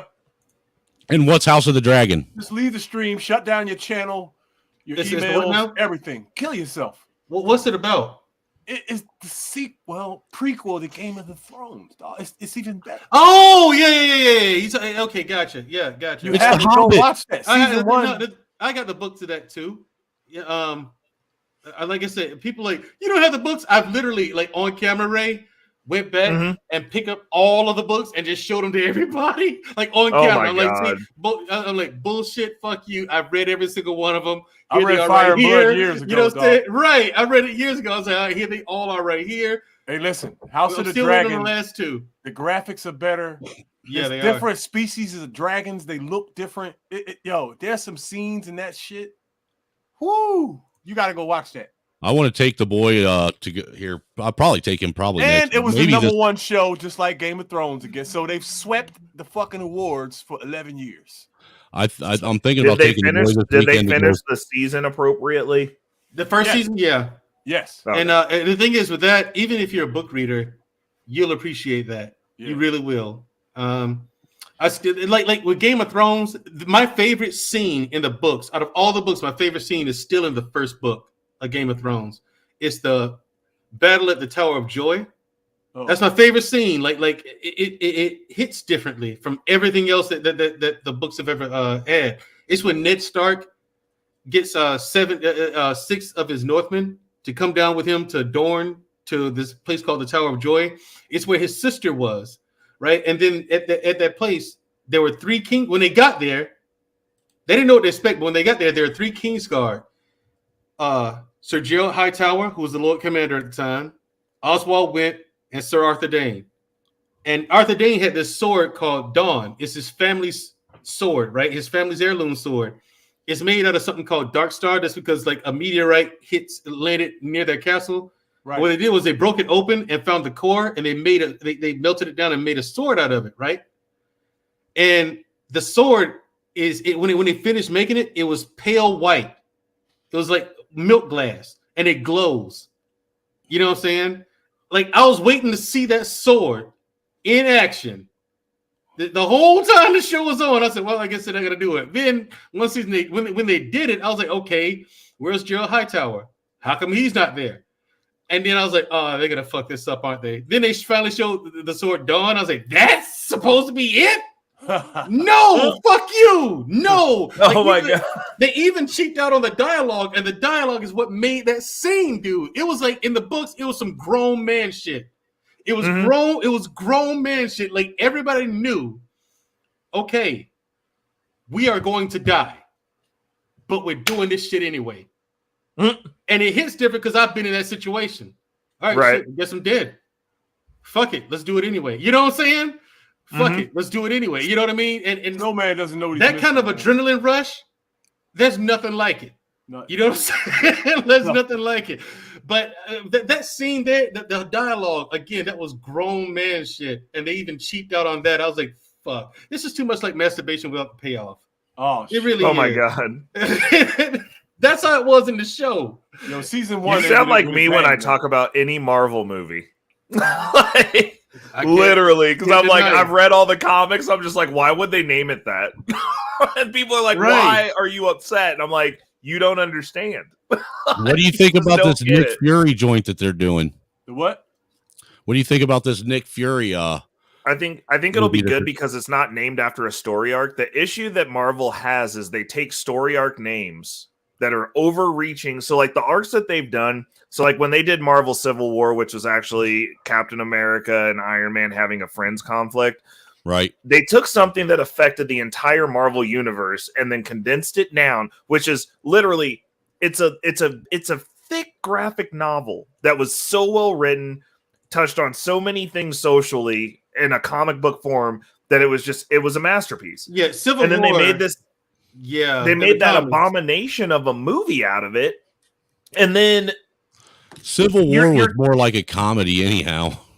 Yeah, but in the comic books, it was an extremely well-written story, man. Like there was so much to it. Right, because wasn't it originally written in the mid-'80s? No, it wasn't that far, but it was in the late 90s, I think. Yeah. It was very late 90s, like 98, 99, something like that. Was it really? Yeah. But it started out by some kids who were superheroes. They were trying to stop some bad guys, got overzealous, and they blew up a school bus with kids in it. And that's when there's like, okay, fuck this. Nope, let's make a registry, this and the other. And Captain America was like, no, you're invading people's freedoms and their right to privacy. You can't do that. He believed in it so much. He's like, well, then fuck it. I won't be a part of any of this anymore. Then they started forcing people. And then that's when the shit kicked off. Like it got bloody and it got nasty. Like Iron Man was such. I hate Iron Man to this day because of that story, Ray. Right. Yes, since the late 90s, I've hated Iron Man because of that story. Like, remember when Spider-Man was originally on his team from day one, but then he turned on Spider-Man? It was the way he did it. Like Spider-Man's like, look, man, this is going too far. I'm not going to stand in your way, but I just can't be a part of this either. He's like, oh, Peter, I'm disappointed. And he just starts blasting away at Peter Parker. And Peter jumps out the window.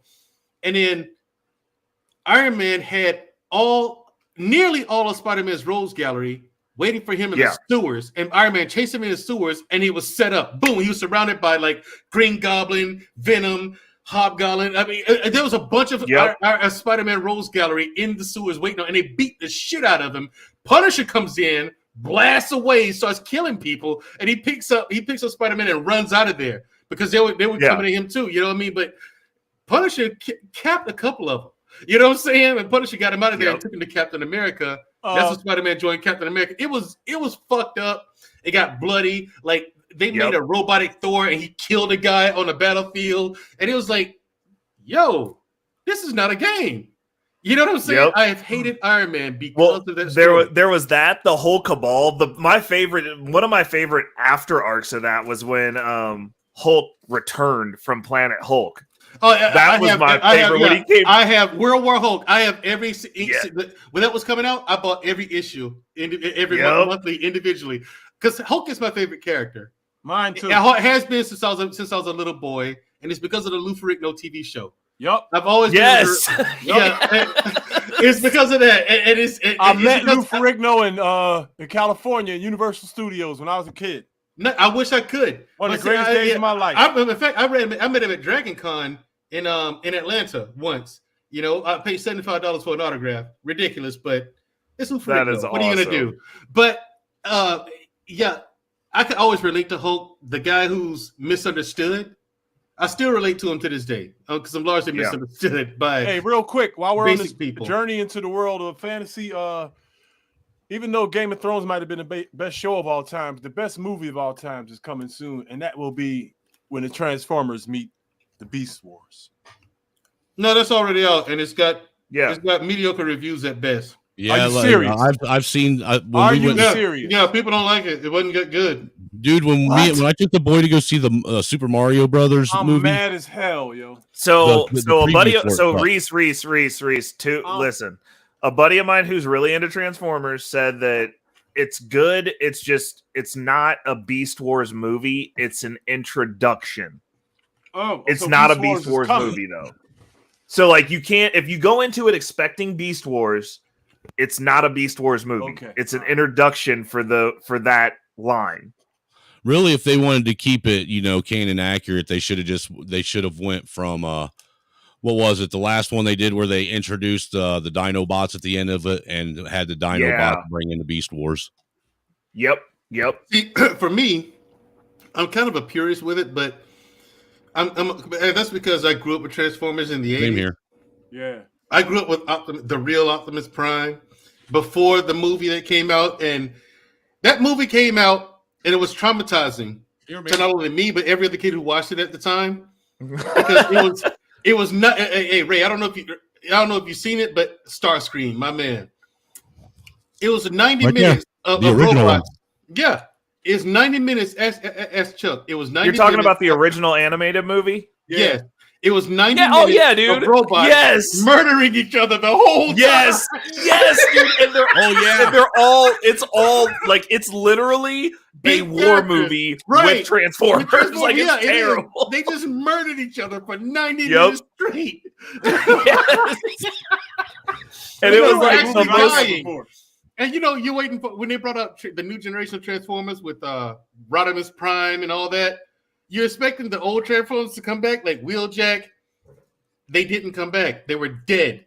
Like they were dead for real. Like they never came back. Or something, Right. Everyone who died stayed dead. I think Starscream came back as a ghost or something at one point, but that was it. But he was dead. Like Starscream got obliterated by Galvatron. Hey Ray, you gotta finish this story with the Night King because I gotta get out of here. Yeah. Finish that. Let's go. From Bloomsburg was previously charged in the case. It's unusual, and I think I hate you for this, Reese. Other stolen goods, obviously, there's someone's been victimized here. Harvard released a statement calling the trafficking an abhorrent betrayal. Meanwhile, the families of victims who donated their I feel like this is stereotyping. Oh no! Why does this keep getting worse? They're like because he's stereotyping. They found out who the shit belonged to in their families in the area. Bro, these the best story of the year.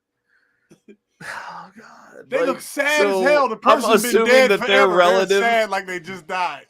These are the women who were the relatives of head number 7, bro, and that head was meaty as fuck, bro. Dude, you got Paula Dean and fat sweaty Betty right there. That was a fat head, yo. Oh god. We're going to so hell bad. anyway. So what the fuck? This is stereotyping, and this ain't. We're right. going, This is Reese. unlawful. We're there. We are there. Ask Mandrell. If you want to go to hell, you can book a flight. You can go land in Africa. You can give you exact coordinates, and you too can experience hell. Like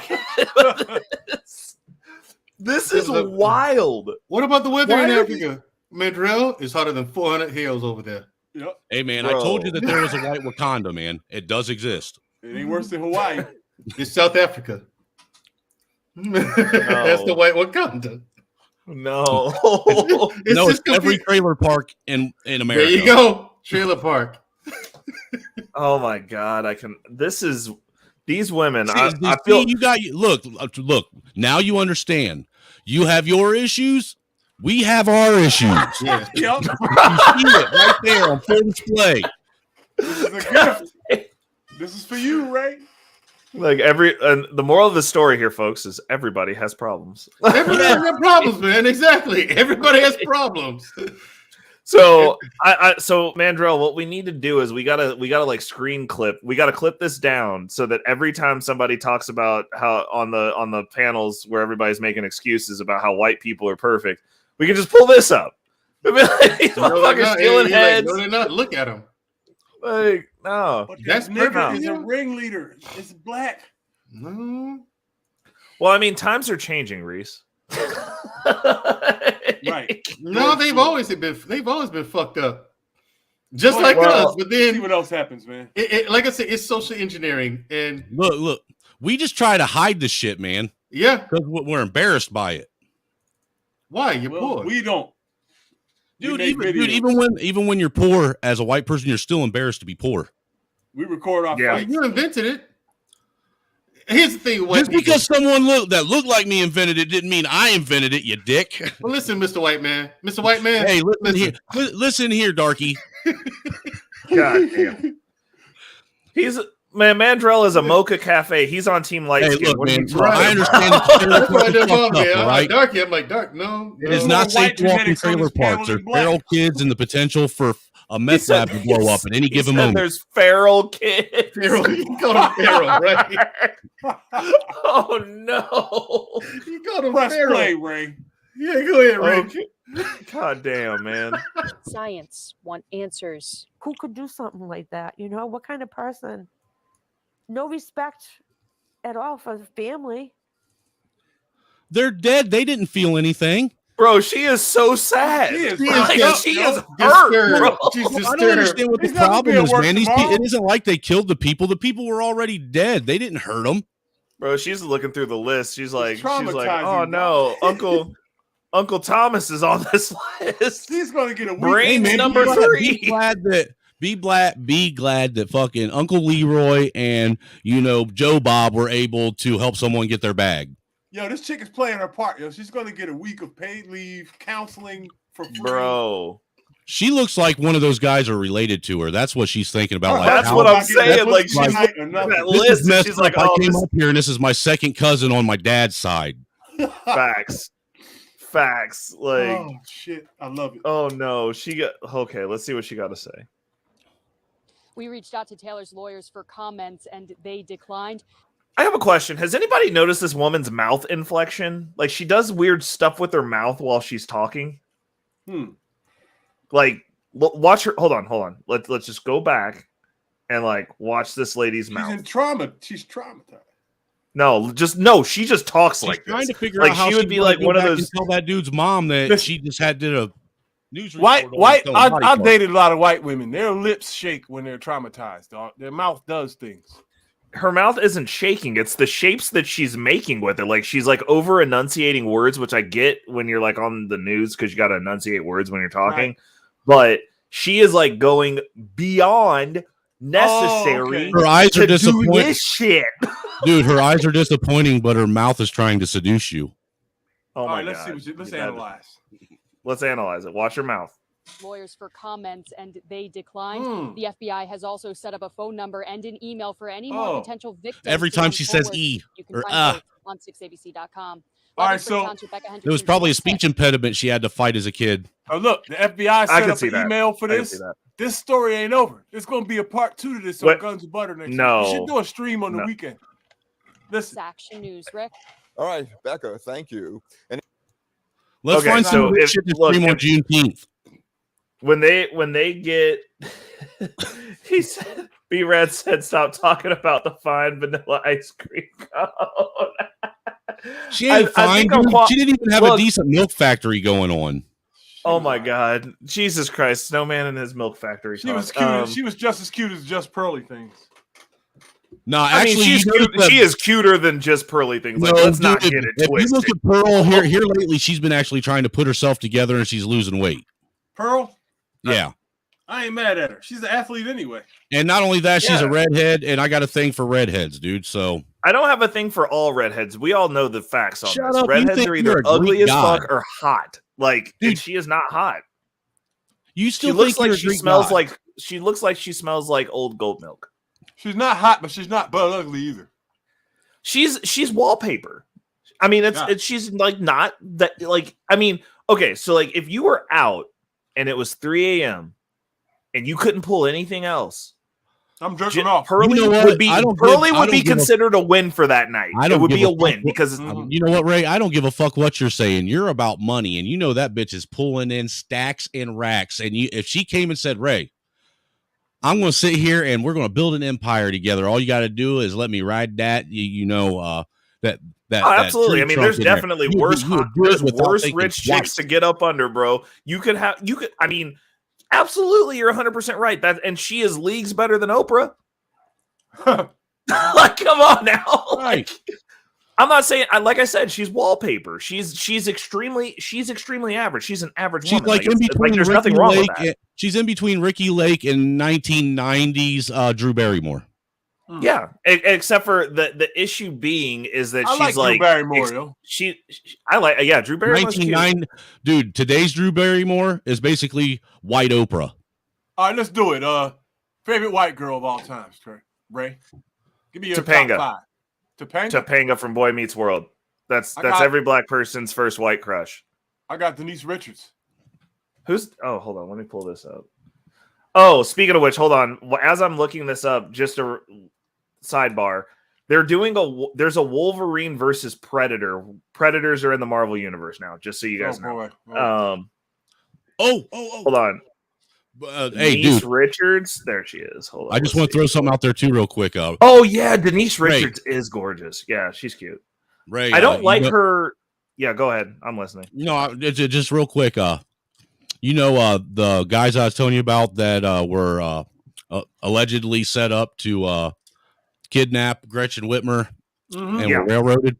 Brandon Caserta, I think it's tomorrow. He was flown out to New York, and he's going to go on Timcast.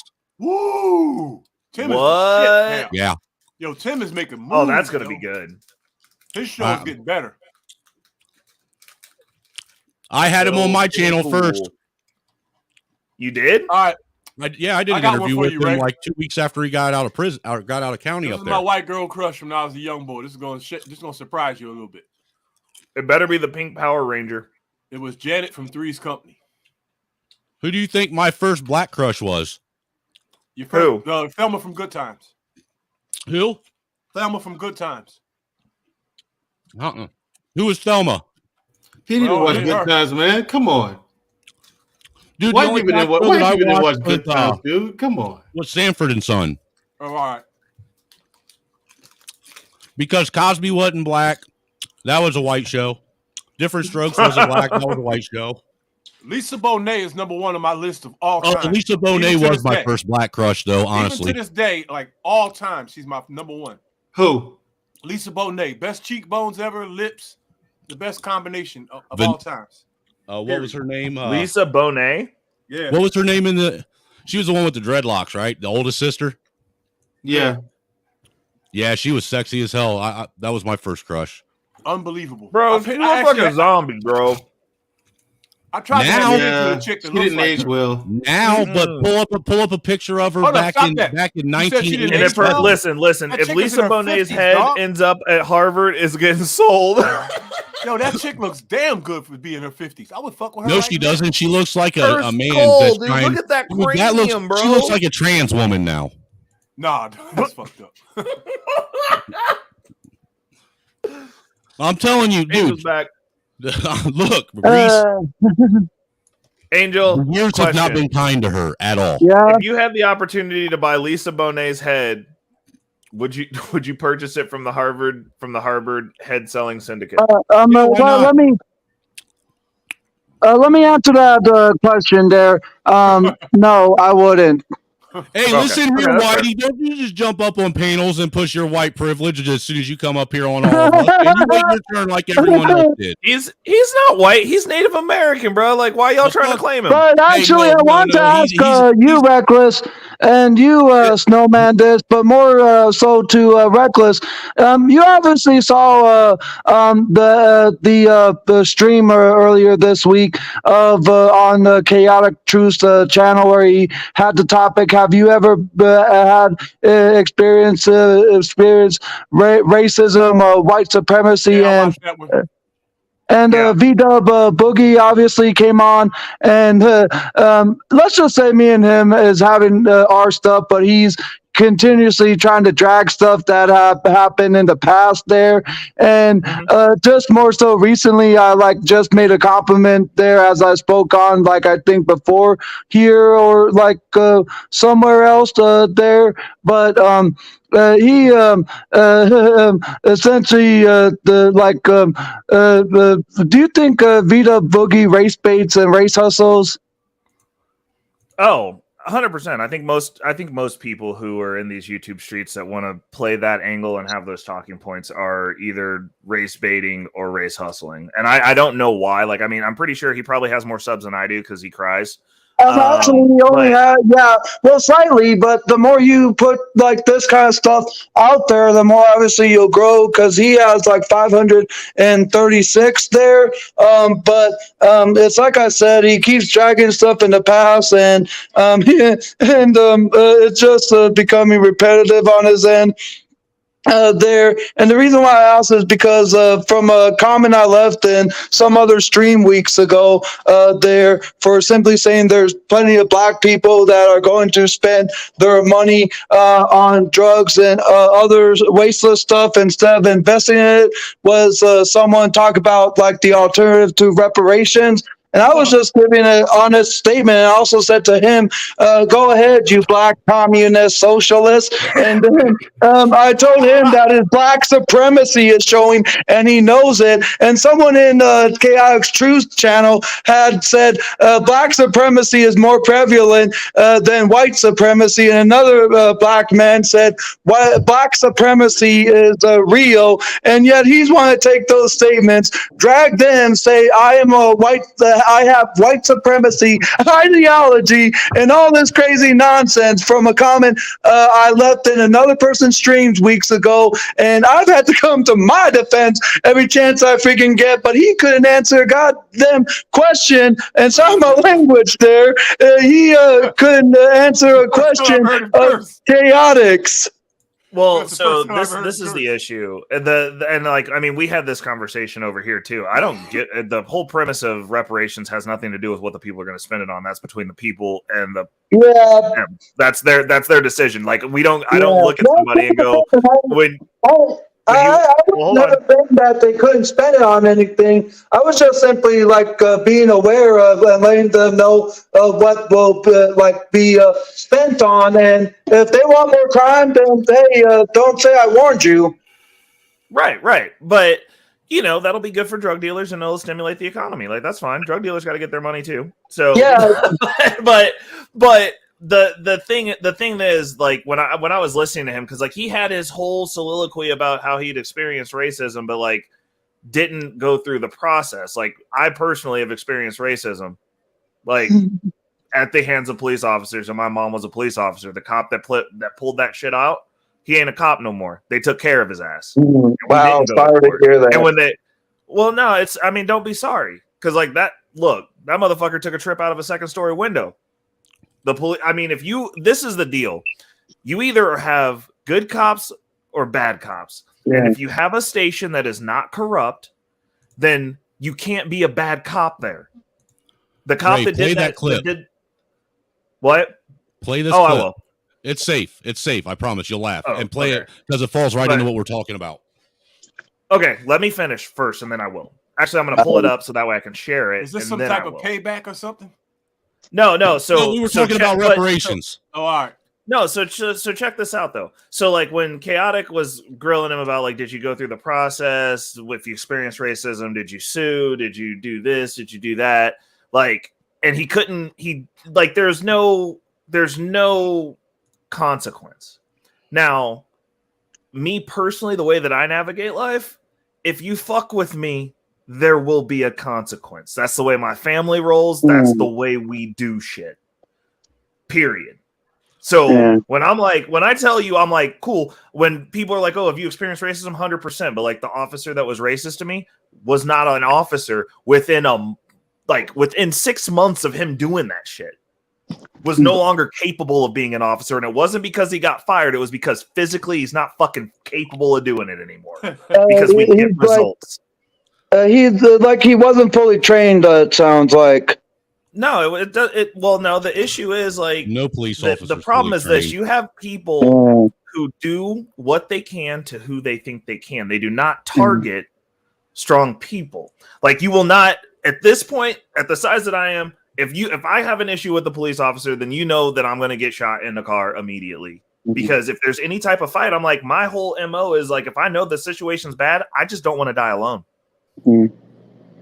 Because until we get to a point to where it's not advantageous to kill us, they're going to keep doing it because they think they can.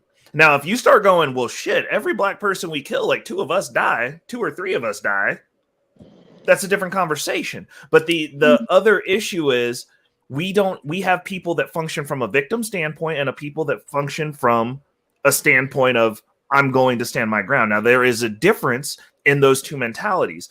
Generally speaking, predators spot victims. None of these dudes are looking for worthy prey. Whenever you see any of these racial acts that happen, whichever direction you want to cut it, they're not going out and finding, if you want to take a black person who wants to be an aggressor against a white person, they're not going and finding the biggest, best white person they can find. They're finding like an old man and they're beating his ass, or they're going to go push over an old lady. They're not going and looking for somebody on equal ground to have that out with. They're going and finding somebody that they feel they can do that to. That's the reason I'm an advocate for being in the best shape you possibly fucking can. And not just looking big. I'm saying like having a body that functions for hurting people. Yeah. Which you don't have to be big to do. But you should also have your finances in order. You should carry yourself well. You should wear the uniform of somebody who carries themselves well. Can I say something real fast before Reese jumps off? Go ahead. Please. All right, go ahead. Reese, Sorry. to your comment, no, this isn't payback, but now that I know how you're playing the game, I will be on the lookout for the most fucked up shit I can find. Here, let me throw this in. Hey, we can declare war right now. You have already declared it, sir. You have already declared it. This is the now war that I know how to play in this YouTube game, me and you. No, you declared war with nugget porn, and everybody knows. Come on. Dude, you did make me look at that. That was a declaration of war. Dude, I told you not to look it up. I didn't declare war because I warned you. I gave you a grenade and said, hey, if you pull this pin, it's going to blow your fucking hand off. And you said, I don't fear no grenade. You've been studying us. You know niggas. You know we were going to look it up. You knew exactly you've been studying. Dang, Snowman, you're a dick. You did that on purpose. Okay, hold on. Let's play this. Hold on. Let's play this video that Snowman got for his payback. Let's hear what we got. Me? Ready for my $50,000 reparation check, sir? I bet you are. Just go ahead and sign this for me real quick. All right. And what is this? Oh, nothing much. Just a list of companies and products that you have to swear to never use against us. They have participated in either child or slave labor in your lifetime. Oh. Yeah. Look. Yeah, it is a good amount. How come the Transformers movies can't be anything? Apple, in fact, any cell phone or smartphone nowadays, right? Nike. This doesn't seem fair, man. Fair?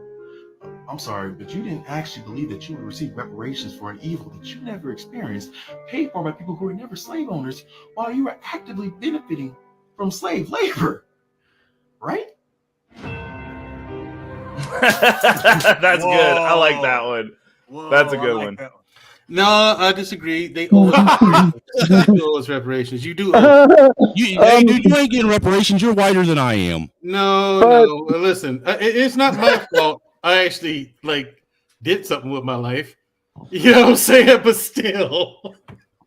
But like I said, I could go I really either got way on nothing that else. argument. Chuck kind of shut me down on that. There's one. a small really group of can't. people that's I really going to got get nothing fucked in this whole reparations shit. So what happens if you're mixed? Somebody answer that for me. Well, I mean, I'm mixed between Native American and black, so I got excuse me? I hate white people. No, I'm talking about cracker. I'm talking about Portuguese. So wait a second. You're part on Angel's team then. Yeah.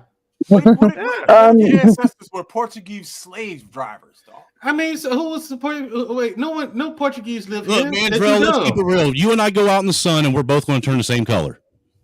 Not quite. God, I love that. Here's the weird part about it. I do tan. So do For I. some reason, I will get a little darker in the summertime, and then I'll lighten back. Oh my God. I don't know why. You ain't fully gotten your summer tan yet. Hey. Neither have I. It's just June, so we got time. Right. Hey, I gotta drop down, y'all. All right, man. Hey, take it easy, Reese. I'm coming for you. I'll be prepared. But what I was saying was the dude that you were having the issue with that went up there. The problem is people who have that mindset want to get on and complain about everything. Like the way that I look at it, the racism that I've experienced, and like the people who've tried to hold me back. I have more money than them now. I am a better person. I get to affect the decisions that affect them. They have no power. Their power was limited to that window in time. And now they're where they're at. I'm running around with a freaking elite athlete body and a good life.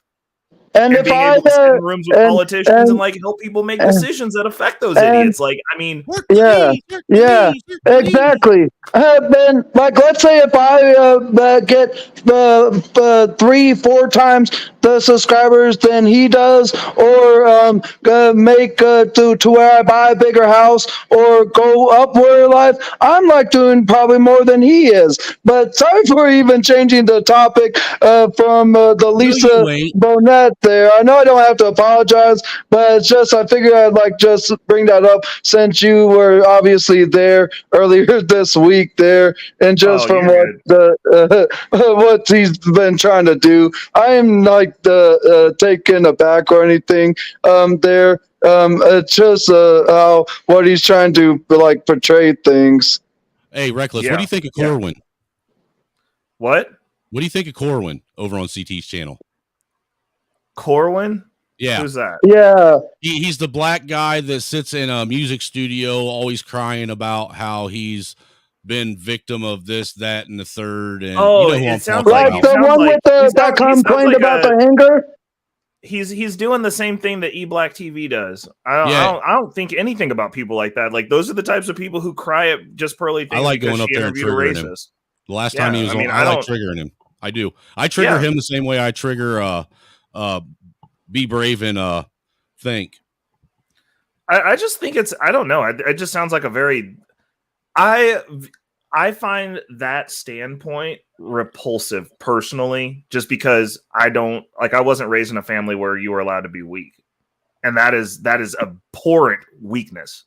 And it's like, to me, it looks like if shit were to go bad, I would literally off most of the people who have that mindset. Not gonna lie, because I would rather put you out of your misery, because existing is obviously too hard for you. And like, you're not going to do it yourself, and you're in my way. Let me ask you guys a real question real fast. Since the pandemic, and them shutting everything down and then opening it back up, when you go out and you engage with people, have you noticed that people are noticeably more off now than what they used to be? Yes and no. I think that the people that are dialed in that understood what was going on, like when I go across those people, there's a better conversation. Like there's some conversation there. It's like, hey, like this is kind of fucked up, right? Like shit's messed up. Like, yeah, shit's messed up. Like we're gonna have to be doing something about this pretty soon. Yep. Like, okay. But then, like, also you see the people who wear masks alone in their car by themselves still to this day. Right. Like, those Right. people I just don't engage with. I'm just like, that is a good way for me to never speak to you. My wife has employees that still wear masks. I mean, I Wow. understand. So a couple of weeks ago, I was sick and I wore a mask because I'm sick. And I know the mask blocks germs.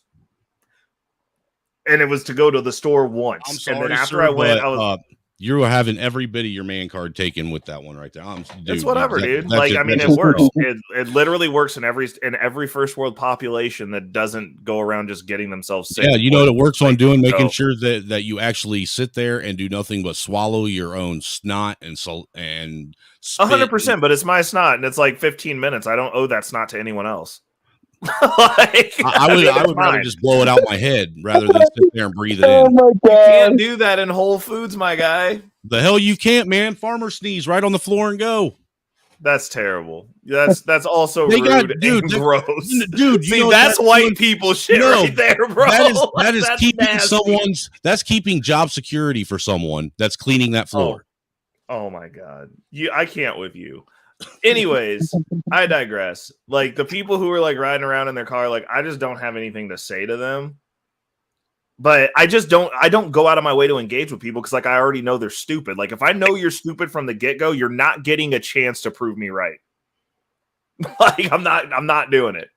I was just like, I don't want to come over and be like, excuse me, sir, and then have you take your mask off in your car to have a conversation to find out that you believed everything. You've got 18 boosters and you're going to be up out of here soon. Like, I don't need to have those conversations. Like, because, like, outside of that, like, that's one thing where I'm like, I will stonewall that conversation in my, like, because it doesn't make sense. I'm like, everything that they made us do, what they did to this economy, what they did to the global economy, none of it made sense.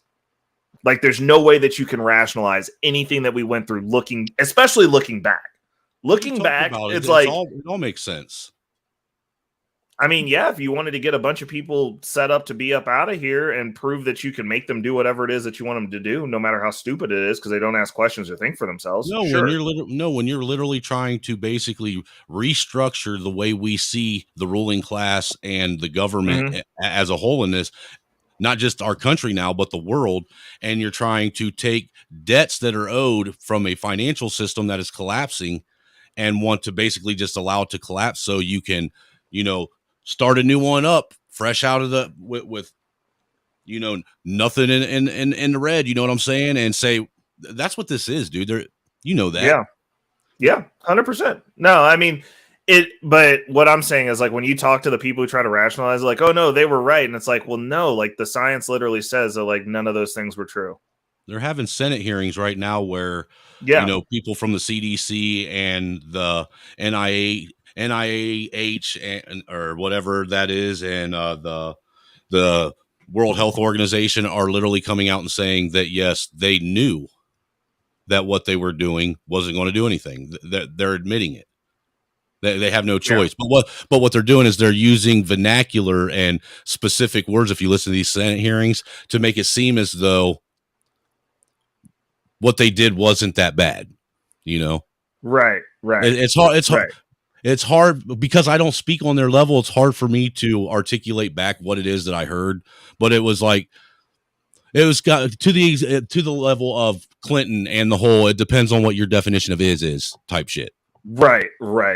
It's just like, well, you did this. Be like, well, we did, but, like, it's kind of like, your fault. We tried. You're stupid enough that you fell for the. Yeah. And I mean, it's just like, I don't know. I feel like a lot of these things that are going on right now that are supposed to be destabilizing things, there's at least a good segment of, and maybe it's just because, like, when shit gets bad, it sifts out and, like, the real men end up on one side of this line and then everybody else ends up on the other. But, like, it's sifting out people to where it's like, now you're getting this group of people. I mean, like, look at what happened with the Armenians in that school board protest. Like, people are done playing. Like, we're not playing. Like, no one's playing with these people anymore.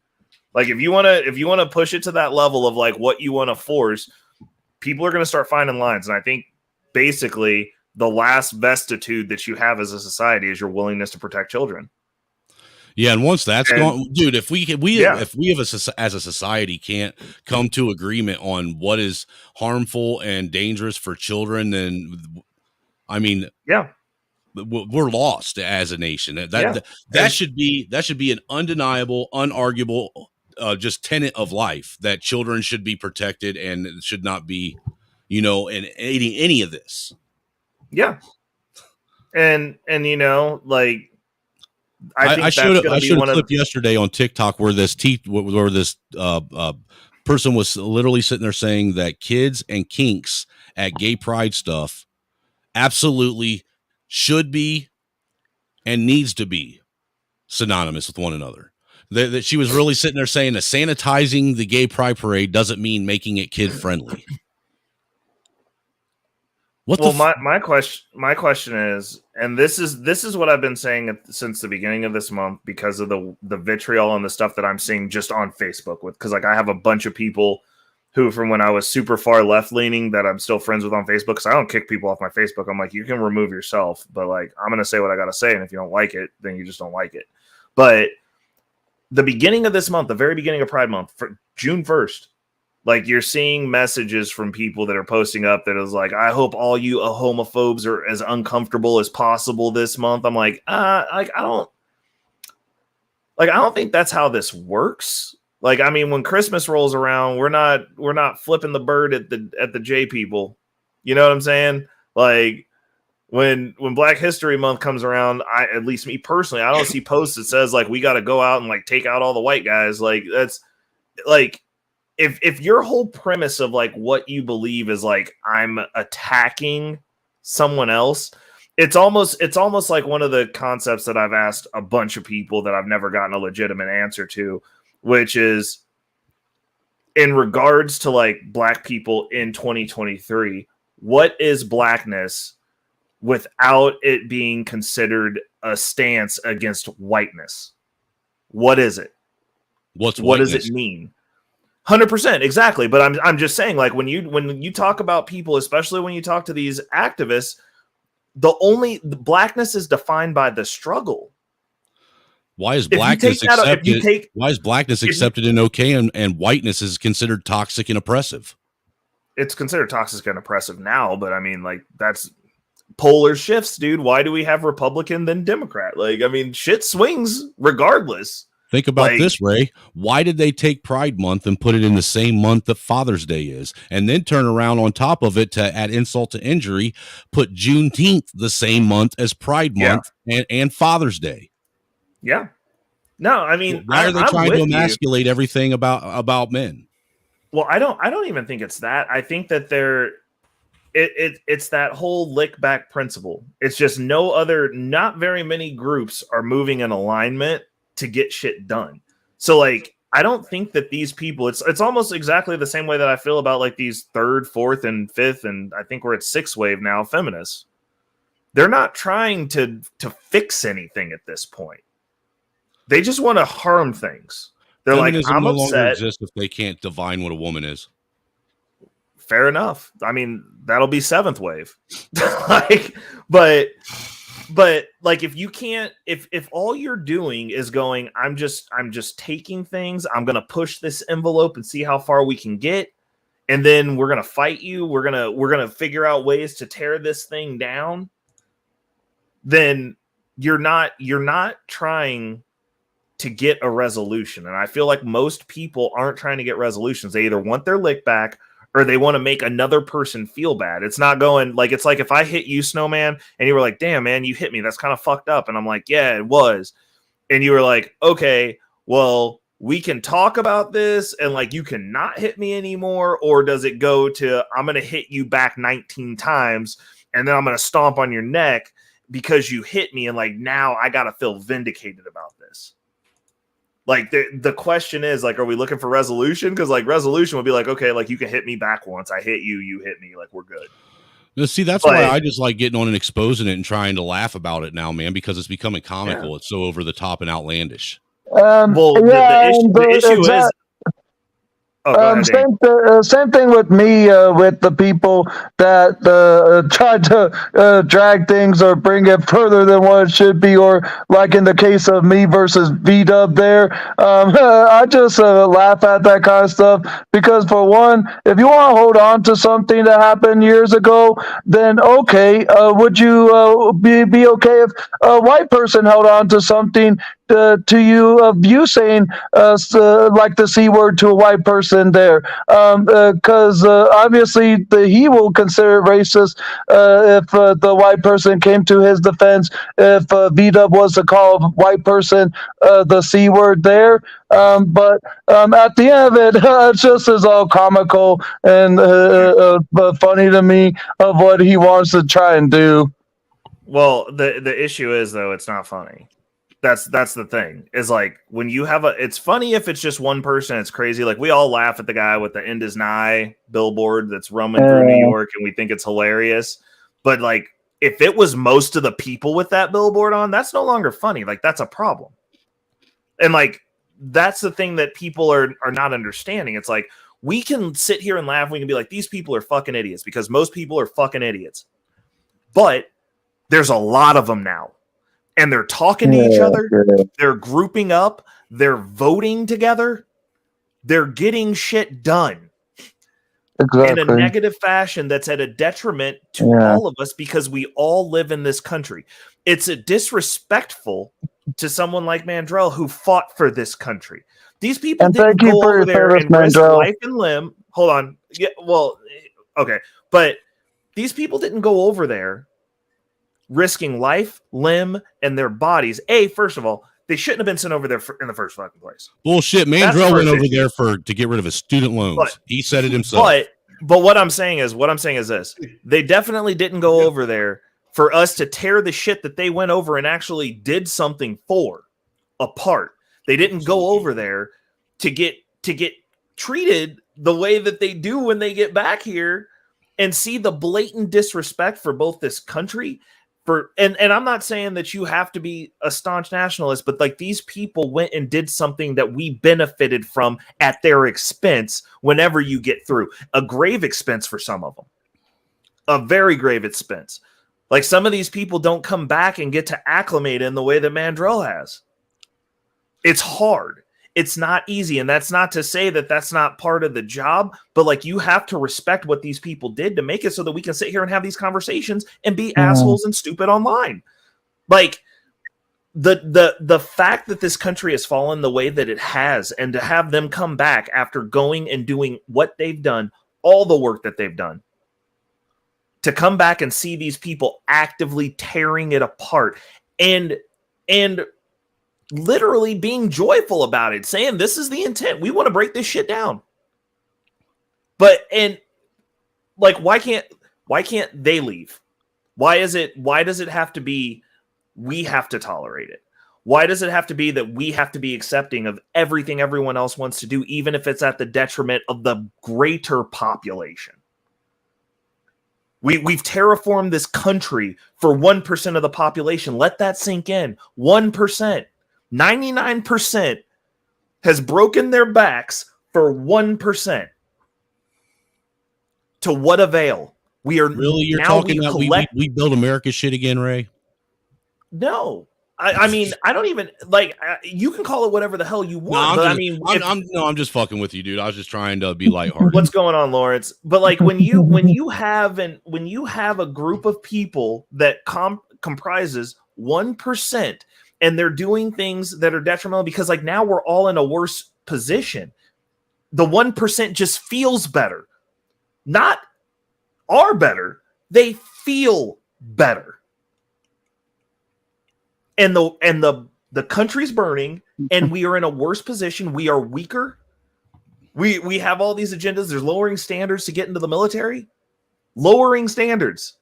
Do we really want the average fighting wars? A perfect example is that whole thing where they make a big deal out of those handful of women who graduated from Ranger School.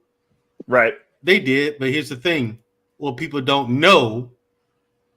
No one, they don't know how much of that shit those leaders were allowed to skip. Mm-hmm. Okay. those women were pushed through.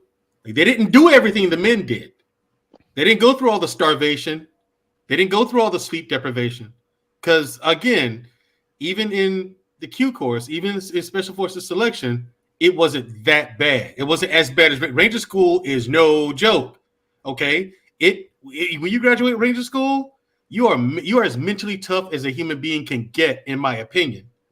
That's why a bunch of most airborne Rangers. Is that what Ranger School does? Is mentally toughen you up more than physically? No, it physically doesn't. It gets your mind. And what does it? The mental part, the best, in my opinion, are the Special Forces selection courses, like the one I went through for Green Berets, and there's another one for Delta Force. Delta Force, I still to this day don't know exactly what they do. I don't know what the selection courses entails. I know some guys from Delta Force. They won't tell me. Some guys who are really close. They're like, hey man, it's just you got that. There's nothing on any given day that you couldn't do.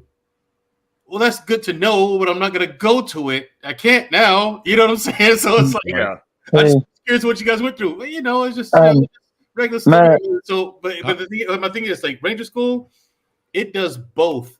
Like, the mental part, Special Forces selection would give you puzzles and problems to solve while you're hungry, while you're sleepy. Figure this shit out. You know what I'm saying?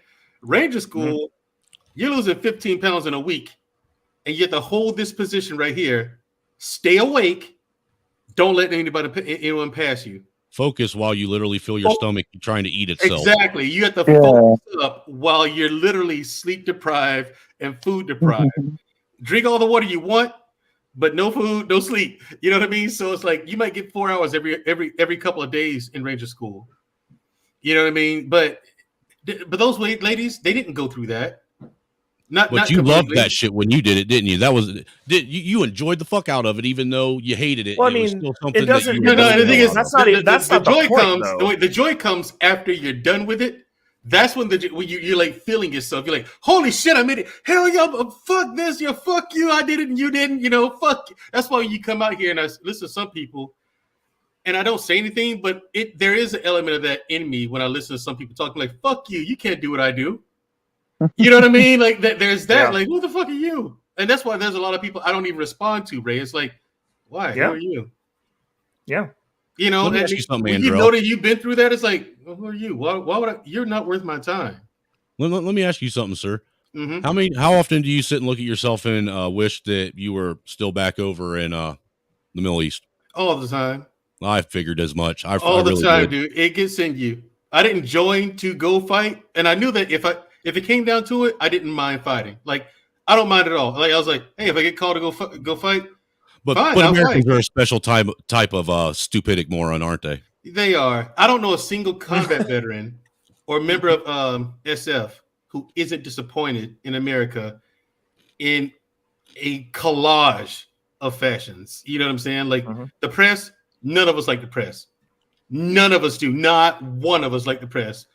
Is it like you're excited to come back because you've been overseas for the last 2 years, doing your tour or whatever, and you're excited, you want to come back, you want to see the family until you get back and you see what's going on, and you're like, Jesus Christ, just send me back. Yeah. Sometimes it's like that, dude. It really is.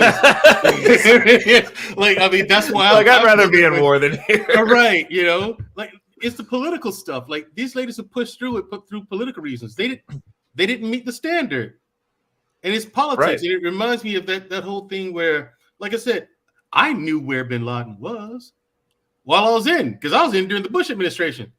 Like during the Bush administration, I knew where bin Laden was. But, fast forward a year into Obama's presidency, he goes there and sends SEAL Team 6 in to go get him. Camp David in a bunker somewhere? Who? Bin Laden during the Bush administration. I thought he was at Camp David. I don't think he was in Camp David. But he was definitely in Pakistan. We knew that, but again, like I explained earlier, why we didn't get him when we could have. Really killed him. Yeah, he's gone. Do you really think so? Yeah, I really think so. He's gone. They had to. That's something they had to. Were you over there when they caught Saddam and hung him? I wasn't over there. I wasn't over there when they happened, but I remember when I got word of it. Everybody was happy about that. You heard about that? Because I know you were like I did and watched the cell phone footage that was on the internet for the whole 4 hours that it lasted. Right, and they took that shit down quick, didn't it? We got to watch like someone there got a copy of it, and we're just sitting there watching. Like, dude, that shit was like, taken on a ancient old like flip phone style phone with a little little LCD screen on it, dude. No doubt, dude. I It mean, was I the greatest, felt good. I it was felt the good. greatest thing ever. Look, Saddam Hussein took that shit like a boss too, because he went out cussing every one of them fools out. Yeah. Here's how I felt about it. Hold on 1 second. Here's how we feel about it now. Every member of SF, whether you Green Berets or Delta Force, we all felt one way about the war in our country when we were serving, and another way. And as we served, we saw all this crazy shit going on because we were asking questions. Sometimes we were told to shut up. Other times we just flat out didn't like the answers we got because they were fucked up and it didn't make sense. And then it's like when she asked 1 + 1 = 2, it's like, oh, this is about money. Oh, this shit's about optics. This shit over here is about politics. This is some political bullshit you're doing. So when we go through that, and then we're like, okay, I'm over here doing my job. I love my job, love what I do, but you're pushing me to a point where I can't be a part of this anymore. Like it's a lot of us got out when we had the option to stay in because of that. It's like, okay, with all this crazy shit you guys are doing, you pencil necks are doing. You know what I mean? I don't understand. Yeah. You're playing with people's lives. We're serious. We want to. You tell us, okay, this is the enemy. Go get him. We got him. Let him go. What? Why? What are you talking? We need you to go catch him again in 6 months. Right. You know what I mean? Like I mean, that's what the American warfighter is probably the greatest and most well-trained warfighter of all time in human history. So with that, we'll go over there and get them. Like, that's what some people don't know. We'll go catch people. High value targets, and then let them go. What? Why'd you do that? Why? And then, like Ray just said, 3 years later, hey, he bombed this place, that place. Yeah, no shit. When I brought him here to you 3 years ago, I mean, so they basically got y'all functioning like the police. Yeah, but you're in the middle of nowhere. You're 100 miles, sometimes 200 miles behind enemy lines.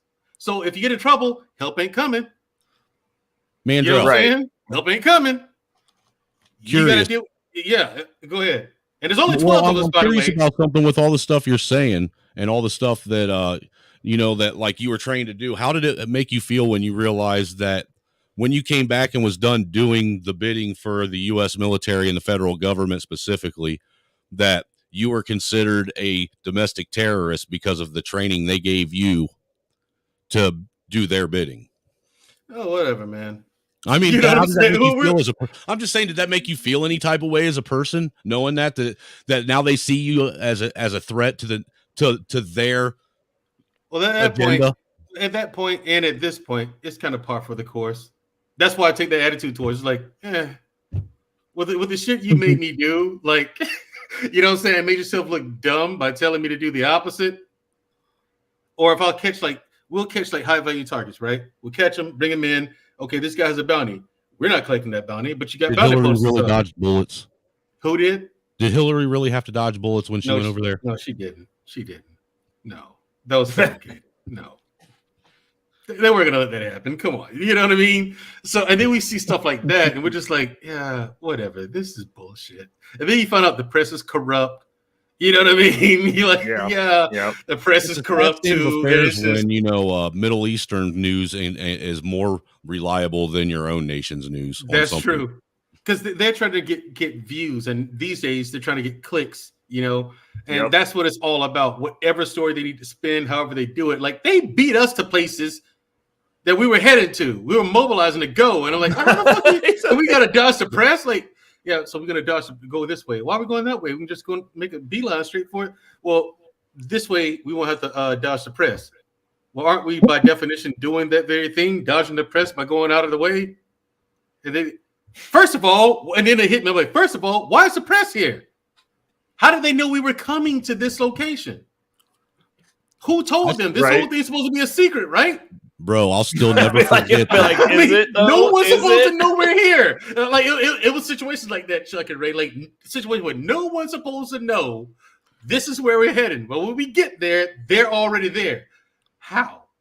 I'll never forget the very first time when they did that first airstrike on Baghdad, and it was the first time they actually televised an airstrike on another nation in real time.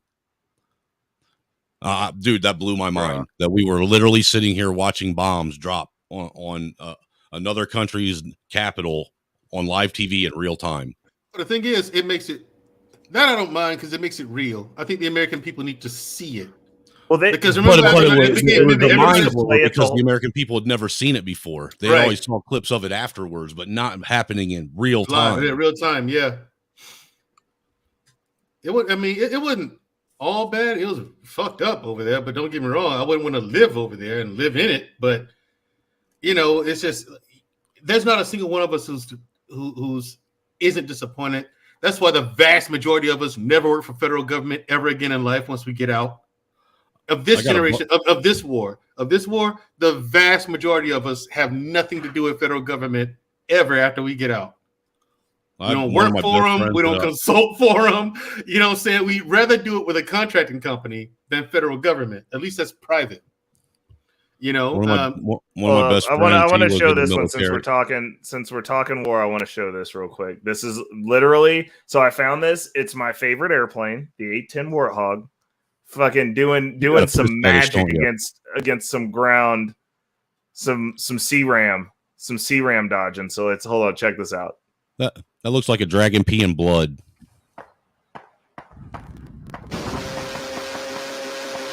Dude, that don't even look real though.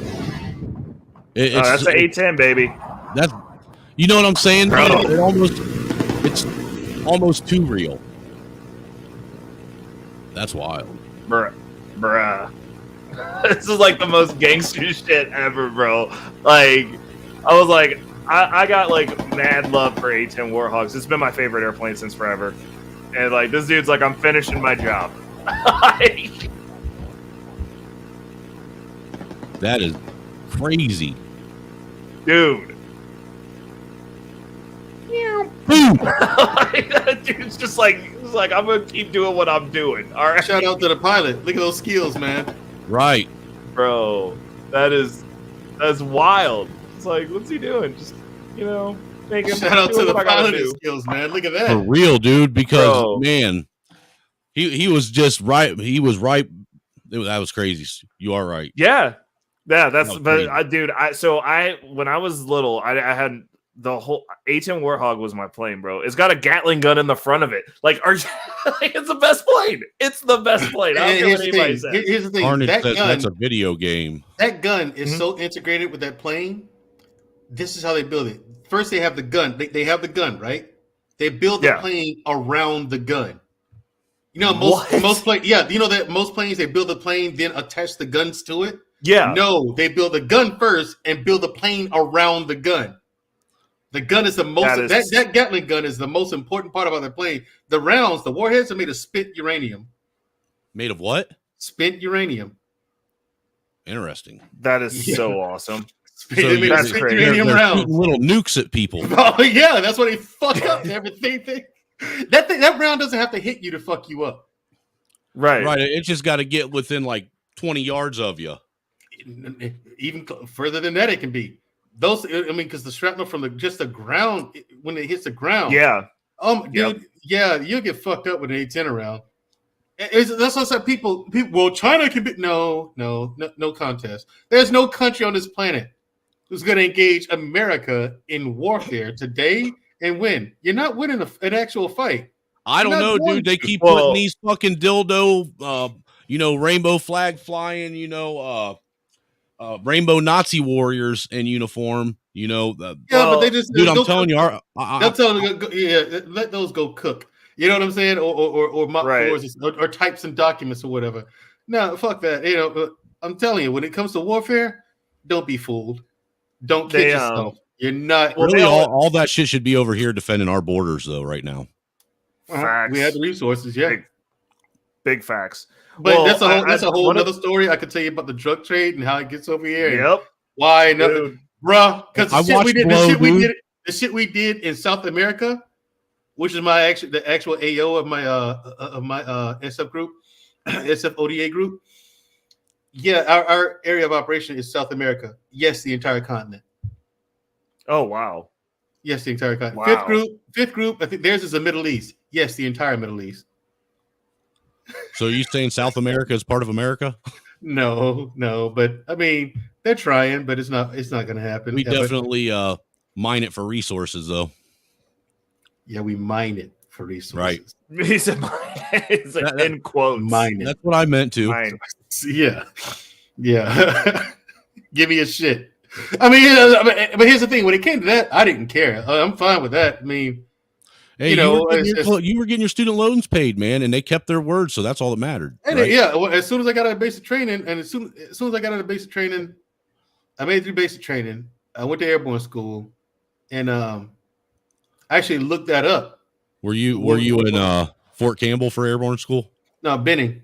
Oh, okay, I was Yeah, gonna say I Benning. was born in Fort Campbell, where the 101st is. Yeah, that's what fifth group is too. Fifth Special Forces group is in Fort Campbell. I got a buddy of mine still over there. He's a first sergeant. He's first sergeant now. He's about to he's gonna retire in a couple. He was gonna retire, but then they put first sergeant on him. He's like, nah, fuck it. I'll just stay. My grandpa was a staff sergeant over there. He's back over here. He's in garrison now. He's not gonna be deploying much anymore. It's like, fine, okay. He's gonna sit at your ass in the desk. And he said, exactly. No, dude, I have a Okay. buddy that I went to that I was he was actually a real good friend of mine. I didn't go to school with him, but he was at a neighboring school, you know, so we hung out all the time. When the second Iraq war first broke out and they were going over to Baghdad, remember when they had that insurgent attack on that American caravan? Yeah. Where 100 insurgents attacked them and killed like 4 or 5 people. 4 or 5 of the soldiers over there. My buddy was over there in that attack. Yeah, And, now imagine that 100 dude, people only took out 4. Fuck but the you. thing is, You're not but the winning. thing is- well, You know? the thing is he ain't been the same since, though. You know, that messed him up. Yeah, I mean, combat will change you one way or the other. Well, they completely caught him off guard because the caravan wasn't even that big that they were in, and if you recall, half of it had been separated and was still back Mm-hmm. back And a see, ways. that- And yeah, that happens. Well, things that happens, especially when you're in convoys. Sometimes this happens. Some of them might get a flat tire, or well, a he ended vehicle up might he was break in down a something. he ended up being in a vehicle that got hit with some kind of IED and ended up getting, dude. He's not the same person that he used to be. You know what I'm saying? Like the guy that went there ain't the same guy that came back at all. I mean, you can see that you can tell that he tries to be the guy Yeah. that went there, but there was a lot of him that got left over there that never came back. See, I'll tell you, my mother told me that. She told me that once. She said, I wish you'd never joined the military. I said, why? You're a completely different person. I said, really? She said, yeah, you are a completely different person. And that's, Chuck, you're absolutely right. You're spot on. You do leave a piece of yourself over there. And the longer you're there, the more times you go, the more of yourself gets left back there. You know, now sometimes it does get replaced with something else. So, but essentially, you're right. You are a different person when you come back. Once you see war, it's different. That's why I'm not quick to get into a fight. You know what I'm saying? Yep. I'd rather just leave the area because I understand violence. And On I a whole understand different level and scale than most people. exactly. I understand violence. Now I actually honestly and actually understand violence. I know where this can go. Because if I'm in a fight, what's the point other than to kill you? You trying to kill Facts. Right. me? Am I trying to kill you? No? Then what's the point? I'm just gonna walk away. You know what I mean? There's no point in taking this any further. So, but if I do get into a fight, I know where I'm willing to go. So I just rather not be bothered with it. You know what I mean? I just want to throw out there. I'll be honest with you, Mandrell. The more I talk to you, the more I actually, the more I like you, man. Honestly, I really do. You're pretty straight up. Mandrell's a straight vegan, shooter, dude. For real. I'm You know what we used to call back in the day? Because how old are you? In your late 30s, early 40s? Just 44. Oh, you're same age as me, so you remember you're a man's man, dude. And there aren't many of them left. Yeah, appreciate it. Appreciate Bro, it, Chuck. hold on. Mandrell, my buddy, the homie B-Rad over on Snowman's channel is going. He said, what's your ethnicities that you know for sure? or at Oh, all. okay. Like, I mean, What's your I know. family ethnicities or that you for sure know? And then he also all. also said that this is why he said, Ray, this is why people don't like Trump, because orange people don't answer simple questions.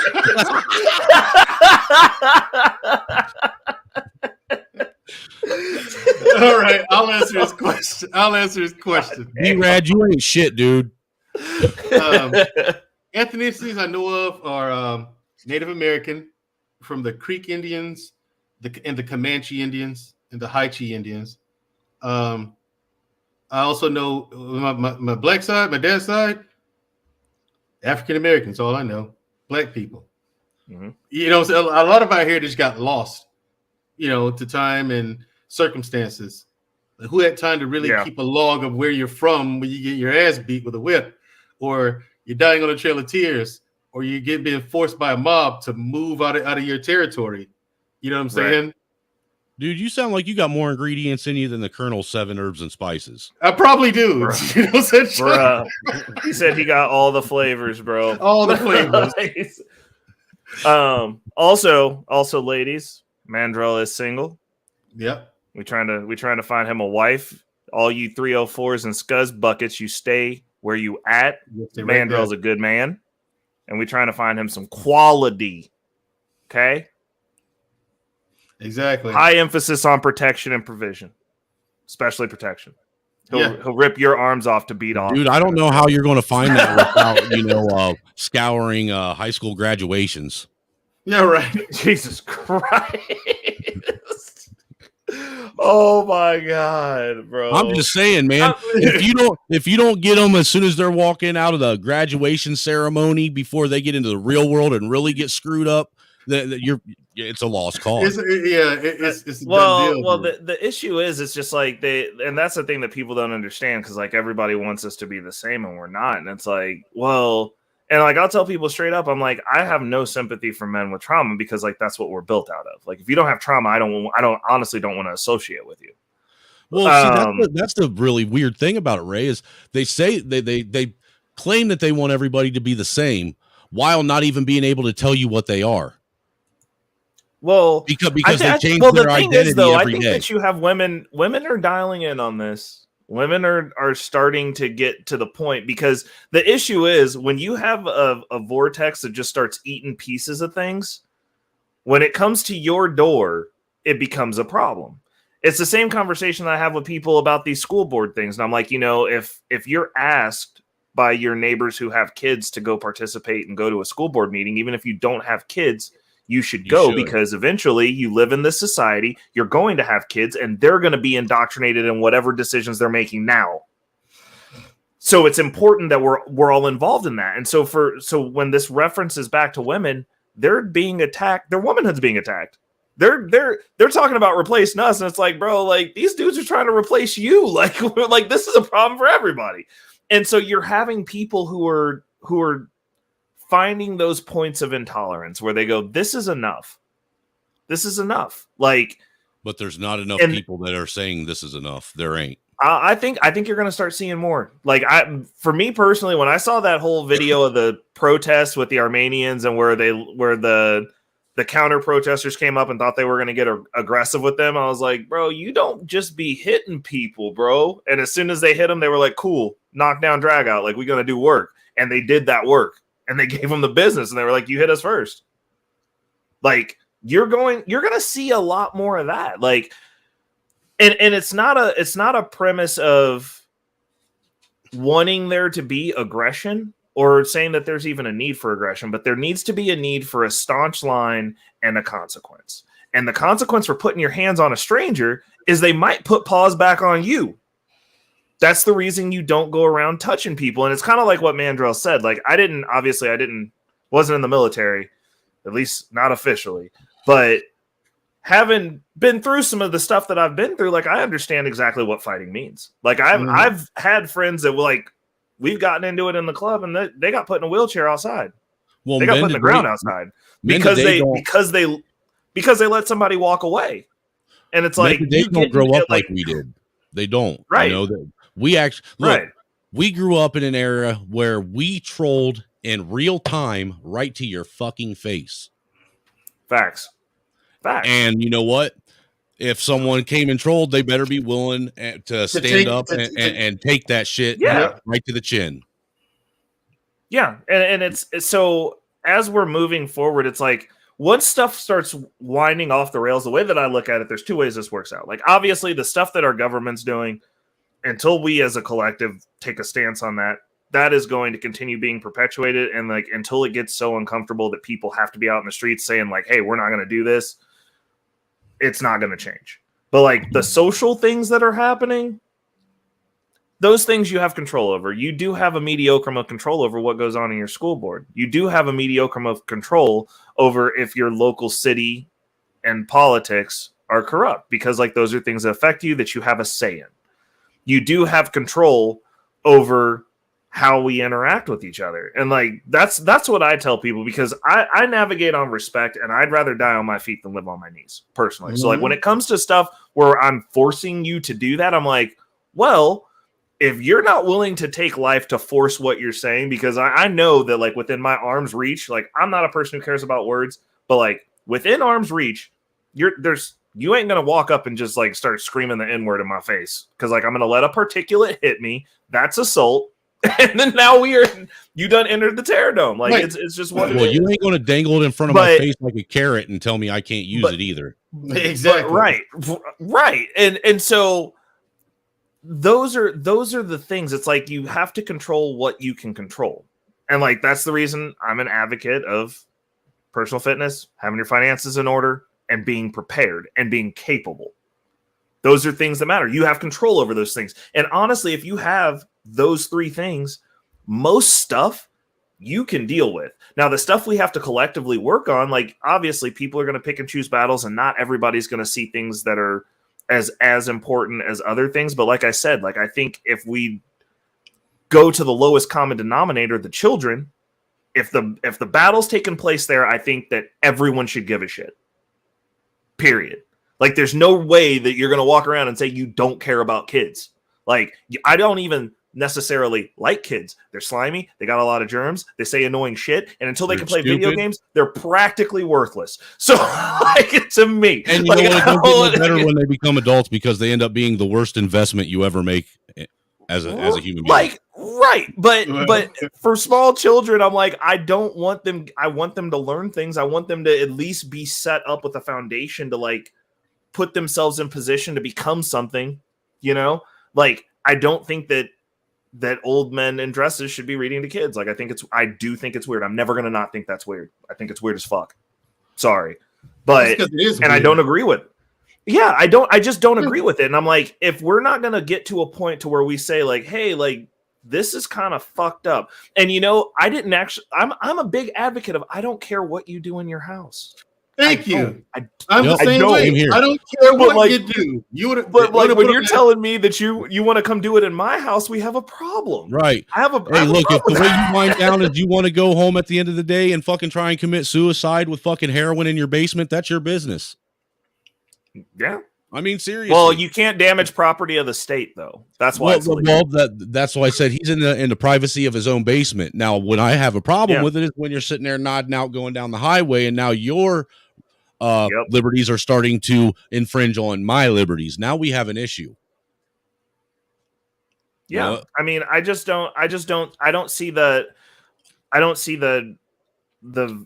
value. Nobody's willing to risk everything, Ray. That's what it is. Because at the end of the day, to change shit in America and to actually be changed in a way that is going to benefit America, that means people are going to have to sit back and say, what am I willing to lose? What am I willing to risk?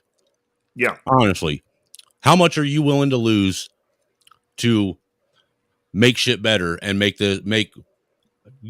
your point across to people and try and start a movement? How much are you really willing to lose? Well, I mean, at the end of the day, that's what it ends up being.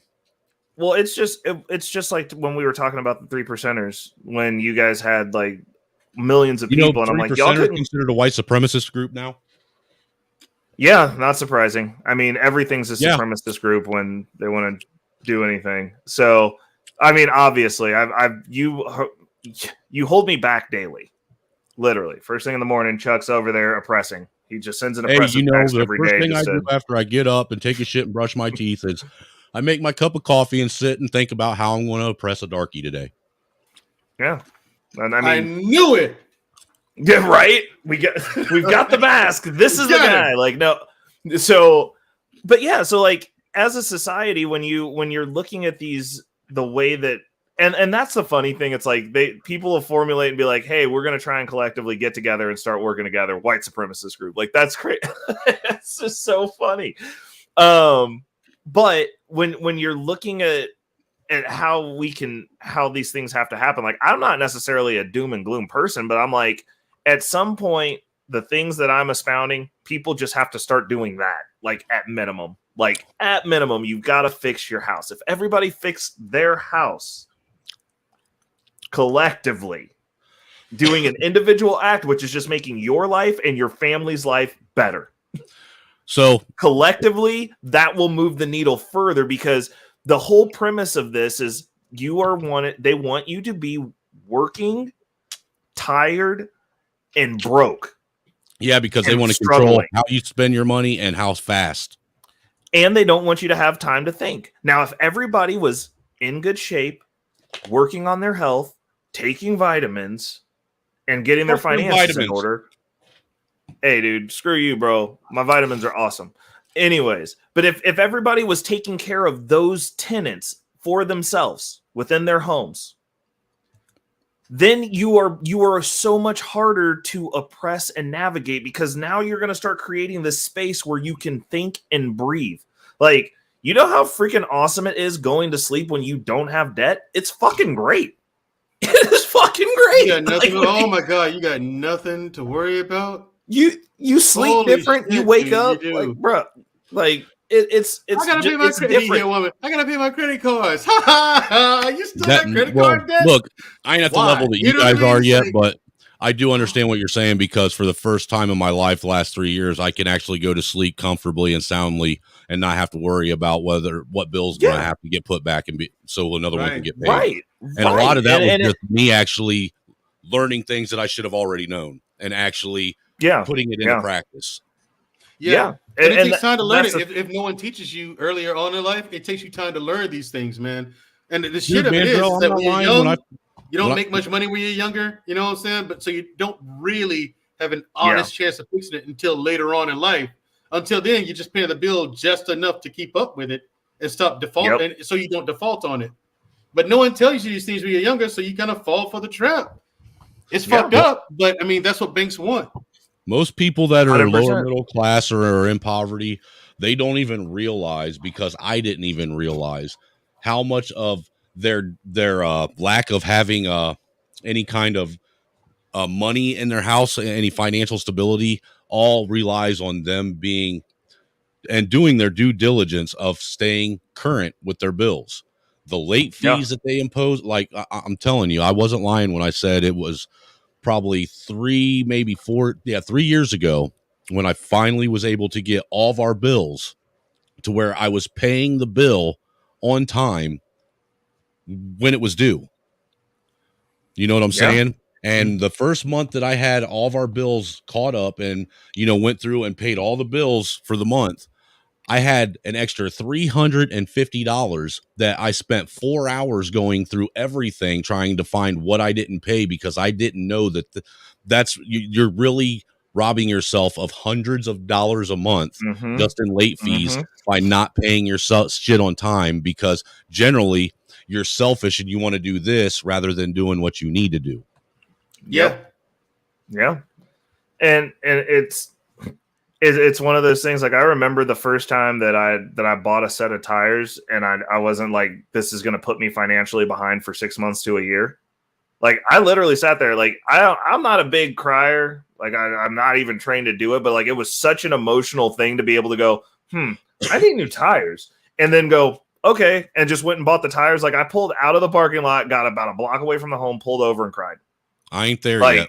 It just didn't even make sense to me. Like, my brain, like, I was just like, dude, like, because like I started thinking about like how far I'd come, and I'm like, I just went and bought a whole set of tires, like 4 new tires, because I needed them, and like I had the money, and I was just like, oh, Well, you know, like I This told is you, Ray, when me different. and the wife started out, being her, everything we had fit in one bedroom.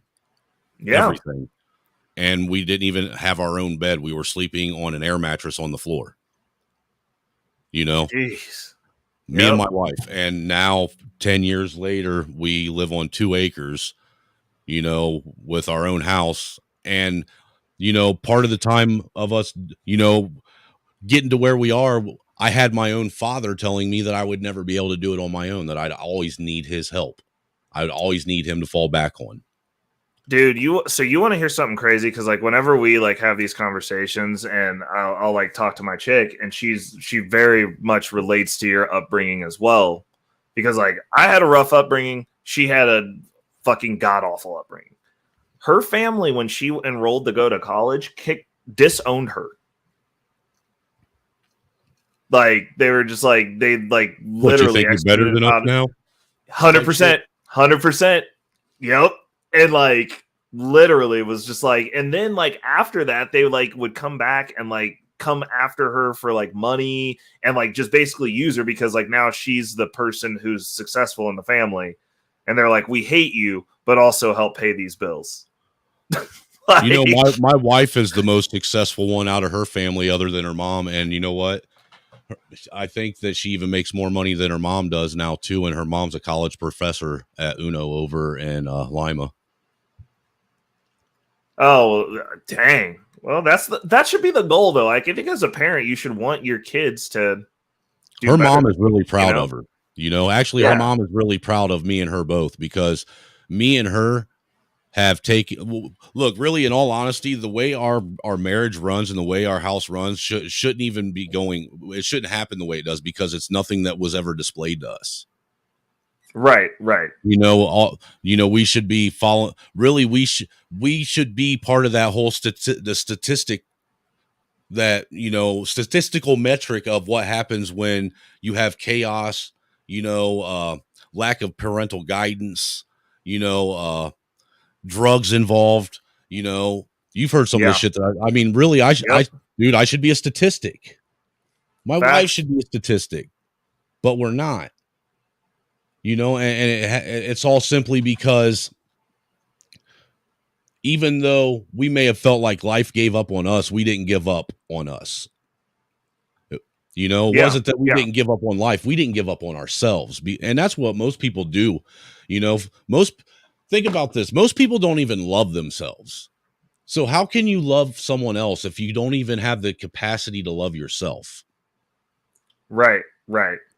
You know what I'm saying? I mean, most people can't even be alone with themselves. That, you know, they aren't happy just being with themselves. You know, they need someone else there. You know, if you ain't comfortable with yourself, how could you expect anyone else to be comfortable with you? Facts. You know what I'm saying? Well, that and then your upbringing, it's like you don't see any of this stuff, and you're kind of, well, I mean, the thing that's interesting, and it's what I consider it when you become an adult, is when you realize that like nobody knows what they're doing. You're just kind of navigating it, and you have to do the best that you can. And it's kind of like at those points where like when I was patching things up with my family, like a lot of those points, a lot of the stuff I had to, as mad as I was, let it go, because I'm like, you realize you're like, man, these motherfuckers didn't know what the fuck they were doing. Well, look, at all. And they just kind of navigating through it, and you're like, these are the circumstances, and I'm like, okay, so I've navigated and not created most of these circumstances in my life, but like as an adult, I'm looking around, and I'm like, well, you know, I'm testing shit and I'm really quick to pivot, but like, I don't know exactly what I'm doing either. And so I look back and I'm like, oh, wait a second. When I was pissed at my mom because like she did X, Y, and Z, I'm like, she didn't know what the fuck she was doing. And she had to deal with my ass going around being a fucking heathen. So I said that's how my mom and I reconciled. Like, I've had a couple of conversations with my mom. One of the questions I asked her was like, Mom, growing up, why were you so hard on me? You know? She's like, because I refuse to raise a sorry man. My mom tried to apologize. So, like, I didn't know. Yeah, I didn't know. She apologized to me too, but I didn't know that that's what was on her mind. I thought she was just being an asshole. You know what I'm saying? And mean for no reason sometimes. You know what I mean?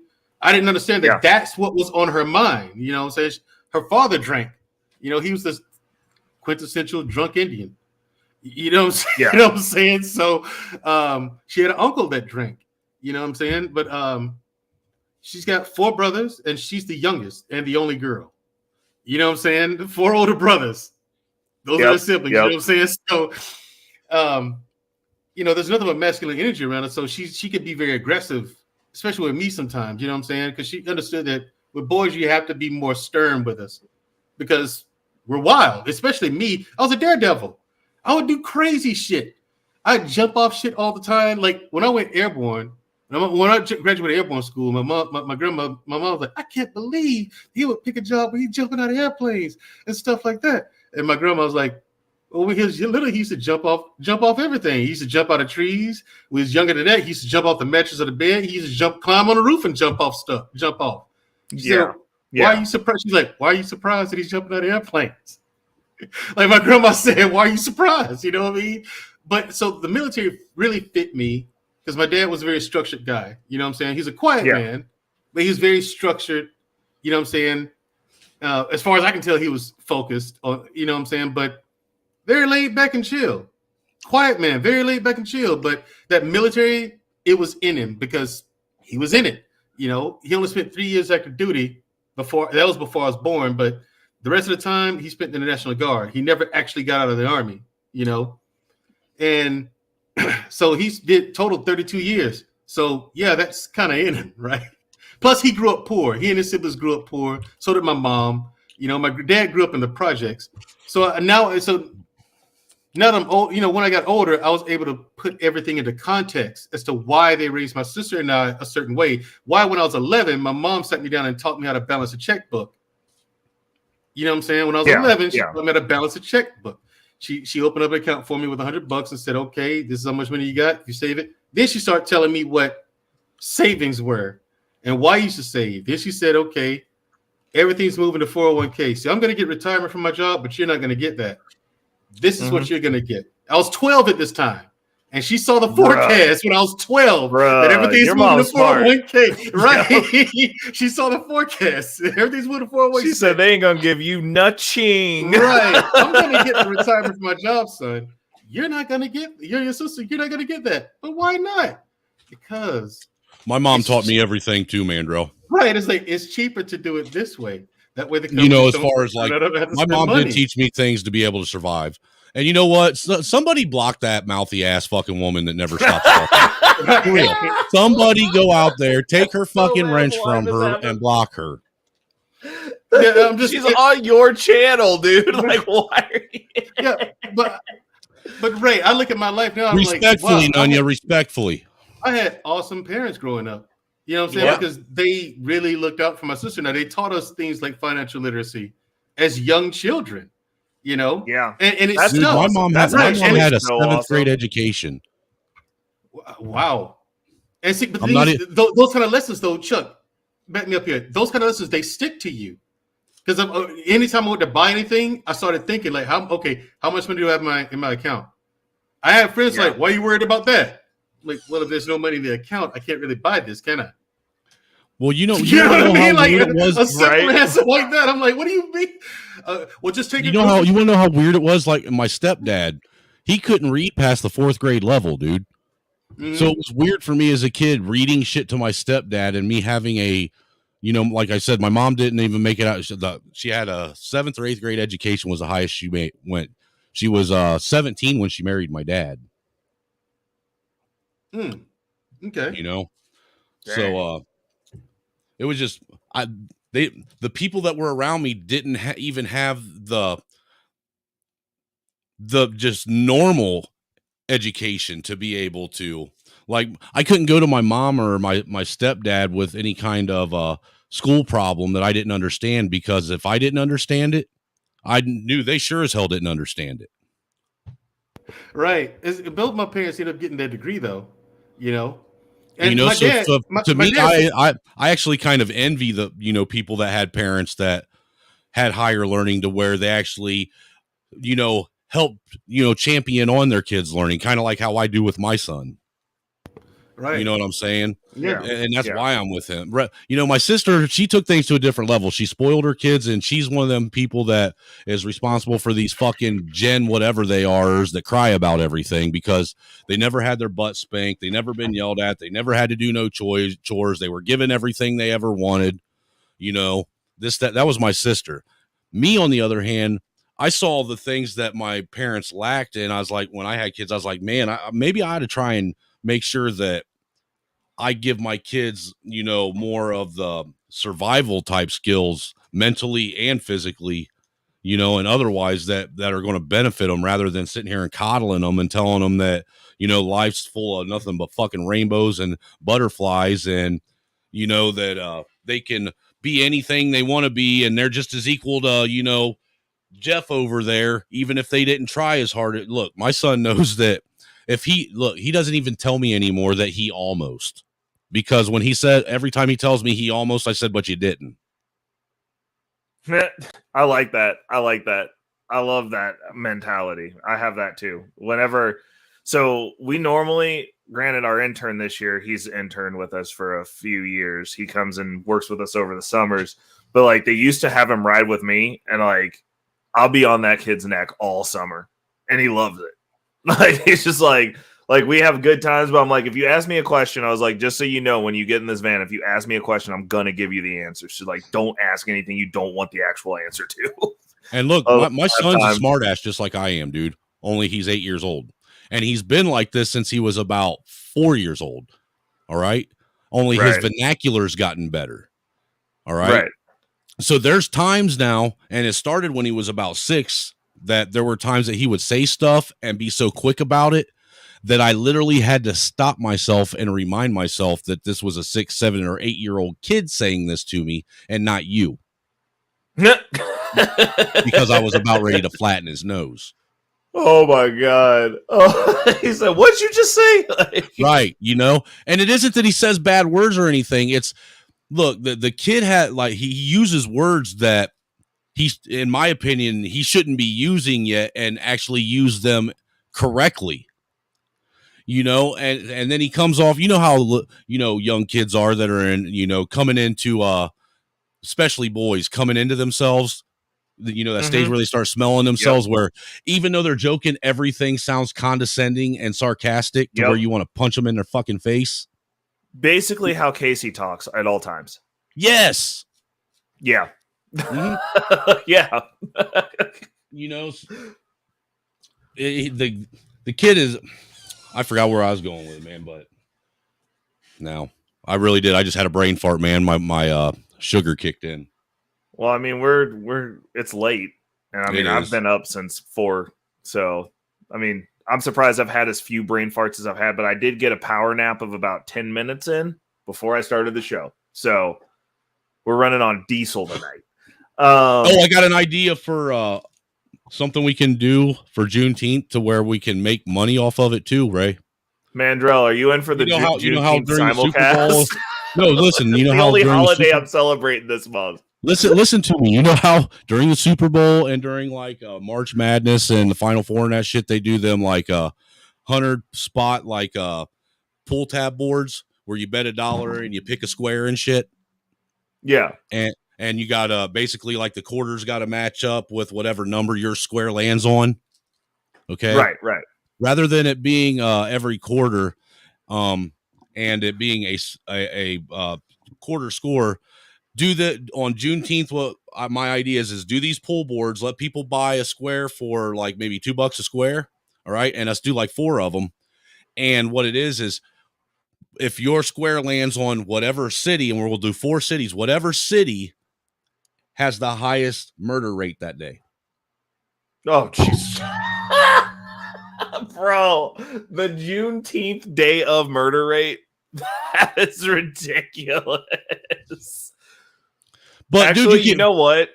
What day is? Hold on. Where's a damn calendar so I can see when Juneteenth is? I'm just saying, man. You could do it. Isn't you could it Monday? Treat it just like a sport, man, and literally at least have some fun with it when you know it's going to happen. You know it's going to happen every time you get a congregation of fucking people that don't have white, black, 19th. or otherwise, black, or otherwise, I'm going to put that out there, that don't have any kind of house training, there's always going to be He some said kind of violence and house fucking. Yeah, he's right though. They don't have any kind of home training, man. You're done. I mean, it's crazy. That's Here's true. the thing: most people don't even know what Juneteenth is.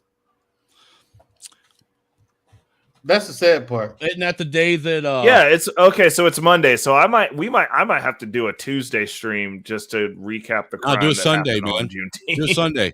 It's Sunday. Yeah, do a Sunday because I'm lighting off fireworks Sunday night for Juneteenth. But we can't know the crime stats for that day if it's not. Yeah, you're right. You're right. Day, The actual, or the day after that. If we do the pull card thing, we would have to do it that day.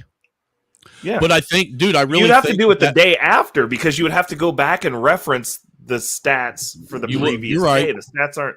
Yeah, you're right. So it'd have to be on Tuesday. Look, dude, how you would do it is you would just put, like, for the actual numbers, you'd have two sides where it's 1 or 0 through 9, and then you have like Chicago, New York, Philadelphia. Dude, Philadelphia is gonna win. Houston, Dallas. You literally didn't list Detroit. You leaving Detroit off this list? No, I was getting there, dude. I mean, dude, there's so many now. It's hard to keep track of them all. Well, I mean, I just refer to them as third world cities, and I don't literally. No, so I have a funny story. I'm waiting for Muslims to take Detroit over, bro. It would be better. It would be better, dude. Red. I was talking to Red, and he was telling me up there that there are literally neighborhoods in Detroit that when you come into them, it's like you just went into a fucking Afghanistan or something over there. Damn. He said not even bullshit. It's like you just went into an entirely different country altogether. Oh wow, damn, double damn. Okay, so for my final, hold on. Let's do final thoughts, and then I'm going to round it out with my funny story, because I do have a funny story about Detroit, because I've been there once. Who wants to go first? Don't eat yellow snow. Angel. Oh, my God. Ugh, Angel, damn. You got any final thoughts for us, brother? I'm voting Angel fell asleep. That's a win for me. Angel's soul is mine, along with Angry Man and Beans, because I've had all of them fall asleep because I stay up later than everybody. Speaking of which, I got two stories for you guys. So one time on Christmas Eve, we went out. There was this club that we all used to go hang out and dance at, and I got picked up by a dominatrix, and she was like, "You want to come back?" Didn't you? No, let me finish the story. Okay, so it's a good tale about how you can have friends and still keep your value set. So this chick picks me up, and she was like, "You want to go back to my place? We're having a party." So I get back to this place, and it's like a bunch of prominent chefs within the city, and they've made this authentic Passover dinner. And I was like, "Cool, I've never had any of this shit, so I'm gonna eat everything." So everybody's like doing coke at this party. They're all coked out. And so, I'm eating all the food. We're hanging out. There's people getting spanked and beat in the other room. It was kind of cool. I looked in there. I'm not going to lie. I ain't got no shame. I was like, I want to see other people get spanked, but ain't nobody spanking me. So, the night goes on, and it goes, and we, are partying. 6 o'clock rolls around, and, everybody's, bouncing out of this party, and, there's only a few people left, and we're all hanging out, and they were just like, "So, you've turned down drugs all night. What are you on? How do you have this much energy?" And I was like, "This is just how I am. I'll be like this until I go to sleep." They were just refused to believe that I wasn't on drugs. And they were like, "Well, you got to tell us what you're taking. We need that." And I'm like, "Vitamins, bitch." I don't know what to tell you. How about you get in shape and find out? You know what I'm saying? How about you get in shape and find out? They were in good shape, but it was just I was like, "You do drugs. You're cheating your system. Yeah, you're malnourished. You just stay up late." Yeah, I was like, if you just stay up late a bunch, your body will adapt, and then it just gets real weird, and then you don't have a sleep schedule. But it's whatever. It's kind of a superpower. But that's that story. And then so Chicago for Detroit, we used to travel to go to breakdancing competitions, and so we went to Detroit one time, and the crew that I was in, we had a tradition of going to like a diner. So we would like try to find an IHOP, a Waffle House, or a Denny's or something. We drove up to Detroit, and after the battle was over, we were leaving, and we were like, yeah, let's go stop off and get something to eat. And we pulled into Denny's in Detroit, man.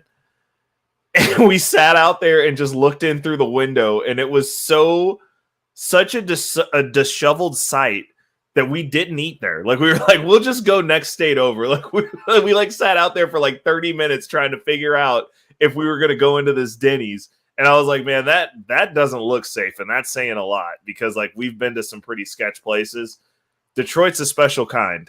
I was like, it was cool to go to where we went, but I was like, I don't know that city well enough to navigate it. And I feel like death could find you everywhere. So why didn't Denny's seem safe? Dude, there was just so much going on in there, dude. Like, it was just too much, man. Like, so like in Kansas City, like if you go to a place or you're in a sketchy part of town, you know you about to die. Like, this Denny's just didn't look safe. Like, it wasn't. And so I told this story to one of our clients. He owns all of the you know how they've merged together the KFCs, the Taco Bells, and the Pizza Huts, and they're all like one thing now. I know the guy who owns all of those in this region. I don't know what. And when I damn, yeah, so you know the guy who owns all of them. Yes, and yeah, so he has to go up there, so he'll go through, do his store checks, and he said when I told him the story, and he was like, oh, he's like, you were totally smart to not go there. He was like, when I have to go up there to check my stores, he was like, I have to take off anything of value before I walk in. And I was like, are you serious? He was like, yeah. He was like, they'll rob you.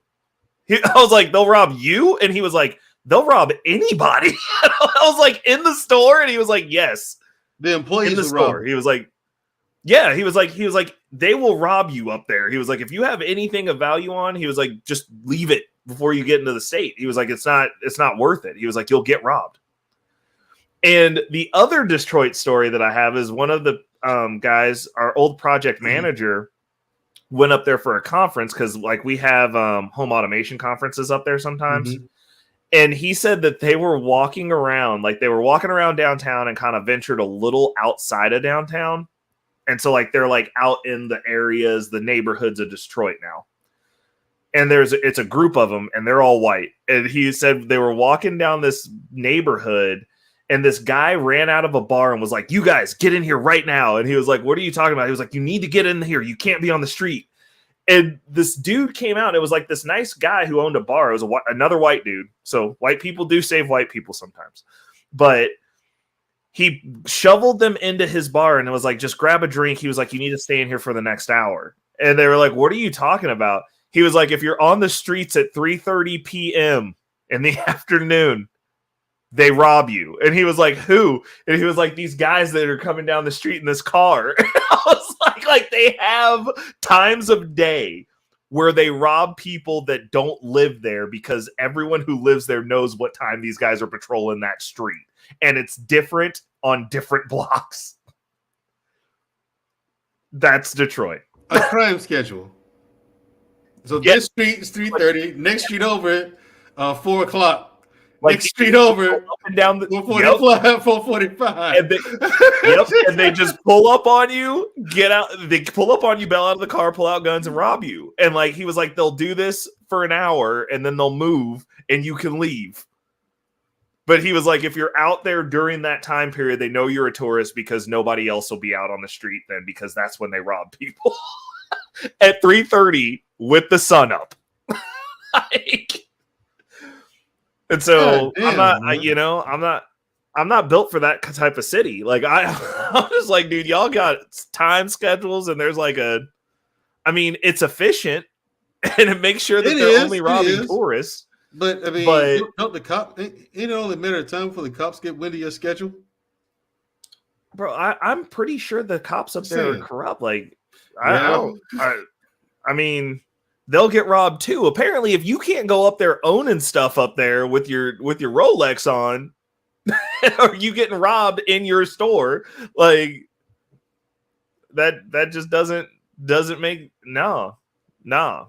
Like everything that I've heard from everyone who's been there, including my experience from sitting in that car for 30 minutes looking in Denny's, like it was like you were saying, it was like looking into a third world country. It was what I imagined Denny's would be like in a war zone. That's what it was like. You know what fucked me out in Kuwait? In Kuwait, there was a Burger King, but everything. No, there wasn't. Yeah, there was. There was a Burger King. You like return fire, be like, yo, let me get a number 2. Right. In Kuwait, there was a Burger King, but the whole sign. What fucked me up is the sign was everything was in Arabic, but I knew it was a Burger King because it's a Burger King sign. You know what I mean? I bet you weren't getting it your way over there, though. I bet you're not. I bet you are not. You know what I'm saying? They'd be like, your way is haram. We got a Burger King over there. Like Kuwait is so westernized. So if you meet someone who's like, I've been deployed, it was bad, man. It was bad. Where'd you go? Kuwait. You didn't do shit. What was bad about Kuwait? Kuwait is so westernized, man. It's ridiculous. There's a McDonald's, there's a Pizza Hut, Subway. And that was back then when I was there. Like, I mean, we were just passing through it. We saw that shit. I was like, fuck, man. Really? A Burger King? What is that? You know what I'm saying? I'm like, damn. So Burger King's making money like that. Like these you know, fast the food only thing restaurants. Mandrell, you know the only thing they gonna give your ass is 2 orders of Allah Akbar, bro. That's it. I didn't. You're right. I didn't trust shit. Okay. I did go to the little villages in Afghanistan to eat some of the food over there, though. I was curious. I'm like, what the fuck do you eat? How does this shit taste? What does it eat? It needed salt. Like everything needed salt. Everything did. God damn. Oh, really? Man. Yeah, everything needed salt. They didn't have it out there. They're in the middle of nowhere, the mountains of Afghanistan, man. You know what I'm saying? Oh, yeah. And you guys say white No people salt. don't know how to season shit. Yeah, y'all don't. Wow. Still. I mean, instead of using the right ingredients, you put raisins in your shit. That's what you do. Dude, that is an urban legend and it's bullshit. Do we and have I'm tired of seasonings? I'm tired of you No, but we got these raisins, and right? spreading that rumor. I'm telling you now, I'm tired of it. You know what? Any of you motherfuckers ever invite me to the barbecue, I guarantee you I am now going to bring potato salad and make sure there's so many fucking raisins in it, you choke on them. Bro, Yeah. you have raisins in your house right now, Snowman? Honestly.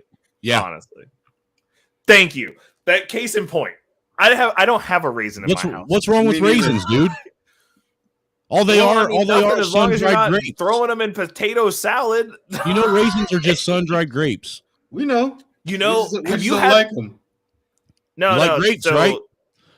You sure ain't got no problem drinking that wine, do you? Yeah, I mean, here's the thing: raisins are fine Jesus made that. in the right context, but you know, you can't put them in everything. Like you can't put season salt on everything. Yeah, you can. Also true. No, No, not you everything, man. You can't bake a cake, put season salt in it, and think it's gonna be okay. No, Or but have you scrambling, ever put- have you ever put scrambling eggs. mustard on an Oreo cookie? No, I have not. What? Put mustard on an Oreo cookie. Seriously, I'm not putting mustard bullshitting. on- This I've is not a tried troll. that. I'm curious. Just like regular French's. Regular French's mustard, take it and put it on an Oreo cookie. And then I expect you to send me a text message immediately following you doing it, Ray. I ain't Because you're gonna going to lie. say, fuck you. That doesn't even, what's happening in my mouth doesn't make sense. I ain't gonna lie. He Oh actually my got me God, curious about okay. that too. He's actually got me curious about that now. Damn it. Well, the Raisins, last thing I that he mean, got me curious mustard on an about, I Oreo. was scarred by. So No, this ain't going to Makes scare me you, dude. curious. It's going to be one of them things that logically what you use mustard for and what cookies are for, you dip cookies in milk, not mustard. You put mustard on hot dogs and hamburgers, not sweets. True. right. So that's what it is. logically, in your mind and visually, it doesn't make sense what's going on in your mouth because you're not disappointed at all. You're not discussing. It's the same thing with Okay, Snake. okay. It sounds like the same thing with Snake. Like I thought I was Doesn't gonna be snake repulsed. taste like chicken? It does actually. I thought it was bullshit, but it does taste like chicken. And then like I would do stupid shit. Like Everything tastes like chicken when you Like- can't explain what it tastes like. even when we deployed, I bought a big, you know, Oh, with the snap. Sam's, I bought this Latania's big- in the building. I bought this big ass thing of Larry's seasoned salt, and I bought another big ass thing container, same size of garlic salt, and I deployed with that shit, man. And then I'm sitting there sometimes in my ears, I'm sitting like, or like we have food or whatever. What are you doing, Harris? Is that? I said, seasoned salt. Where'd you get that? I said, I brought it with me. You know what I mean? I started to fuck with him at first. I said, I bought off one of the Hajis. You know what I'm saying? Because we play with each other like that all the time. Because we buy DVDs from them, you know? Where the fuck they got them? I don't know. Like, why do you have a? You guys were over there buying DVDs during war. Dude. Did Okay, so bootleg DVD? Mandrell, wait. Snowman. We got to revisit a conversation from last week. No, we got to revisit a conversation from last week. Yeah, dude, Mandrell, I after you cannot left, be held accountable for shit that I did last week. This is a new day. Mm-hmm. No, this isn't you. After you left, Mandrell. Mm-hmm. One of the friends of the show that we all know from these YouTube streets, Simon, stopped through. Okay. I heard about that and I missed it. And Simon, I mean, oh God, this is bad. So Simon said that he also was in Afghanistan and he served. Right? Isn't he British? But Simon's service was a little bit different than your service, Mandrell. Okay. I'm hoping. Now, according to Simon's... Was he in the Peace Corps? In Simon's words from a previous stream, Simon was engaging in trench warfare. UNICEF? And Simon somehow found himself in the middle of getting split roasted by 2 Afghani men. And that's split roasting is where there's like one guy on this end and one guy on this end. And Simon's in the middle, and there's a bunch of this happening vigorously, right?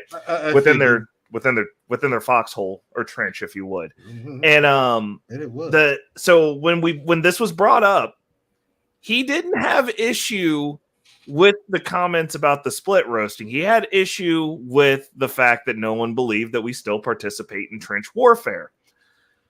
Now there's 2 things so that are kind of issues here. There's a lot going on here. He said he was actually being split roasted. He said that he got split roasted. Okay. He said he got split roasted in Afghanistan. Was he drunk when he said this? Yeah, but he told a whole ass story, and then when they brought it back up, he didn't get mad about the split roasting part. He was mad that we didn't believe in trench warfare. Okay. Wow. Does that surprise you, Ray? When has no. My question is, so what I was asking Mandrell, because he was well over enemy lines. Did you ever have to save somebody that was actively getting split roasted? Because I'm assuming you get captured and split roasted. I don't think you participate in the split roast willingly, specifically while you're being shot at or mortared or bombarded or attacked. Snaggy says totally normal custom in Afghanistan. I don't think anyone. I never heard of anybody being split roasted by some Afghanis. But you know, if he's into that sort of thing, good on him.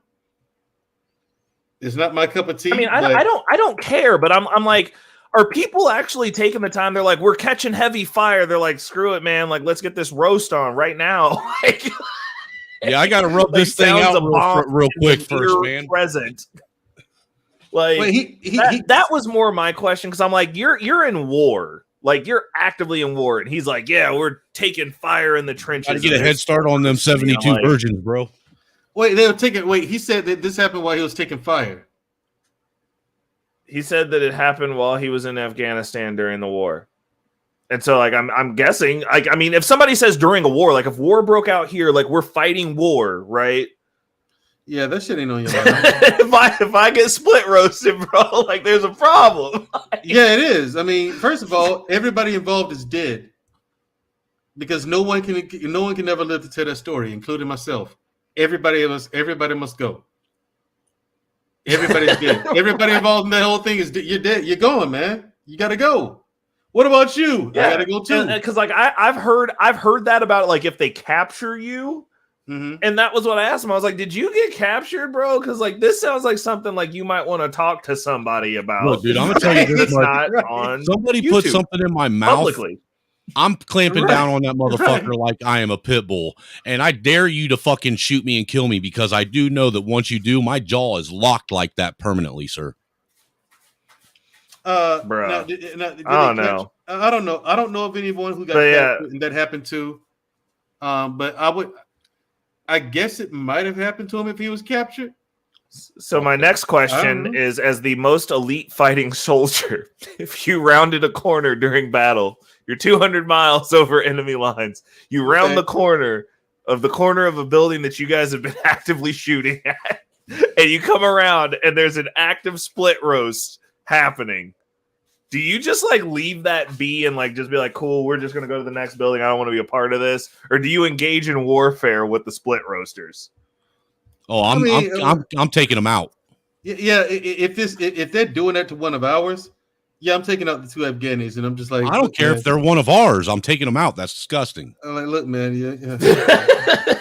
Like I don't know what to say. There's a time and a place. There's a time and a place for a split roasting. I was like, I don't like. This is actually worse than what I thought war was, because I was like, if everybody's just getting split roasted over there, that's fucking wild. Yeah, that is wild, man. I mean, I'm just saying, there's a time and a place for a split roasting, and in a fucking foxhole while you're taking mortar fire is not it. We engaged in trench warfare. Well, I mean, maybe the British do, but we use our brains. That's dumb. Well, I mean, you know what I'm saying? I don't know. They say the best defense is a good offense, and I mean, if you just go ahead and start off with a baseline of split roasting, they're not going to really torture you, right? Generally, if you punch somebody in their dick, they'll leave you alone. Yeah. Man, that's pretty wild. Yeah. That's pretty okay, wild. so that was last week's episode, but I'm going to go to bed because I have a client that may or may not be texting me in the morning to go fix stuff. So if you ever have I'm gonna get on up out of here before we end up getting what was it? Lamb masturbated.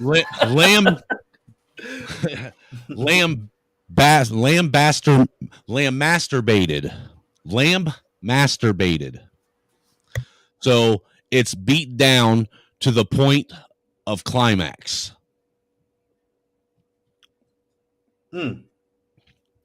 That Cybertoxin made that word up the other day. Yeah, it was good. That was freaking hilarious. I love that. Dude, man, Ray, you've been missing some really good quality streams that I've been doing with these TikTok.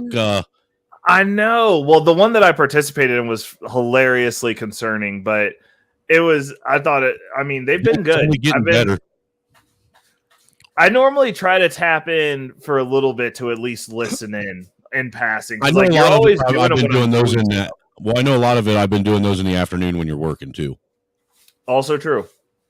But I normally like if I'm like flipping through YouTube and I see you're up, I'll like tap in to see what craziness you found, because like your algorithm is a nightmare. It's an American nightmare. Like, dude, look, I have managed to find a way to hack the TikTok algorithm and find everything you don't want to find. It reminds me of the episode I did last week when I found these. And look, dude, YouTube blew a gasket on Black Men Unfiltered Network when I did that episode. Did you see all of it, Ray? When I was showing those videos of people using the N-word, like these older white Christians, like, yeah. Oh, the Jesus is my nigga song. Right. I am me. Can't you see that Jesus is my nigga? Right? Jesus Bro. is my nigga. It was so my hero. It was so white bread. It was so my hero. Yeah, it was so bad that like you just had to laugh, because I was like, I don't understand how these people don't realize that this is the most offensive thing you could possibly do. That's like a Charlie Brown Christmas right there for me. Like my sister, we're live, and my sister, she starts dying. Because my sister's my co-host, right, on my show. Like, my sister starts dying. She's like, where did you find this? Where did you find this? And she composure gone. She can't hold it. She is dying laughing on air live, you know. And so I played another one. It was just as ridiculous. You know what I mean? So like even Mr. He said, he was like, boy, those videos you played, man, where do you find these? Where do you find these videos? It was a pilot of a show in Japan, right? An actual real pilot. This guy is early in the morning and he's making coffee, right? His son comes in the room and he's like, good morning, nigga. Right? At first I was like, when I first saw it, I was like, It kind of sounded like, but no, they have words that sound, and the Japanese do. They have words that sound like that, but it's not. Yeah. So then I'm like, I kept watching, and then the son said, good morning, what's up, my nigga? Looks at the crowd, goes, nigga. Oh my God. And then there's this music playing. I was like, no. No. I kept watching and I just broke. And then the wife comes in. She said, nigga. She said, I made your favorite, nigga. Chicken and waffles. And I look But then when they Mandrell, honest question though, did the chicken and waffles look good though? No, I'm about to get on that. When they showed the chicken and waffles, it was chopped up grilled chicken breast. Like she pan fried the chicken breast, and just made some waffles. I was like, that's not chicken and waffles. Chicken and waffles is deep fried chicken. Deep fried. Okay, not pan fried. Nah, chicken. Still chicken. So I played that video, and then the next day, I played that video too. People like, hey, Chris from Canada. Oh my God, man, it was crazy. So next morning, Black Man Unfiltered calls me up. Man, look, man, you can't play nothing like that no more, man. We got the video gets flagged. Someone hit up YouTube and complained. You know what I'm saying? No. Yeah. Dude, so it was a disaster. If it makes you feel any better, when I first started doing this show over on Beans' channel on I Sing a Little Podcast, yeah, he yelled at me once too. It's like somebody was mad at him, and they went through and since because like he knew that he had some heat because he was getting into beefs with everybody. And they couldn't get his videos, so they started flagging every single one of mine. And I was like, "Oh, I didn't know I couldn't do that, bro." Hey, bro, when I started coming over and hanging out with you, when I after your first stream, dude, I think you got in trouble like every time I came over. Well, no, you got me my one community strike was from your simulcast. How? Actually, it wasn't yours. No, I got myself my one strike. I have one strike. There it is. Because you made the decision to simulcast even if it was my shit. Well, no, what's funny is the video you had a video that got taken down that I simulcasted, and yours got taken down, and then mine was up for like another month and then got taken down. I was just like, how did they not do both at the same time? Dude, explain how they get me for hate speech when I'm exposing someone else's hate speech at me. Well, I think what's probably the funniest part of that is the person who you expose is probably the one who reported your video. Probably. Yeah, somebody. Yeah, I haven't forgot about you, asshole projectile. Yeah, somebody reported my video, that video and everything, dude. It was just like, yeah.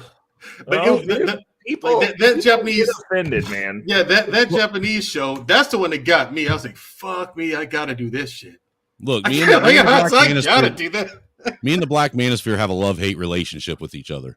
I've seen you around though, man. I've seen you on like Chaotic Truths channel. Yeah. Before you and I ever met, I've been seeing you a yeah, dude, I've been all over the Black Manosphere. You know, pretty much all the prominent channels, I've been on them already. Yeah, he used to go on Fight Club. That was interesting. Oh God, why? That's exactly what There's no point. There's no point in going to fight. Dude, I was the first white guy to go on a Latif live stream. If you want a bunch of toxic black spurgs, you can get your follower count up over there and get monetized real fast. Yeah, you can. Holy No, shit! but see, honestly, a lot of the stuff when I go to these panels, I would go on just to see if they would let me on. Oh, you know, honestly, and social generally, experiment, and generally, if they were just sitting there having a regular conversation about bullshit, I didn't care. It wouldn't be until they started bringing the whole, whitey issue shit up all the time. That's when I would pop up and hop on their panel. Well, since you want to talk about me, here I am. Let me have a say. You're right. This was a conversation between you guys until you brought Whitey into it. Well, Whitey's here.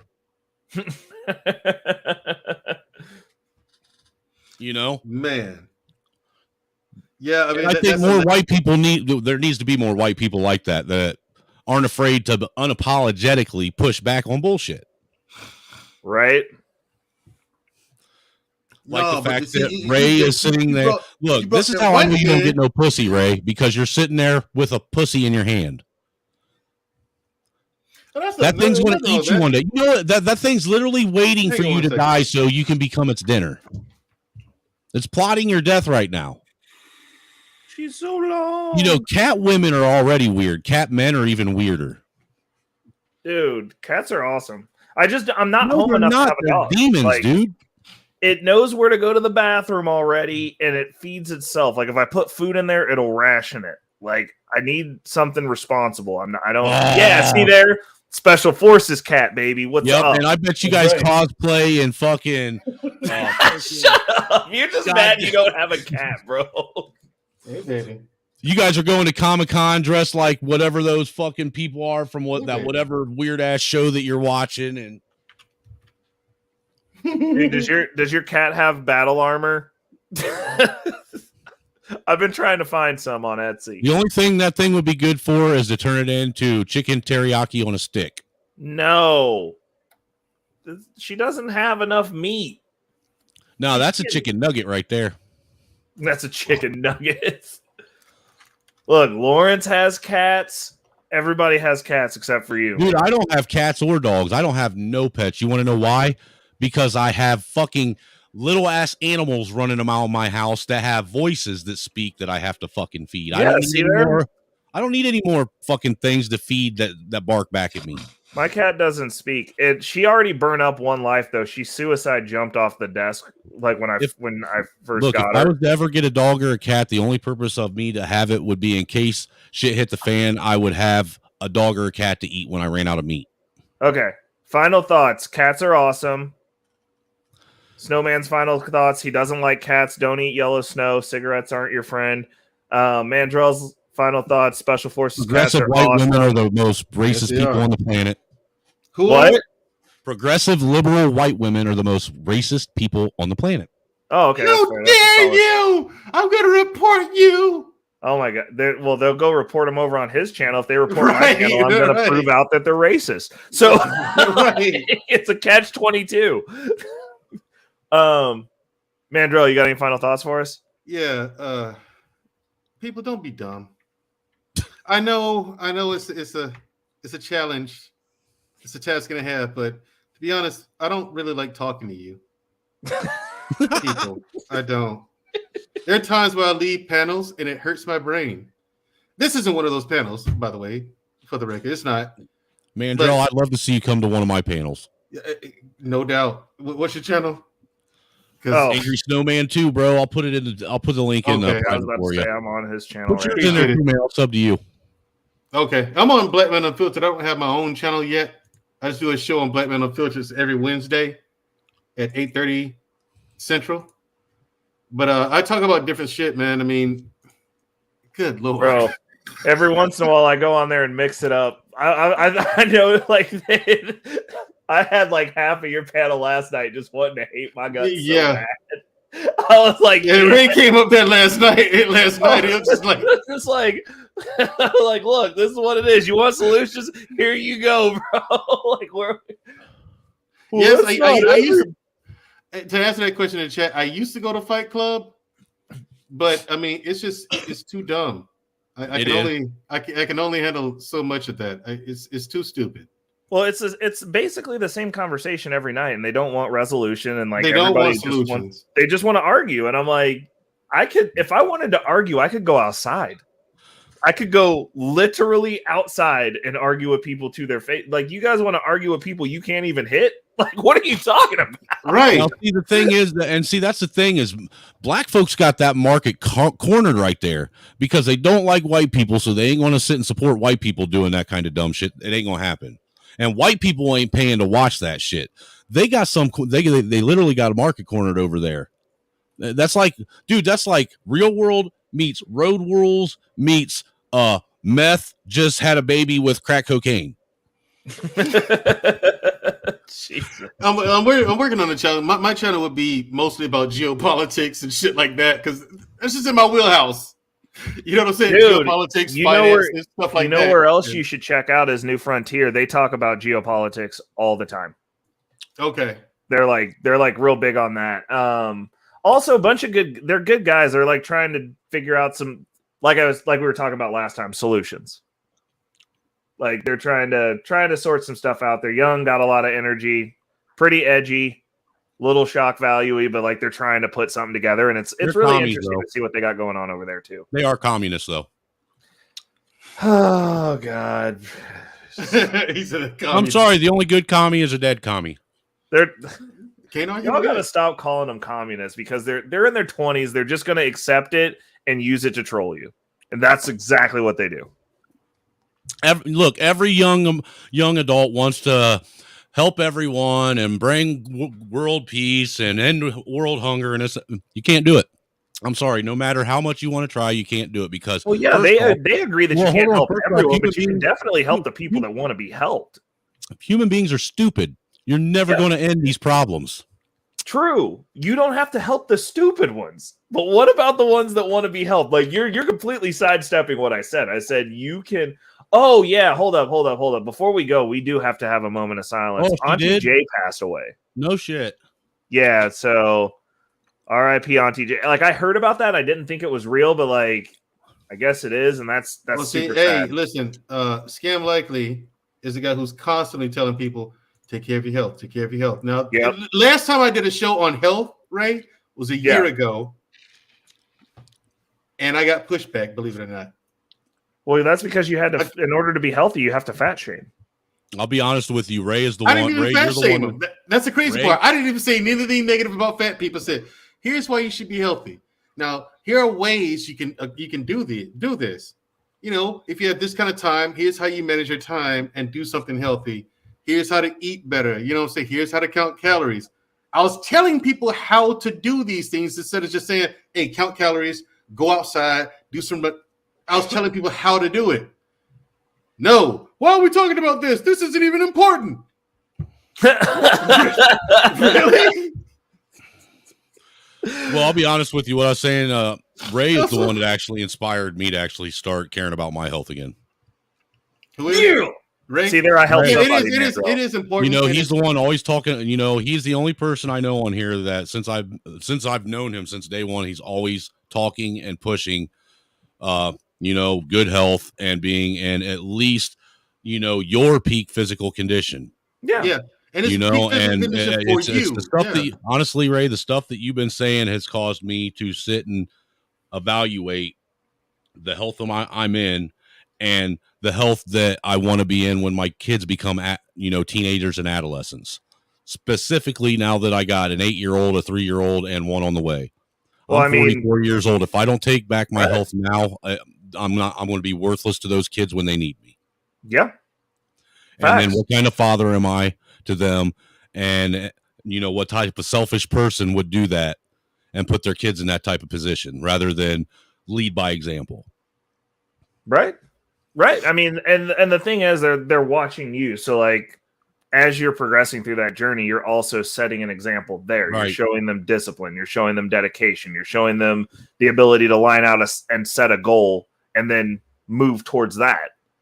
Like, those are all important aspects, especially seeing their father do it and go, you know what? Like, I'm looking at these things. I need to be of use to you. You're also teaching them service as well. because like you're doing it for your family, right?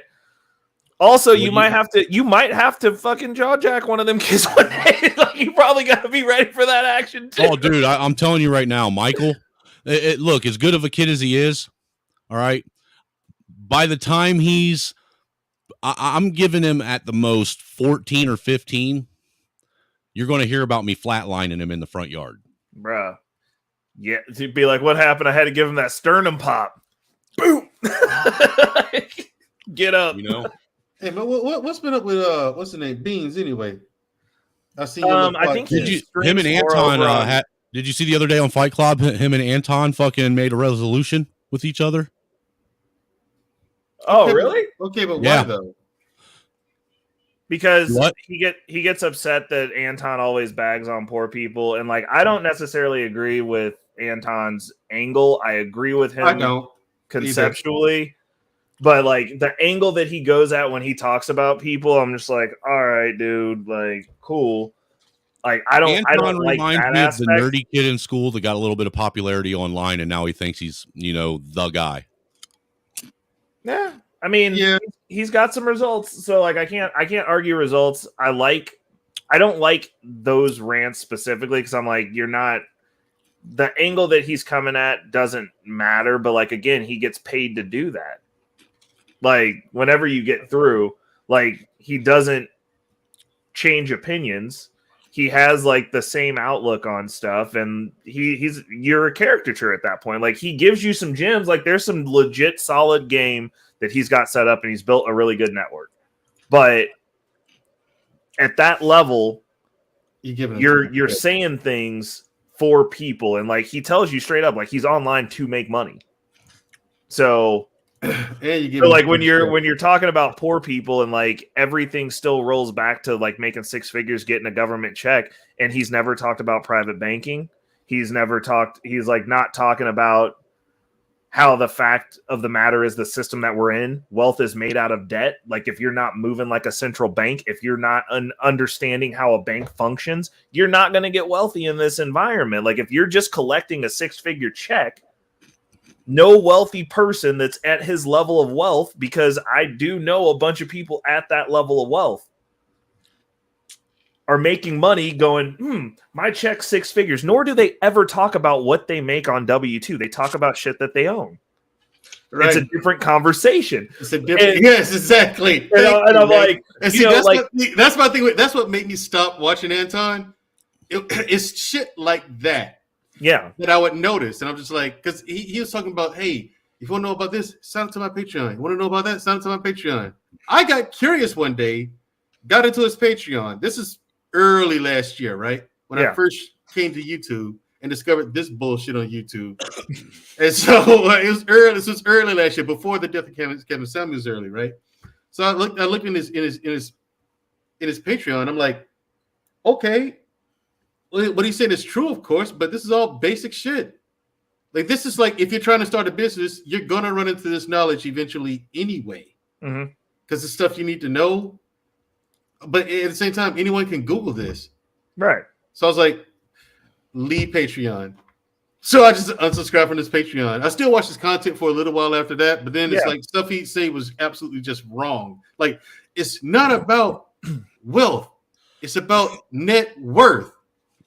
Now, it's not about that. He said it's not about something. He said it's about net worth. I was like, no. No. It was something to do with net worth that he said that was just flat out incorrect. It depends. Like I use my net worth as a calculation on if I'm going in the right direction. Right. Like, so do I. But he was talking about it's not about how much money you have. It's about your net worth. I'm like, okay. Then he said, credit. You don't need credit. I'm like, yeah. The fuck? Yeah, I was like, that is so incorrect. Hey, tell that to the white guy that doesn't have the privilege of having it. I mean, that's literally counter how all wealth is made in this country. All of it, exactly. All of it. Like literally every bit of it. I'm like, we literally go to war. Leverage. We literally go to war to create debt to pay bills and make wealth. Like exactly. I don't know. Like so when he, like his angle on poor people, I'm like, the reality of the fact of the matter is poor people work harder than wealthy people, For most less. likely, because you gotta work hard to be poor. Like honestly, They like, work harder and they get less. 100%. And so like his attitude that he has about those things, like, I mean, I can have those debates, and like me and Beans have talked about that too. And I'm just like, well, cool. Like, if you want to stay where you're at, that's cool. But like, stop bitching about what wealthy people are doing, because, well, I don't sit around going, man, fucking poor people. I wish I could sit around all day and do fuck all and do nothing. Like, that's not a conversation that I have. But like, you see people who want to go at people who are trying to succeed or have succeeded as though it's an issue, and like all they want to do is poke holes in the life. And it's like, you know what? The only difference between you and a rich person is they get to cry in a fucking Ferrari. Okay, great. Crying in a Ferrari is better. Like, it's better.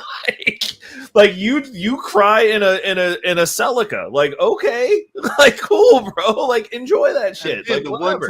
one time, like, I'd rather cry in a Lexus. Like, I'm sorry. Like, there's one Ray, were you around when his mom, like, his mom came in the room and said she wasn't gonna make it, she wasn't able to pay his car note, so he just had to get rid of the car or some shit like that. And so people found out that he wasn't paying his car note and his mom was paying it for him and all this, and it's like that came out. I was like, damn, Beans, why didn't you mute the mic, man?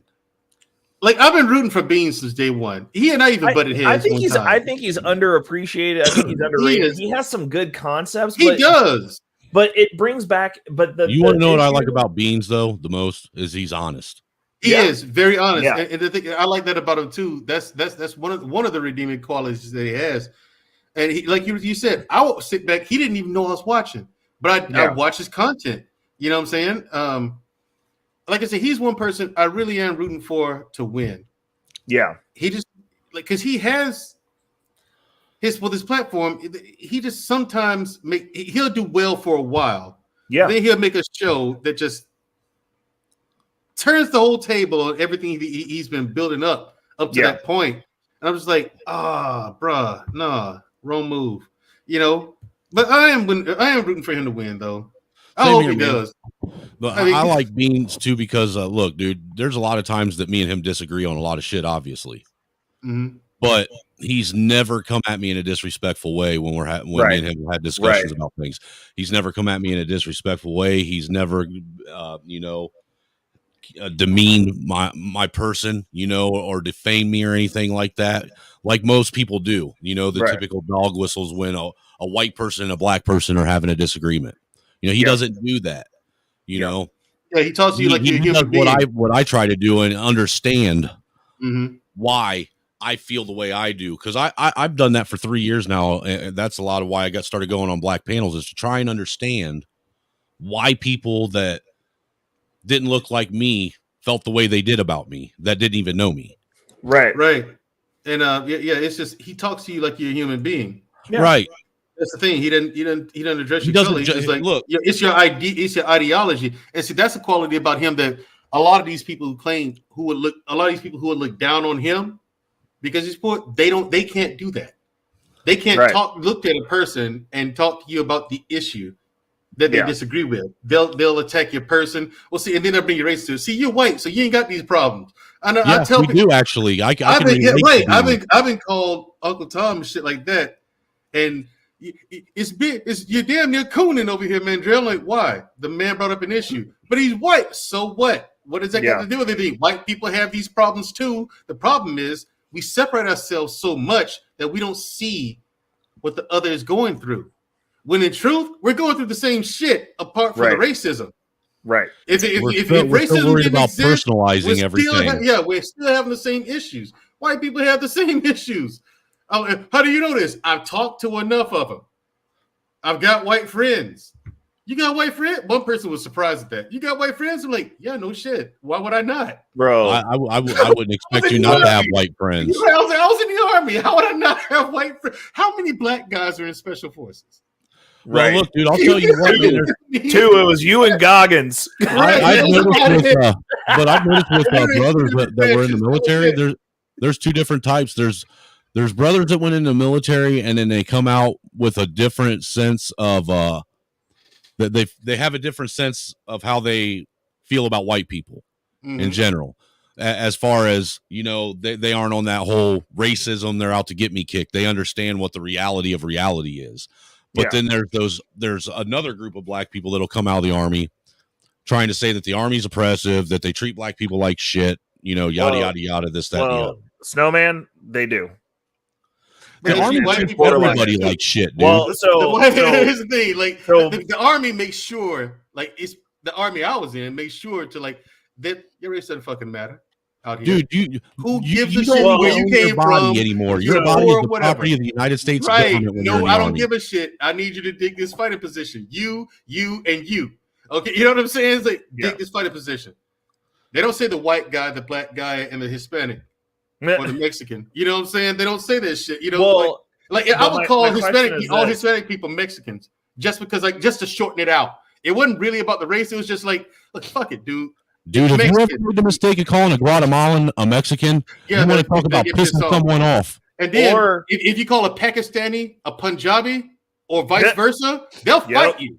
I had some old Honduran threaten to punch. Dude, I had an old Honduran dude when I worked at P&G in Lima threaten to punch me in the mouth if I called him a Mexican one more time. Yeah, but even the people who are like from Argentina or Honduras, hey, I need you and the rest of the Mexicans to come over here and I'm not Mexican. I don't give a shit. I need you, Judy. I need y'all to come over here and get to this. You know what I'm saying? It ain't about your race, man. It's just this got mad, man. He's like, I ain't no dirty spick. Dude, Don't hold ever on. call This me is my that shit impersonation of Mandrell. Be like, I need you to move over here. Be like, I'm not Mexican. Be like, listen here, Hector. You'll get respect when you get over there. And I would say shit like that. You're right, Ray. I would say shit just like that. I would say, listen, Jorge. My name is not, I don't give a fuck what your name is, dude. Go take care of business. You know what I'm saying?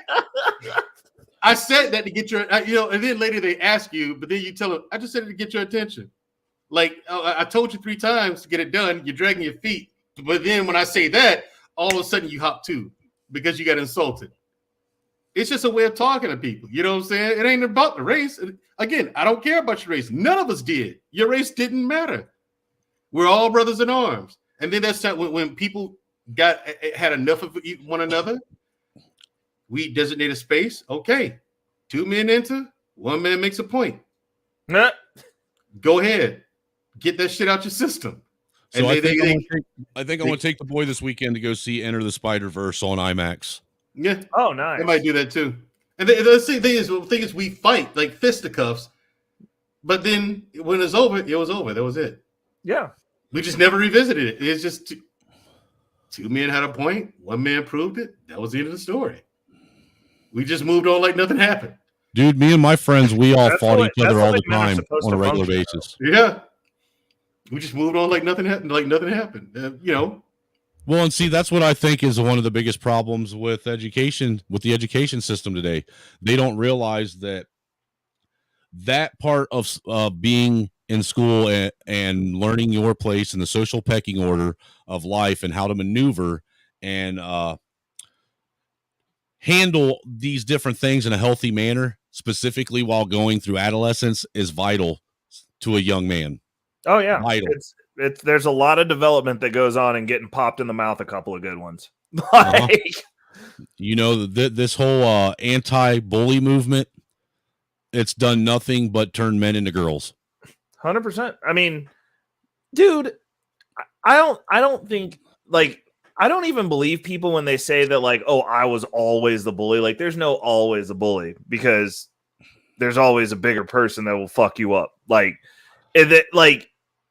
everybody gets messed with. It's how you respond to it. And, like, generally speaking, you know, if you're a kid willing to take an ass whooping, then people tend to not want to fuck with you. Like, if they know that, because, like, the reality of it is there are very few fights that people get into where, like, it's the main reason that I don't like fighting is because even if you win, you don't win. Like, you get hurt. Like, you're gonna take some damage. Like, something's happening to you. Like, I've got into fights where I've gotten hurt beating somebody's ass because I got into it. Next thing you know, you slip and fall. You done dislocated a finger or something, and you're just like, oh, like your adrenaline's going. You don't even feel it after the fight's over. Now you can't make a fist no more. Like you gotta wrap your hand up. You're injured as well. And those are one-sided. That's a one-sided fight. And I hurt myself. Like I'm just like you're not going into this and walking away just going, oh, just like in the movies, I'm perfectly fine. Like that shit doesn't happen. You're gonna pull shit. You're gonna be swinging for the fences. You're gonna have sore tendons the next day. And Look, that's like if I'm talking to somebody and they tell me that they've never lost a fight, I'm done talking to them because you're capping like a motherfucker. Man. Yeah, you capping. Anybody that's ever went out and was either bullied all the time or was a man that went out and engaged with other men and fought with them. If you say you've never lost a fight and you've never been beat up, then I'm sorry, you're a pussy and you've never been man enough to step up and fight another man. Also, if you're not Samoan and you say you beat up a Samoan, I'm not fucking believing you. Period. Those motherfuckers ain't real, bro. Hey, Ray, you want to see some crazy shit? This is a picture of me that you're going to get to see when I was 25. Oh, snap. Oh, look at dude, that. That looks just like your kid. I know. That looks like an adult version of your kid, dude. Like, that's so funny. 25 years old, dude. Dude, he's setting up to look just like your ass, bro. And I'm going to tell you what, man. I was a Mac daddy. For real. I didn't have no problem with hoes at all whatsoever. Bruh. Oh, there's one other reason that you should be in shape also. Why? And it's a reference point. So, like, every time I see my grandpa, I make it a point to tell him. I'm like, because he didn't take care of himself. But we look exactly alike. And I'm like, bro, if you would have taken care of yourself, you'd look like me, right? Every time I see him. Well, for me, the other thing is as I get older, I see myself looking more and more like the man I can't stand. Oh, that sucks. All right. And I refuse. I absolutely refuse to allow myself to become nothing but a wasted flesh ball. Yeah, don't do that. No, I'm not doing it. You gotta anytime if you ever see that motherfucker again, you always gotta tell him you're the upgrade. That's what I always tell my grandpa. I'm like, I'm you 3.0. Like, that's a better version. And anytime anyone in my family says shit, I'm like, I got the better version of this. Like, I'm good. No, I tell my dad all the time, I used to tell my dad because I ain't spoke to him now in probably 4 years. But before we had our big falling out and stopped talking to each other, I told him, I said, you know what? The best thing you ever did for me was not be in my life, because you showed me exactly what you don't do if you want to be a actual father that is decent to his kids. Yeah. You showed me all the things that I don't need to do to actually get somewhere in life. So you not being around was probably the best thing for me. So Black God Monolith said that he beat up a Samoan one time. And all I'm going to say is you must have got a small one. He was probably 12. And you were a full-grown adult. And, he probably still made you work for it, because they're basically gods among men. They're walking meat tanks. One of the worst beatings I ever got was a Samoans. We were cruising and we didn't realize they clown carded us. It was not good. we got your entire life is nothing but a game of Russian roulette. Bro, they rolled out and we thought it was How did they fit in the car? Bro, it was bad. It was literally one of the worst experiences of my life. And it was one of the first times that I got into a fight and I was like, this could be it. This could just be it. And it was by the grace of God or whatever has been protecting my dumb ass for this long that they got tired. And that's the holy but there was more of them in the car than we thought, and then there was another car that was their friends that were also Samoans, actually probably the relatives. I'm gonna make some Mexicans, and that pulled up as we were getting ready to fight, and then we were just oh, we're about to just get beat. okay, because like it became because there were two in the car and we thought there was only one, and then there was another one in another car, which made it a 3-on-3. And I was like, well, this is no longer a fair fight. Like it was. I thought we were just going to get beat up at the two of us fighting these guys. Like, there's no such like thing. We had an extra man so that we could just get beat up. And then it became 3-on-3, and I was like, we're about to all get fucked up. Like that was the hardest I've ever been punched, ever. And actually, now that I think about it, I took a DeWalt drill at full torque that hit a nail to the face. And it hurt less than when that Samoan man punched me. like he literally knocked the soul out of my body. It was not a good experience. I did not like it. And I was ready to give up the ghost. Like, I was like, bro, just like make this shit be over quick. I remember the first time I got hit so hard, I saw stars.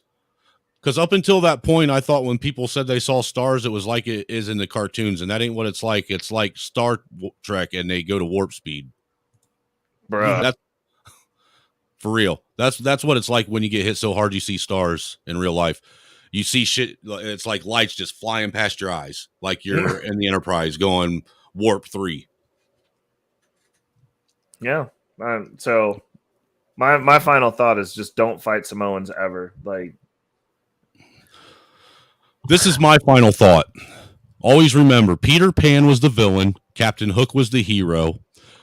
All right. The rebels were the villains, and the what was it? Republic was actually trying to save everybody. Bars. One more Samoan story. I have a friend who's a Samoan. He lost a bunch of weight recently, but he got actually, it wasn't recently. He's been working at it for a few years, but this man, who I knew from a previous life, got shot 3 times and went to his girl's house to get patched up and just ended up fucking her before going to the hospital. This is for sale. Oh, snap. That's dope. That's dope. That's super dope. It's an original painting too. It's for sale for all you comic heads out there. I see you got Lord Vader behind you, and you was mentioning Transformers. Yep. Like and it's Transformers, the movie. Cybertron blowing up behind him. Transformers. I also got this one here. Oh, Hulk. That's dope. But yeah, man, I do shipping and stuff too, and this is for sale. I'm selling it. It's got a custom frame. It's a 16x20 stretch canvas. It's got the varnish protection on it. It's got the professional hanger on the back. Selling it for $150, and I ship. Dang. Nice. Okay. Final thoughts. Transformers are awesome, and so is Snowman's artwork. That wall is freaking cool. Everything, all the paintings on it, I did. Yeah, that's crazy. That's freaking awesome. Now, if only you could hang a painting, you fool. This is the Scorpion portrait that I'm doing. Is that what you're? Is that the? Are you going to keep that one for personal use? You're going to get it laminated and hand it to your wife when it's Mr. Nasty time? Get over here! Oh, Afro Samurai. Oh wow! Hold on. You got Afro Samurai. Oh, dude, you got all the greats. Yeah. Bushido Brown. Yes. Black Dynamite. Yes. Afro Samurai. All the black anime characters. That's freaking dope. From the Boondocks. Yes. Dude, Boondocks was so good. Yeah. Somebody buy some of my art. Yeah. This one isn't for sale, the background. Dude, you should. Dude, so Snowman, you should set up like an Etsy or a website or something. Like Christian Bellini, but it's like that. Angry Snowmeanie. No, it'd be Chuck Black. Actually, before the pandemic hit, I actually did have a art company that I was running. It's called Expressive Image Artistry, and I do believe it or not, before the pandemic, I was actually making money. I'd sold in a year and a half, sold 23 paintings. What? Yeah, dude, what the heck, man? You need to get back on that ball too while you're working out. Dude, you can't force people to buy shit. Yeah, you know, can. and that's the thing is people aren't buying like they were. They force before us the to pay pandemic. taxes. We buy a bunch of shit we don't want. What are you talking about? All you need is some firearms, a standing army, and some police officers, and a bunch of bureaucracy. Well, look, black people are already cheap, and then when it comes to buying something from a white guy, they're even more cheap. What? Seriously, they really You are. have an idea? Look, I sell customized workout routines and nutrition plans. You have any idea how many people said, "Give me a hookup"? No. Well, why is it so expensive? Because like it's $300, right? And I do it, say for 30 days. I'll make you a customized workout routine and meal plan. The meal plan, I said, because the meal plan is for 7 days a week, for 4 weeks. Every meal throughout the day, that's time. You know what I'm saying? Plus, with the education and stuff I have and training that I have, I'm like, absolutely. Oh shit. Okay, from Game of Thrones. That's awesome. Yeah. Drogon and the one that died and got brought back to life. Yep. The Night King. Yep. Dude, I painted that waiting for a Game of Thrones dude to be like, dude, put a frame around that and ship it to me. I'll buy it. It's still sitting here. Nobody bought it. It's because Game of Thrones people are cheap. It's because Not when they go to those conventions, though. No, see, the thing is, it's because everybody seems to think that I'm going to sell something that is an original that no one else is going to have for the same price. They can go to Pier 1 or Meijer or wherever and get these cheap ass prints that are put on canvases that everybody has on their wall. Right. You know, they don't realize the time and effort that goes in this, right? The material cost that goes in And this. that's why you charge what you charge, because you can. It's for your time and your expertise. What I'm charging isn't ridiculous. No. You know, like for this to put a frame on it, it'd probably be $150, $200. You know, right? And it's a 16 by 20 canvas. I mean, if people can go out and spend $90 for a big ass fucking panther print that everybody in the fucking community has, rather than maybe spend a few more extra dollars and get something that nobody in the community has, and actually help support, you know, a growing business and a growing artist and culture, because that's what that is supporting culture. Mm-hmm. You know, then I don't know what to tell you. Go ahead and keep on with your shit. I will make my walls look awesome, because while you're out buying art, I'm at home making my art. Everything hanging on my walls, I did myself. That's freaking awesome. Yeah. He also finishes all of them off with a special black soap finish. Dude, I'm gonna stab you when I for real. I'm just trying to help you get some sales from black I'm gonna people. tell you right now, dude. The day we meet, wherever we are, it's going to turn into Kansas City. Like, listen, and for the vegans out there, he zests them all of his paintings with patchouli essence. He uses non-GMO, vegan, organic, extra crunchy paints for the art. The canvases are made out of cruelty-free lambskin. Somebody kick this guy. Somebody kick this guy off the panel. Lambskin. He rinses his brushes in the tears of angels so that each stroke is blessed. Lawrence, do I look like a fucking vegan to you? When's the last time you saw an overweight vegan, for one? He says kind things like, look at this little tree over here, like Bob Ross. He's the Bob Ross of our time. He's been imbued with his spirit. He actually has his paintbrushes left. You want to know an interesting thing about Bob Ross? He uses his color mixer. They took pictures of all the paintings that he did from the first one to the last one. And did you know he actually painted a journey through a forest in his lifetime? What? Yeah.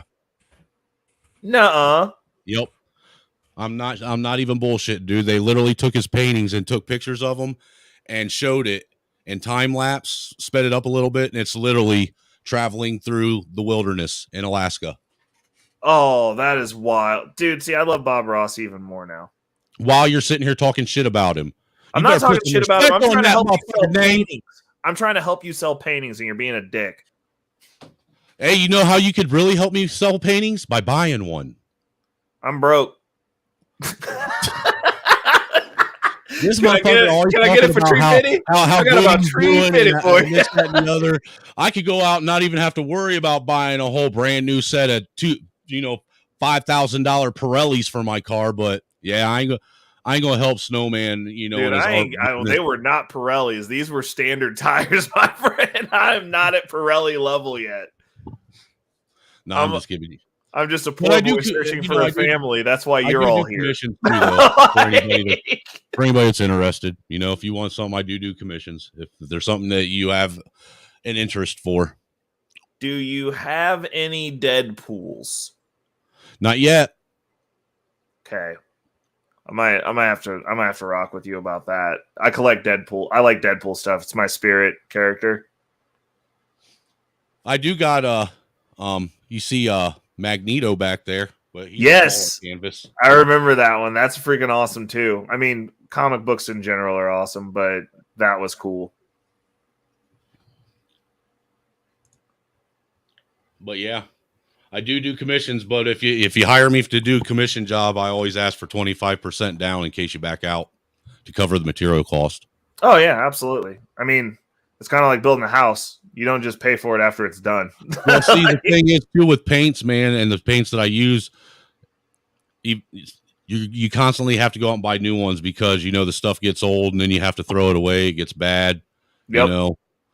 Paint like the acrylic paints. If you let them sit too long, they'll get these like really weird boogers inside of them that just don't do nothing but destroy the paint. It's weird.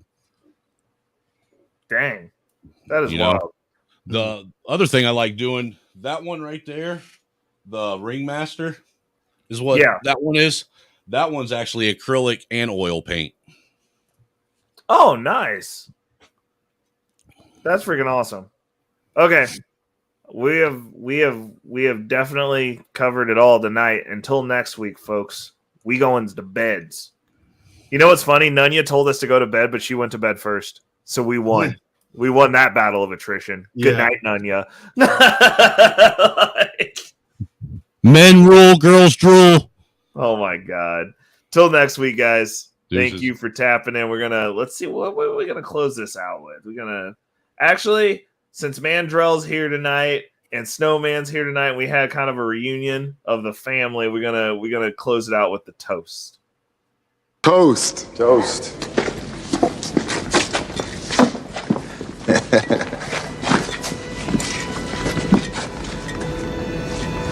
Money will come and go. We know that. But the most important thing in life will always be the people in this room. Right here. Right now. Salute me, familia. Salute.